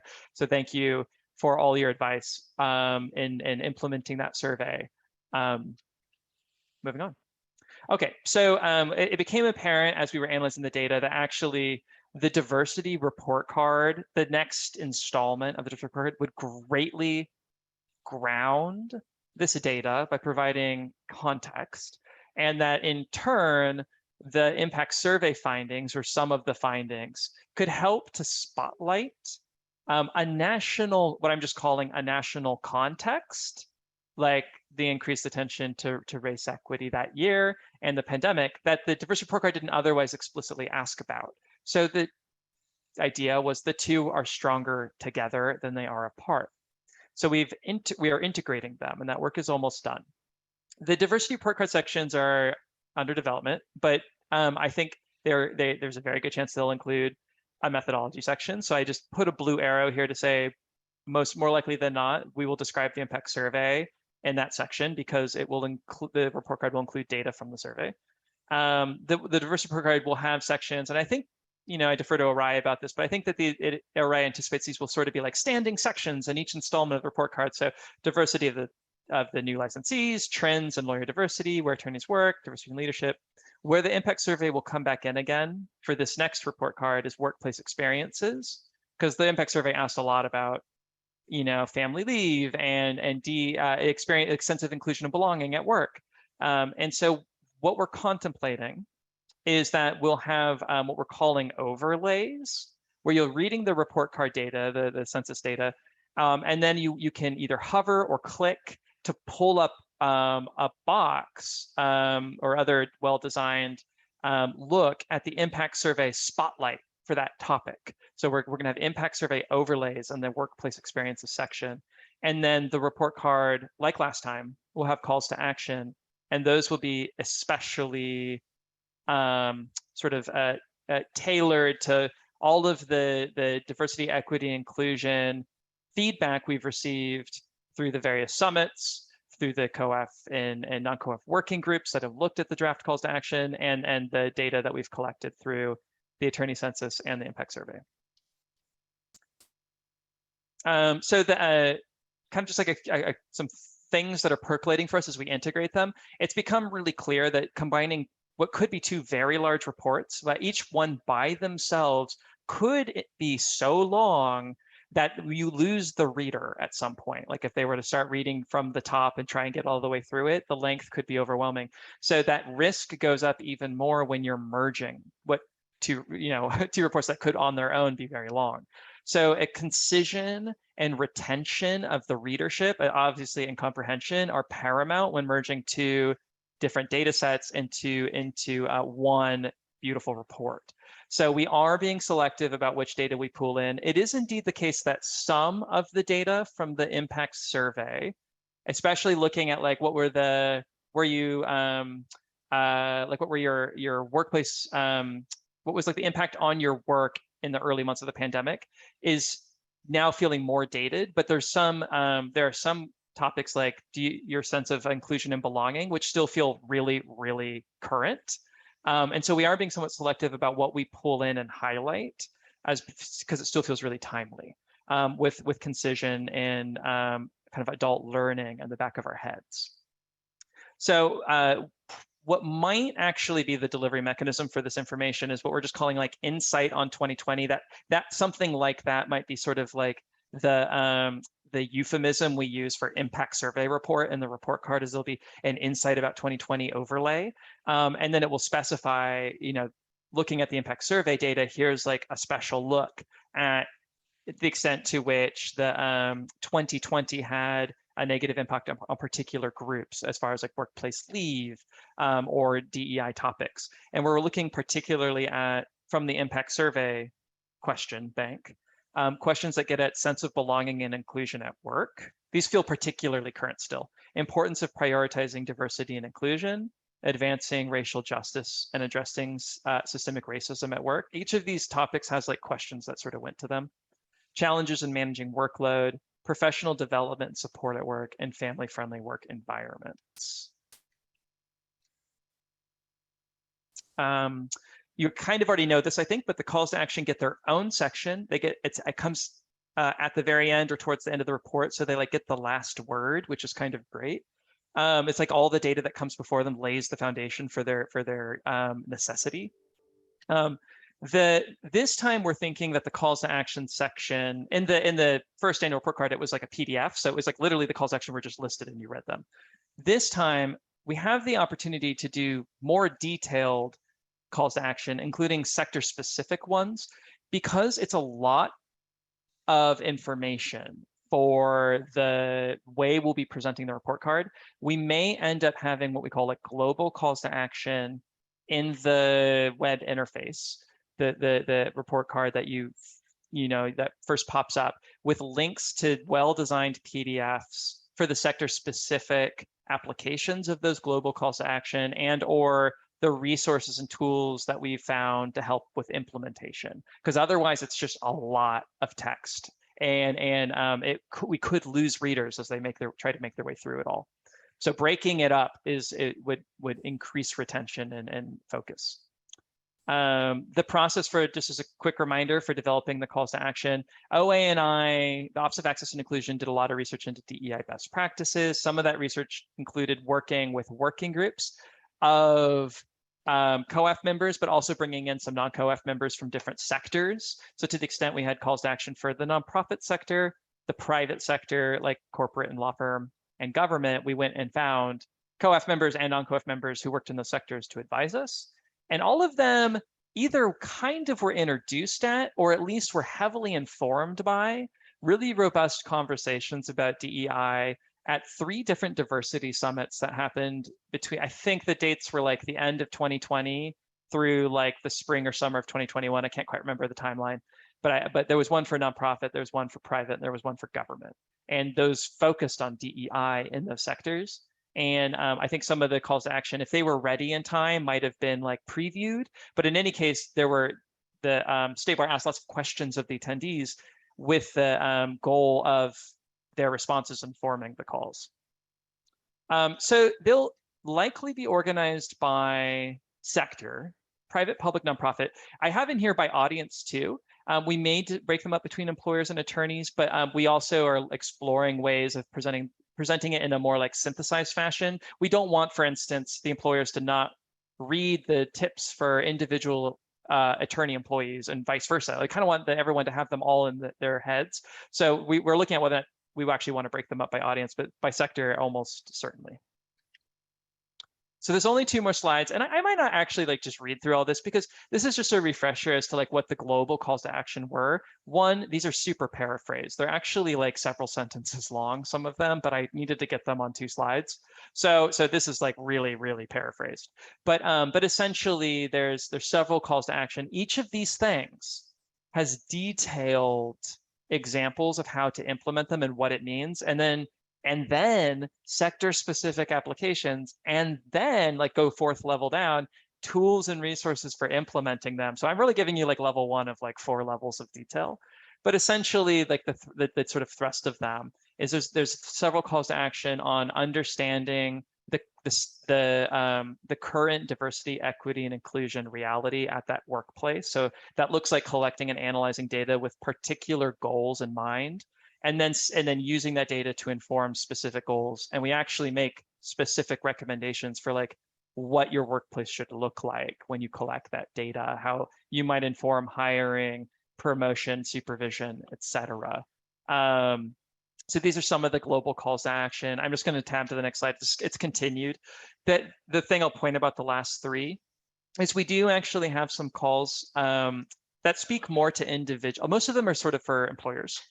For like an employee could take the calls to their HR department or leadership and say, this is what we should be doing. We do have a few though that are actually for the individual employee, the legal professional or attorney, about, again, each of these would have really specific like examples under them and tools, but essentially like, you know, besides holding your leadership accountable for their work and tracking it and participating is helpful, what tips that you can do as an individual to make sure that like you're getting the career advancement that would be equitable if you otherwise wouldn't be getting it. Elizabeth, did I miss anything? No, I don't think so. I was just going to just chime in and say that with these calls to action, I've actually already reached out to the working group for the report card to get some feedback, and hopefully we'll be able to schedule some time to meet and discuss those next week. Great. So that was my update on the integration. So unless there's no questions, I know you've got like 3 more items to cover this afternoon, so I wouldn't ask for any more of your time unless you wanted to ask questions. Thanks, Chris. I don't have questions. Do we have any more questions from the group? All right, seeing and hearing none, we will march forward to the next item. Thank you so much for your presentation. All right, next up, we have 3 left. I guess we'll go to item 6K, discussion and recommendation regarding adoption of the American Bar Association Resolution 102 on diversity, equity, and inclusion. And our senior program analyst, Trevor Desang, will present. Okay, so yeah, as Ryan said, I'm Trevor Desang, senior program analyst. I don't think anybody here other than OANI staff knows me yet, but it's very nice to meet everyone. So Elizabeth, you're going to handle the slides? Yeah, thanks so much. So I'm going to talk today about ABA Resolution 102. I'm going to start by looking at the mission statement and Business and Professions Code governing authority. But before I do that, just to kind of give you an idea of where we're going, I'll just for anybody who isn't, hasn't studied Resolution 102, just tell you what it says. The resolution calls on lawyers to devote at least 20 hours each year to efforts that advance and promote diversity, equity, and inclusion in the legal profession.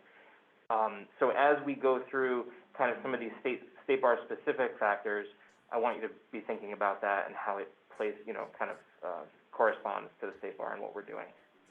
Okay, so the mission, as adopted in May of 2017, is essentially to protect the public, and there are three primary functions that are listed. One of them is to support efforts for greater access to and inclusion in the legal system, and that's going to really be the critical one here.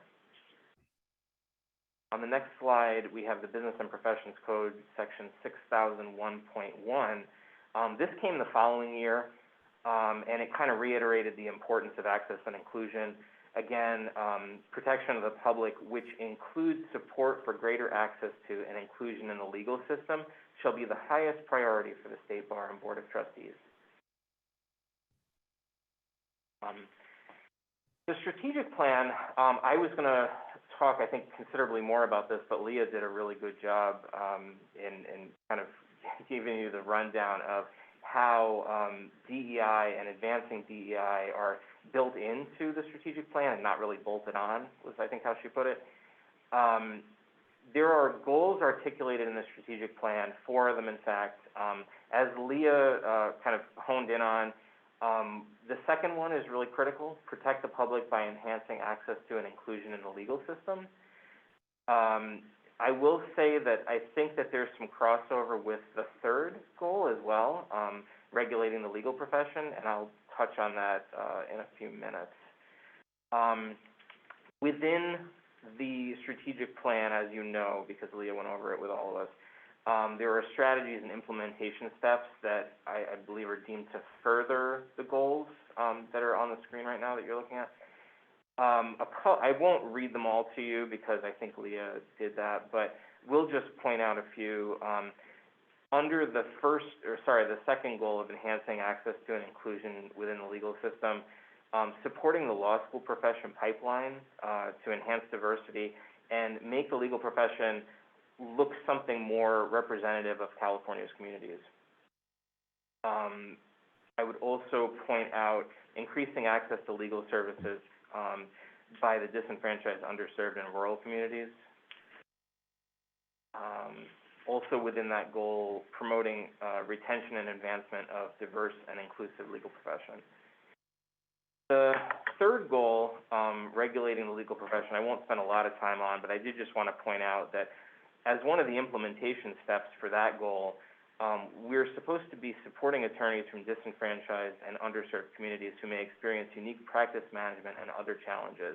And I think there's the potential for some of the DEI promoting initiatives and work that we're going to talk about to advance that goal as well. So on to the resolution itself. It's on the screen, but I'll just read it it's here. The American Bar Association urges lawyers as members of the legal profession and public citizens having special responsibility for the quality of justice to devote at least 20 hours each year to efforts that advance and promote diversity, equity, and inclusion in the legal profession. There's a report accompanying Resolution 102, which I don't want to spend a lot of time on, but I thought it was interesting because it talks about how the ABA came to choose to adopt this resolution. And it did so at least partially in recognition of the national movement to address and rectify the impact of inequality in society. The ABA stresses that the adoption of the resolution comes as the U.S. is awakening to the enduring consequences of inequality and working to eliminate individual and institutional racism and bigotry in many areas of public life. So these are certainly, I think, ideas that we can get behind, and I think we can talk about ways that some of those goals play into what the State Bar is trying to do on a larger scale. The report itself also gives some examples of qualifying activities, and you can see the bullet points. There are various examples. I don't think we need to talk about each, but I would just point out creating, adopting, and implementing programs, the first bullet point, initiatives or policies within a firm, company, or government agency or organization to promote the identification, hiring, and advancement of diverse lawyers and legal professionals. I mean, that speaks directly to some of what we saw in the strategic plan. Participating in organizations that eliminate bias and promote DEI in the legal profession, again, I think there's a strong correlation there. Mentoring individuals from historically underrepresented backgrounds, not just within the profession, but in the pipeline, I think speak to certainly what we saw in the strategic plan. And these examples of qualifying activities provided by the ABA are examples only. So they're very clear in the report, excuse me, that they want to make this as broad as possible. They want to make it so that participating attorneys can use their judgment to choose the activities that they feel like most effectively promote DEI. So the next couple of slides, yeah, it might be a little bit confusing. My idea here was to present these as issues to be thinking about. Does the ABA Resolution 102 further the State Bar's mission and goals as articulated in the mission statement and the strategic plan that we just looked at? Are the ABA's suggested qualifying activities effective strategies for advancing DEI? And should the State Bar adopt Resolution 102 or a similar resolution or rule? I thought that those were helpful issues to be thinking about when we look at our options, which is the next slide. So in thinking about those, does the council rather feel that we should not be recommending the adoption of a DEI resolution or rule? Does the council feel that it may be advantageous to form a working group to further study this? Or, I mean, is there an appetite to adopt Resolution 102 as written? And I'm not sure, you know, you've all had enough time to sit with it, but that's an option technically. So I don't know, Elizabeth, was there anything else that you wanted to? Okay. Yeah, so we can have discussion. Oh, Pat's got her hand, so I'll wait. And so does Sarah. And Michael. And Michael.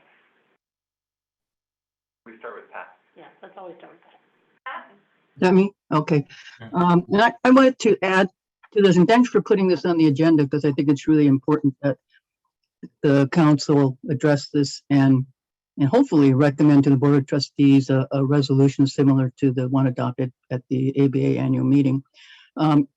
First, some background clarification. I'm not so sure that we want to adopt word for word the ABA resolution, because that has now become a model rule, ABA model rule, and the California State Bar does not subscribe to the ABA model rules. However, our Business and Professions Code section that was cited 6001.1, as well as 6001.3 A and B, really emphasize the responsibility of attorneys as part of the public protection mission and obligations that diversity and inclusion are an integral part of our public protection responsibility. So I think that our rules of professional conduct go even further than the model rule in this respect. Also, what you might want to consider is to look at the existing State Bar pro bono resolution. It's quite similar in terms of the recognizing and urging an aspirational 50 hours of pro bono, whereas this urges an aspirational 20 hours of DEI. But the ABA or the State Bar pro bono resolutions has a couple of other provisions that I think are really helpful and might be considered by you as you propose a draft DEI resolution. In addition to the 50 hours of aspirational hours in the pro bono resolution, it also urges that all law firms, governmental and corporate employers promote and support the involvement of associates and partners in pro bono and other public service by giving credit for billable hours or work credit for the time spent on pro bono activities. It urges law schools to promote and encourage participation of law students in pro bono activities. And it urges all attorneys and law firms to contribute financial support to nonprofits engaged in pro bono. So I think you might want to consider adding those as part of the resolution as well, and just instead of just pushing for an aspirational goal of 20 hours per year. And by the way, the pro bono resolution was adopted in 1989. So it's been in effect for many years, and it's grown and grown, and there are thousands of attorneys engaged in pro bono. And I think what we'll find too is that there are already attorneys in California who are engaged in DEI activities, and gives them recognition for the work done.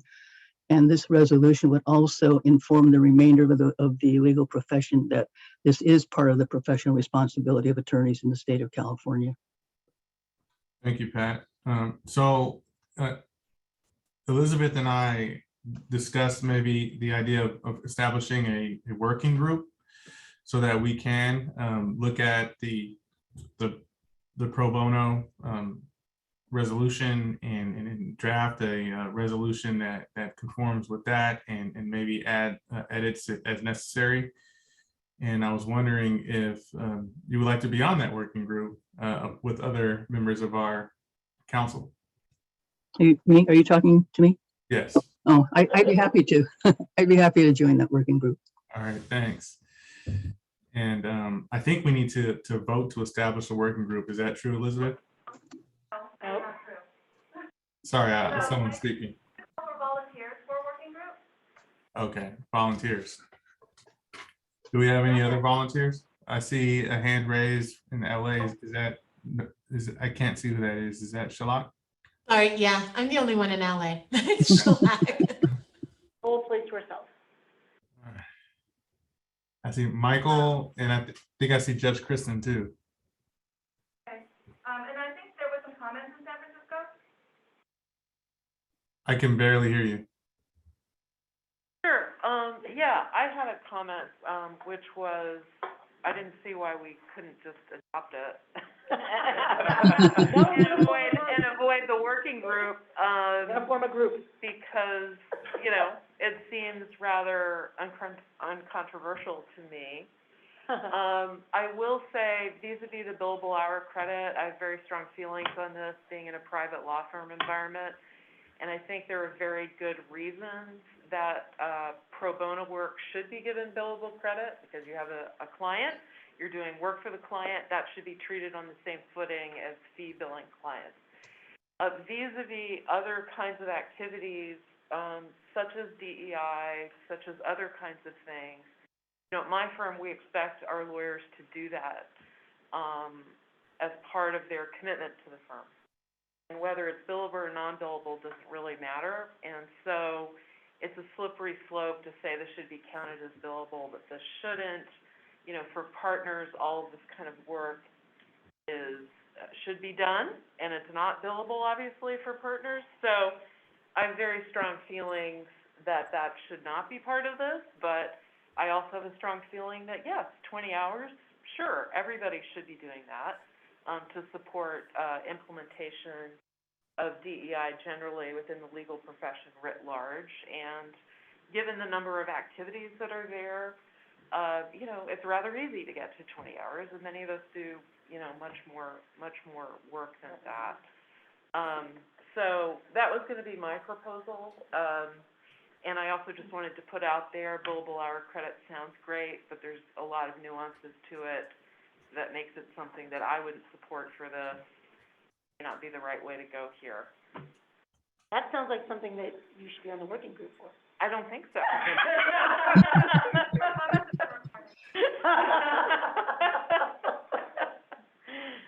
You want me to go next, Mike? Okay. I was just gonna say, I've been involved with the ABA for a long time, and as uncontroversial as 102 sounds,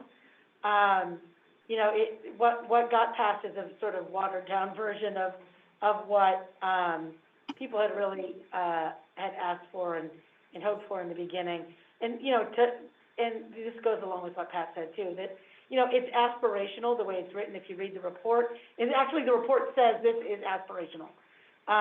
There's no real teeth to it. There's no penalty if you don't do it. There's no enforcement of it. And so I would just encourage our working group to maybe use the ABA's resolution as a launching pad, but maybe we can do better than that. I like that. And Michael, All right. Michael All right, Ryan, Michael has thoughts. My comments have been covered, and I'll save the rest for the working group. Okay, so given that we do have members that are interested in establishing a working group, I think we should proceed with one. And I look forward to seeing you guys' finished product. Is there any other comments that anyone has or questions about this? I just wanted to add that it might be, and I don't see Chris here anymore, but Elizabeth may relay it. This might be a good crossover for the report card and the calls to action, right? So to the point, I don't remember who was speaking in San Francisco, sorry. But to the point about the things that law firms prioritize, perhaps if a call to action is encouraging or, rewarding or something along those lines, I agree with the murky nature of billable and non-billable. But including this resolution and this call to encouraging this specifically under this header might be a good point for the call to action. I'll save my other thoughts for the working group, except to say that we have seen in the past few months on the law school side that the ABA resolution and changes to curriculum have actually been very fraught. It's caused a great deal more controversy than I think many people thought that watered down curriculum update would cause. And so I agree with Judge Kristen that sometimes the things that feel the most watered down still come with a lot of pushback. And it will be important for the state bar to consider, how to handle that, teeth alongside of it, et cetera. All right, thanks everyone for your input, and we will move along. Next item up is item 6L, discussion of additional diversity and inclusion initiatives. And so this section is essentially an open forum. It's for me to ask you guys if there are additional initiatives for discussion that you would like to talk about that we could pursue as COAF.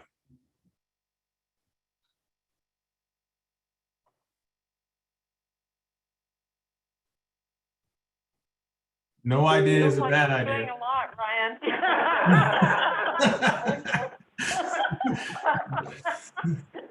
Let's have something else. No idea is a bad idea. And as far as the whole diversity billable hour thing, like, you should encourage firms to raise it to 100 hours, because my firm does 50, and I think I burned through that 50 in like the first month. But anyway. Hey, Sorella has unlimited credit for pro bono work, so. All right. Well, so I guess we don't have any folks with any ideas. Maybe you could brainstorm and share them at the next COAF meeting. And I'll wait 3 more seconds.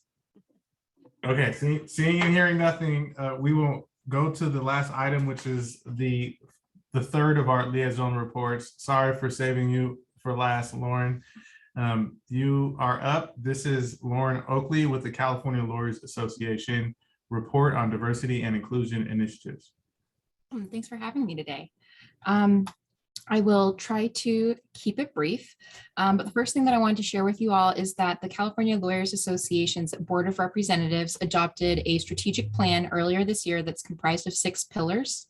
One of those pillars reads as follows: to champion diversity, equity, and inclusion in the California legal community through training, advocacy, affinity bar partnerships, and education to positively impact the future of the profession. So again, that's just one of the 6 strategic plan pillars. But to that end, CLA is going to be pursuing a new staff person to join our team in the DEI discipline over the next few months to help execute those strategic plans and enhance DEI in the association and legal profession. I'll continue to work in that department as well, and I'm eagerly awaiting to be joined by a new colleague to that end. And as initiatives manager, I get to work with a lot of our committees that are focused on DEI topics.